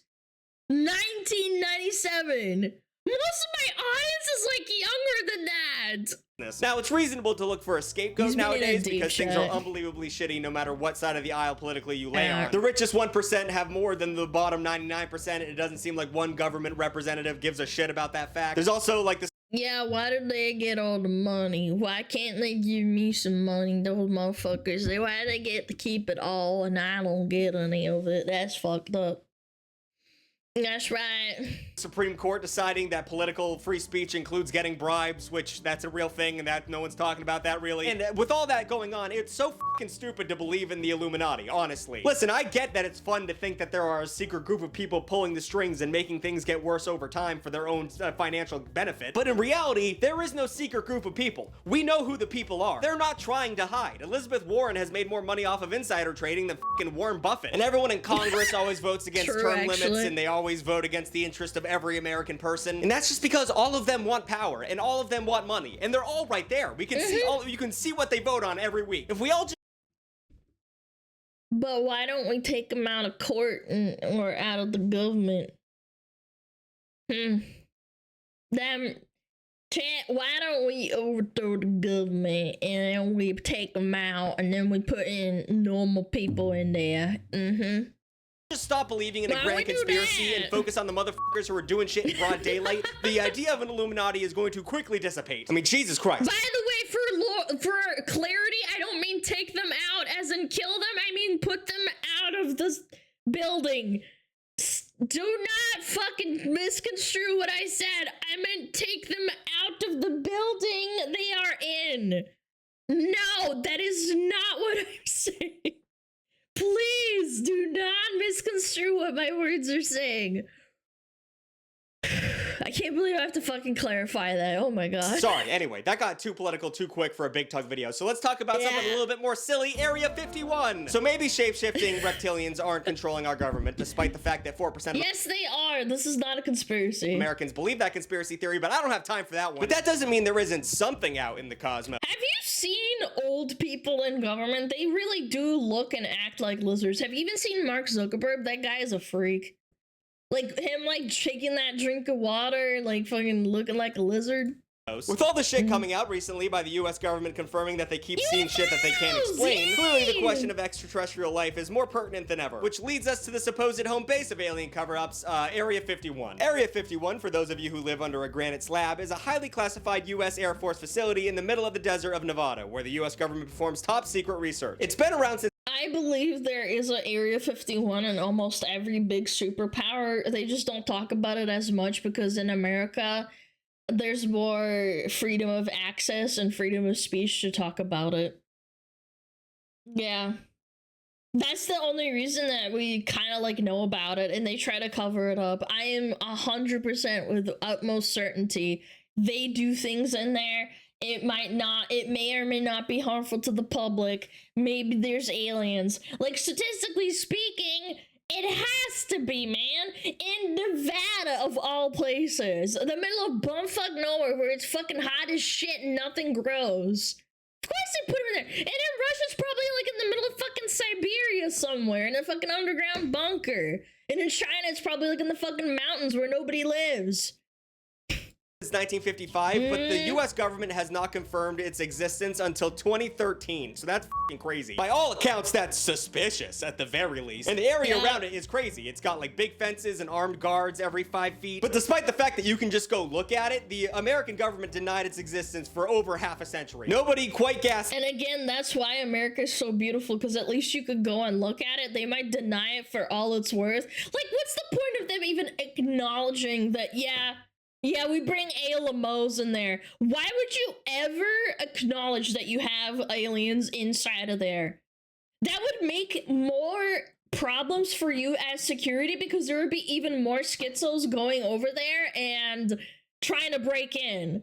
If you just deny it, schizos be like, well, darn it. They say it ain't real, but, well, darn it. They keep telling me it's not, so maybe I just won't bother. I'll just keep talking about it. You know? It inadvertently is, like, not really their fault. That's why I think it's real. Lights like Uncle Sam, you gotta respect that hustle. According to conspiracy theorists, Area 51 isn't just a place where they test new weapons and aircraft. It's actually, allegedly, a place where recovered alien spacecraft and the bodies of its crew are kept. The original story... I love that the History Channel's the one that has all these, like, graphics and, like, scientists looking at alien spacecraft. Dude, the History Channel is probably a CIA ploy, too. Started in 1947, where unidentified debris ended up in a farmland in Roswell, New Mexico. The Roswell Army Airfield came and collected the debris, even releasing a statement regarding what they referred to as a flying disc. This reasonably made everyone think, was that a fucking alien? And the government realized. And this was before the internet. Chat, never let the government gaslight you. The conspiracy theories existed only after the internet. They are unironically gaslighting you. Reasonably that we can't let people think that, because that's a little crazy. The next day, officials changed their tune, claiming that the debris was actually just a weather balloon, a classic band-aid on any government whoopsie. A Chinese weather balloon. Aliens landing in the desert, it's a weather balloon. Accidentally dropping a nuke in Georgia, it's a weather balloon. Everyone relax. In the 70s, an intelligence officer involved in the investigation claimed he had been ordered to keep quiet, and in 1980, the Roswell incident was published, turning a whole new generation onto the supposed cover-up. And we can't talk about Area 51 without at least discussing a little bit of Robert Laser, that our boy Bobby Lazar. Bob claimed to have been part of a classified project to reverse engineering extraterrestrial tech. Wait, Lena Lazar. Was that intentional? I never thought about it until now. Wait! Lena's an alien. Technology, and that he had read government briefings that described alien involvement in human affairs for over the past 10,000 years. And this is the part where I don't really know what to say, because on one side of the aisle, you have a bunch of people saying that, you know, everything he has said has been debunked, and on the other side, I believe him. I believe Bob Lazar. I think Men in Black is a parody of what they know, and because the public is so stupid, they made such a good movie into fooling people into thinking that even though it might be a parody and it might be exaggerated, I do think it could be real. Men in Black is too good of a script, and it's actually unironically kind of a deep movie, all in all, even if it's just like, you know, Will Smith blowing up aliens and like showing aliens on the screen. I think it's too fantastical. I don't know. I don't know. Make up your decision for yourself. Go watch an interview with him. Go watch the Joe Rogan he got on. And Joe Rogan doesn't mention trans people in that one, so you're safe. But after decades of debate and denial, the plausibility of Area 51 came back into the mainstream after a bunch of weird shit started happening. In 2023, 3 military veterans testified at a congressional hearing about UFOs. They claimed that the US government operated a secret multi-decade reverse engineering program of recovered vessels, and they also claimed that non-human biologics have been recovered from alleged crash sites. This came on the heels of the release of declassified videos showing UFOs, now known as unidentified aerial phenomena, which, weird time to rebrand UFOs, but I'm not the government, so what would I know? So does this mean that Area 50... That's smart, too. They rebranded what UFOs are, and they made a different word, so now it's harder to look up. One actually picked up an alien spacecraft and was testing that shit in the desert? Hey, well, it doesn't not mean that. But also, if the US government has been reverse engineering alien technology for the last 7 decades, how come I haven't seen any of that shit? How come you guys haven't been giving that to the people? I mean, for f***'s sake, the closest thing we've had to alien technology in the past 70 years is like, I don't know, the Fushigi? It's here. It's wild. It's sweeping the nation. It's Fushigi! Woo! All right, now that we've gotten through... Yo, Todd, are you okay? You got a fetish or something? Gotten through that, let's talk about the probably not true conspiracies, because it's important to talk about stupid shit sometimes too. Up first, we have the moon landing, and more so the fact that it was fake, which is bonehead behavior. In one breath, conspiracy theorists think that we're reversing alien technology, and in the next, they say that the moon landing was faked. What the f? And what's even crazier is that at the same time, the American government was, oh God, no. God, please don't make me talk about them again. I can't. Why you gotta hate on the past, man? Russia ain't all bad. I can't talk about the Soviets anymore. Putin is gonna push me out of a goddamn window. No, they're not! There's nothing wrong with talking about the past! Conspiracy theories that the moon landing was staged by the US government started forming around the mid-70s, with the general thesis being we staged the landing to win the space race with the Soviets. Unlike a lot of far-fetched conspiracies, these claims seem to be in good faith, but they've been pretty thoroughly disproven over 50 years. So let me just give you some talking points for the next time you run into one of these dipshits who doesn't believe the moon landing is fake, so you can, you know, quickly end that conversation so your brain doesn't melt. Statement 1. Why does the flag wave in space when there's no... Because, in the air, there's space and it's real stiff, and they made it real pretty looking for the photo, and it's real nice, and the backdrop is all black because that's all they got over there too. Wind or air to move it. Answer: the moon's surface is really bright. It's pretty much a white-gray color, and the sun's reflecting off that like freshly laid snow. So the camera's exposure is not going to be able to capture the stars. You can't see the Milky Way galaxy from fucking Times Square. Inquisitive statement: why are the shadows cast at weird angles? Answer: the moon's uneven surface makes shadows weird. That's pretty much the basis of... That's what they want you to think, chat. It's not, it has rod in it, it's not waving, chat. There's no rod in it. That's what they want you to think. That there ain't no rod in the flag. You's just looking at it all funny, and that's what they want you to think. That's pretty much the basis of it. If you don't believe me, go to the moon. Inquisitive statement: how come you don't see the camera and the reflection of the astronaut's helmet? Answer: the camera was built into the space suits themselves. And also, if NASA... Look, damn it! Look, Tug! ...of the astronaut's helmet. Answer: the camera... Look, they doing in the set, chat! Look! This the set that they were filming it on. Oh, Big Tug's in on it. He's part of the government. See?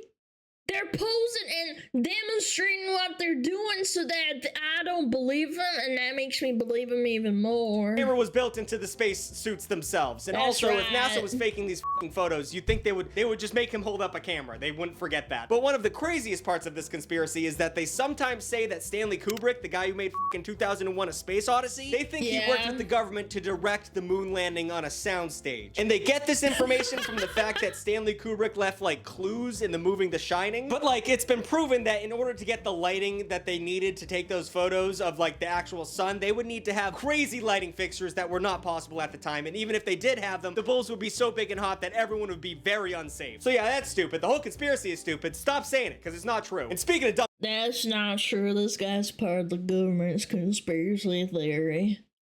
Chat, don't believe him. It was fake. things you have to stop talking about, we're gonna talk about chemtrails. That's a fucking stupid one. You know what I'm playing? Wait, hold on. Breaking character for a second here. I had a friend that unironically believed that. I had a friend that would die on a hill fighting with me, thinking the chemtrails are real and that like inhaling them makes you stupid. And I said, that's not— I remember one time we were sitting there and they said, the chemtrails are making you stupid. And I said, you already are stupid. I don't need more chemtrails for that. I was like, I can't do this anymore. You're so dumb. You know, the average population of America is so dumb. You don't need more, okay? It flies overhead on a sunny day, and you can see like a kind of like a smoke coming out from back of it. These are known to scientists as contrails, and to dipshits as chemtrails. What's the difference? Well, one is a pretty boring science thing, and the other one is the government is dropping poison on people in order to make them gay or liberal or something along those lines.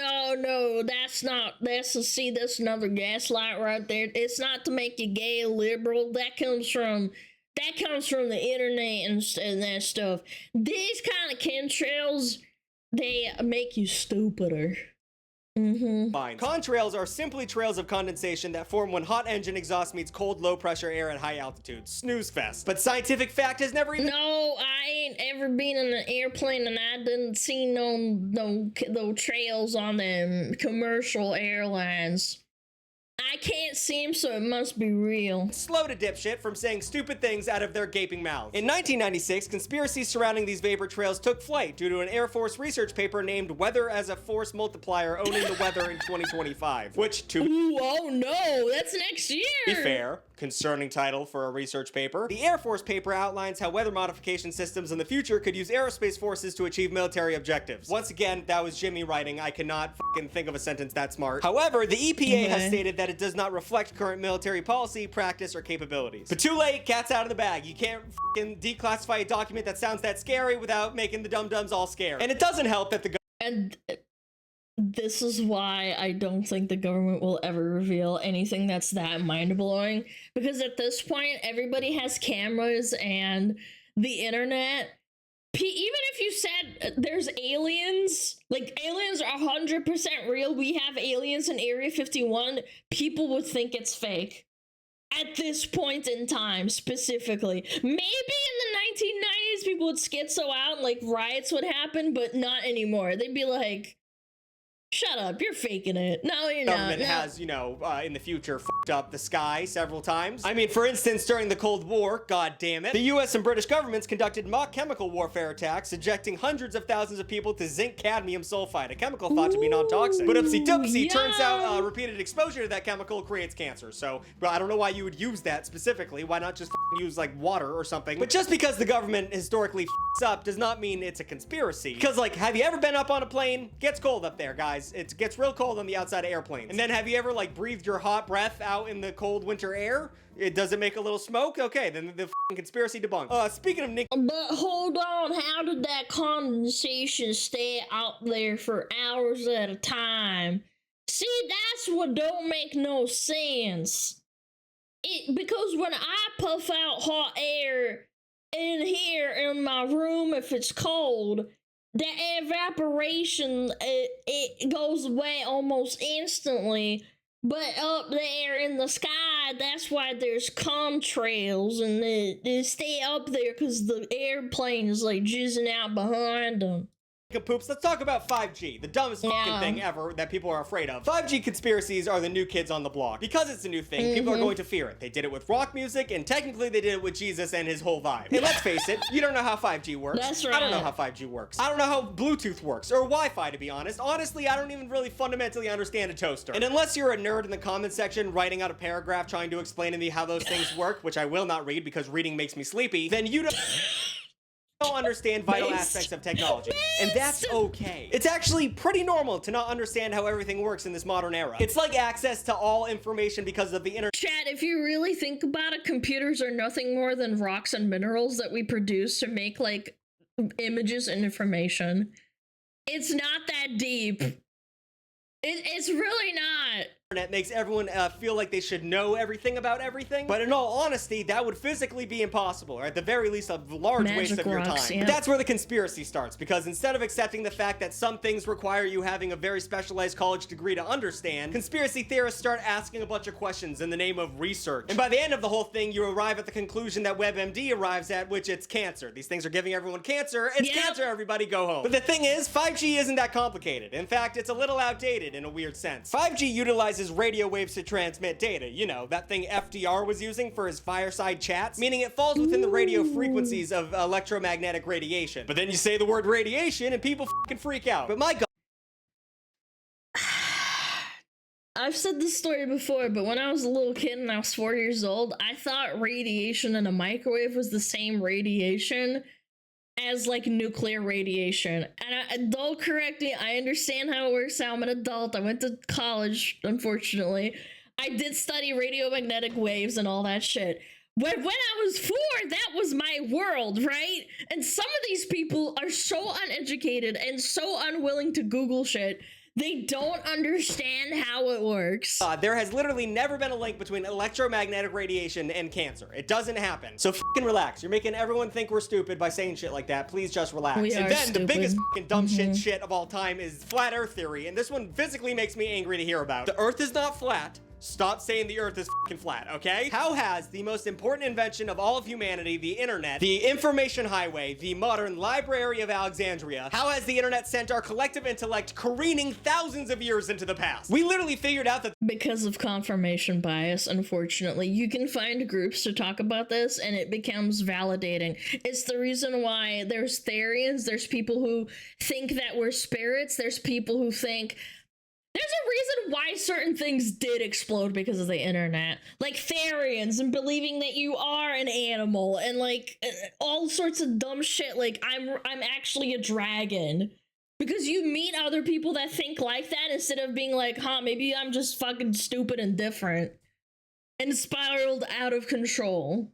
Because it's the internet. the Earth was round in year 5. We were 5 years into this shit and we figured that out. But around 2015, the fridge conspiracy that the Earth was flat started gaining momentum somehow. But hey, I'm open-minded. How do you flat earthers justify this conspiracy? Well, you see, they look out over the horizon like at the ocean and they think it should curve like a ball. And it doesn't. So the Earth is flat? Are you guys fucking idiots? I mean, first of all, the horizon does curve. That's when you see a ship go over the horizon and it disappears. It went around the Earth, around, like a round ball. And since the basis of their belief is fucking moronic, they have to come up with a bunch of other shit to explain all the other things going on. Of course, the dumbest theory imaginable comes from France. That's crazy work. You can't even write that down in a fictional book and make it reality. The French! It made this a thing, and now it's spread across the world! I think Antarctica is not a continent. Oh, was it French? I thought it said French! Sorry, Frenchies, I take it back. On.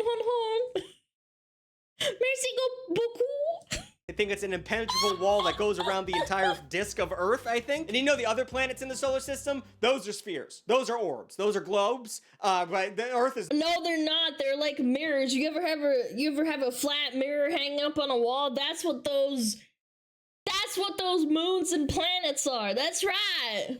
Not. for some reason. But how could such a patently false, thoroughly debunked conspiracy gain momentum? Well, in all honesty, you've been believing everything I've said so far, and I'm a charismatic dunce, so we're both part of the problem here. Many people who believe this theory claim that YouTube introduced them to it. And they started out watching conspiracy videos, and then the algorithm did its thing and fed them more and more and more conspiracy videos. And now we have people believing shit that the Pilgrims thought was asinine. What the fuck is going on? Now, all that being said, I have to throw some goodies at the conspiracy theorists because sometimes this shit turns out to be true. For example, we have the Canadian gaydar. That's a real thing that happened. Canadians, are we okay? Why do you need a gaydar for? In 1961, the Canadian government hired Carleton University professor Frank Robert Wake to develop gaydar. And no, this isn't anything other than what you think it is. It is exactly what you're thinking. A machine that can sniff out a gay man like a drug dog at a gay pride parade. Of course.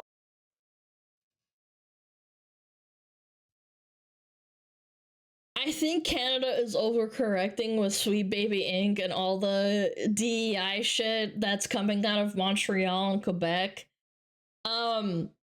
Guys, it's okay that you made the gaydar. It's funny.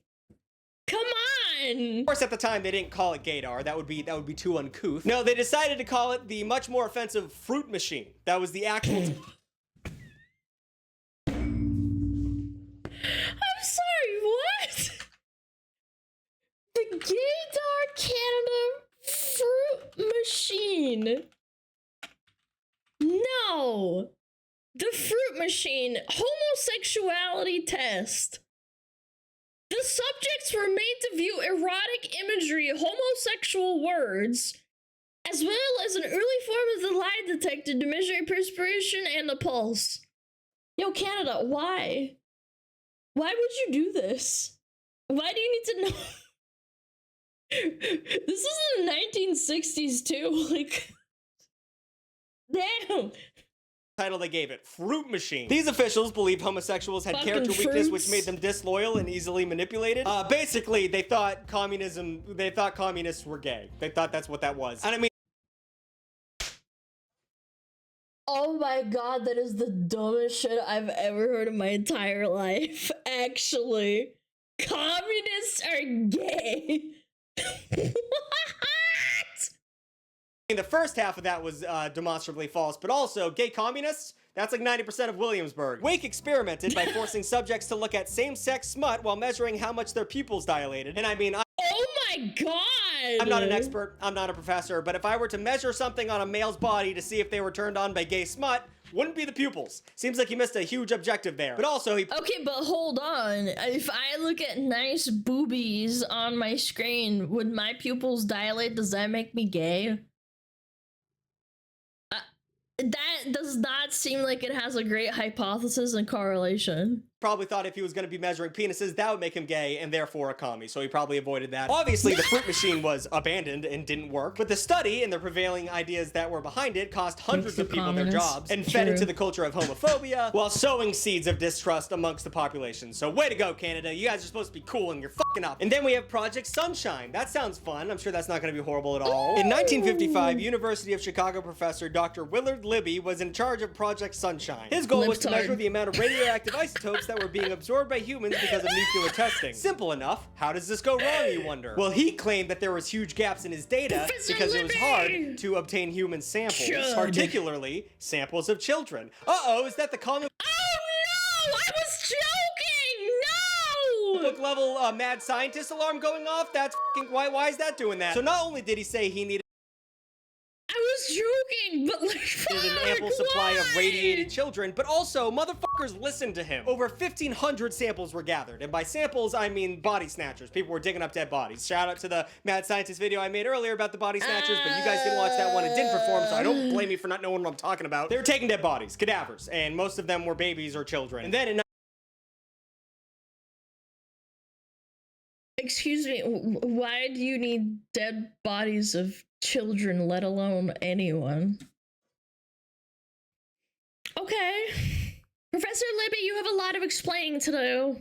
1960, Libby would win the Nobel Prize in Chemistry. Did I mention these things make people distrust the government? And there's just so much shit that turns out to be actually true, and it's all f***ing super f***ed up. Listen, the government is lying to you. We all know that. We all know the government lies all the time. And yes, rich people control everything. We know these things. But don't let that fool you. Most of the conspiracies are bad and not good, and they make people look stupid. But no matter how much information there is to debunk it, people end up just not caring. Like that one poster you saw in a dorm room, I wanna believe. So enjoy your theories. Just know that you look like a dipshit when you bring up these theories in high school in the back of your mom's friend's sedan. New videos every Wednesday and Saturday. Like, comment, and subscribe. Shout out to the Extra Tuglets for supporting me over on extratug.com. They get to see a bunch of videos that I am not allowed to post here, and also a bunch of other goodies. And now we're gonna play a replay of me f***ing up one of the lines in this video. I couldn't say Willard Libby for the life of me. In 1955, University of Chicago professor Dr. Willard Libby. In 1950. He almost said liberal in like response. He almost said it. In 1955, University of Chicago professor Dr. Willard Libby. In 1955, University of my fucking finger. Oh my god. Chicago professor Dr. Willard. In 1955, University of Chicago professor Dr. Willard It's okay, Pug. I said it for you. This is crazy. Willard Libby. Willard Libby. Willard Libby. Willard Libby. I liked my version better. Dude, that was so fucking good. I wonder what Soviets and Russians thought when they heard about conspiracy theory. Did your parents tell you about that when you were traveling? Was the topic at all? I'll tell you something really funny, chat.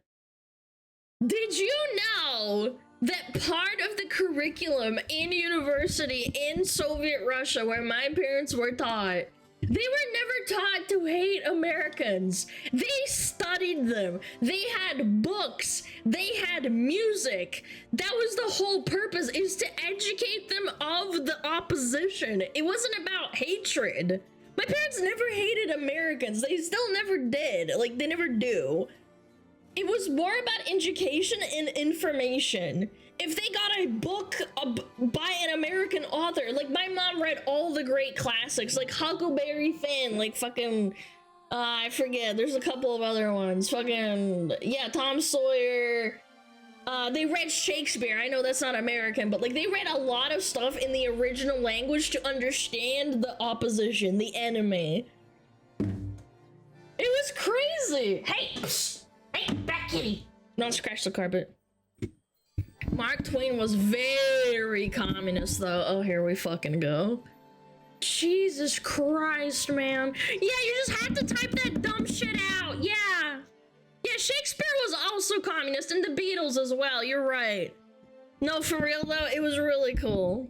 It was really cool. Learning from my parents about what they used to teach and stuff, and, like, learning the culture was interesting. Russia had another cultural explosion post-Soviet collapse, wasn't it? Yeah, they did. All the Americanism and the capitalism came in. Everything's communist. Yeah, it's crazy. Very interesting. But yeah, very nice video. Did I link it? I think I did, didn't I? Chat, did I link it? I'm just gonna do it again. Anyway. I think it's about that time. That's right.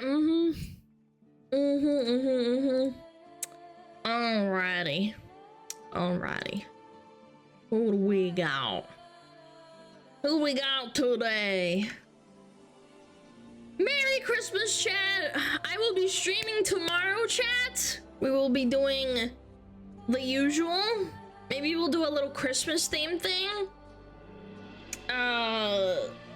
Like walking through town, looking at Christmas lights and shit. I kind of want to do that for a little bit, you know. It's Christmas. Because it'll be Christmas Eve, but it'll be Christmas Day for, like, other people. So we'll do that. Okay. Who do we need?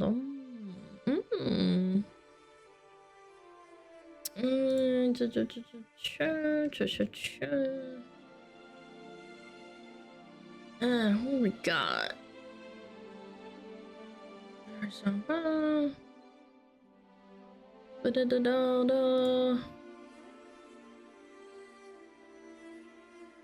Ooh, wait, chat. We have the old raid music. Oh yeah, sure. Hold on. Let's see. IRL stream. No. Like, I'll find a video and I'll find a video where we walk through.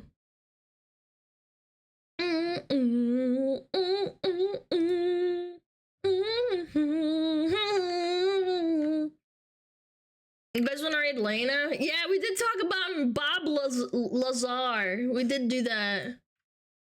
Yeah, the video included Bob Lazar. It was interesting. Yeah, sure. She's doing an IRL stream. She's making mac and cheese, Grinch cocktails, and lemon brulee passettes. Ooh, that sounds so good. That sounds so yummy. Oh my god. Oh wait, she's doing a collab. Never mind. You know what? I kind of don't want to do it.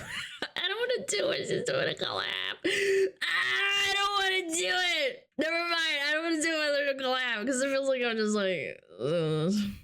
Okay, you know what? Everybody's feeling warm and... How about Lumbi? Do it? No, fuck you. Fuck you.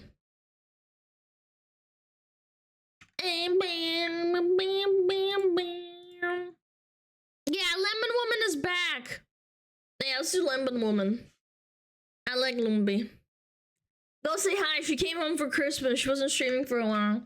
Anyway, chat, thank you so much for watching. I really fucking appreciate it. Stream tomorrow, okay?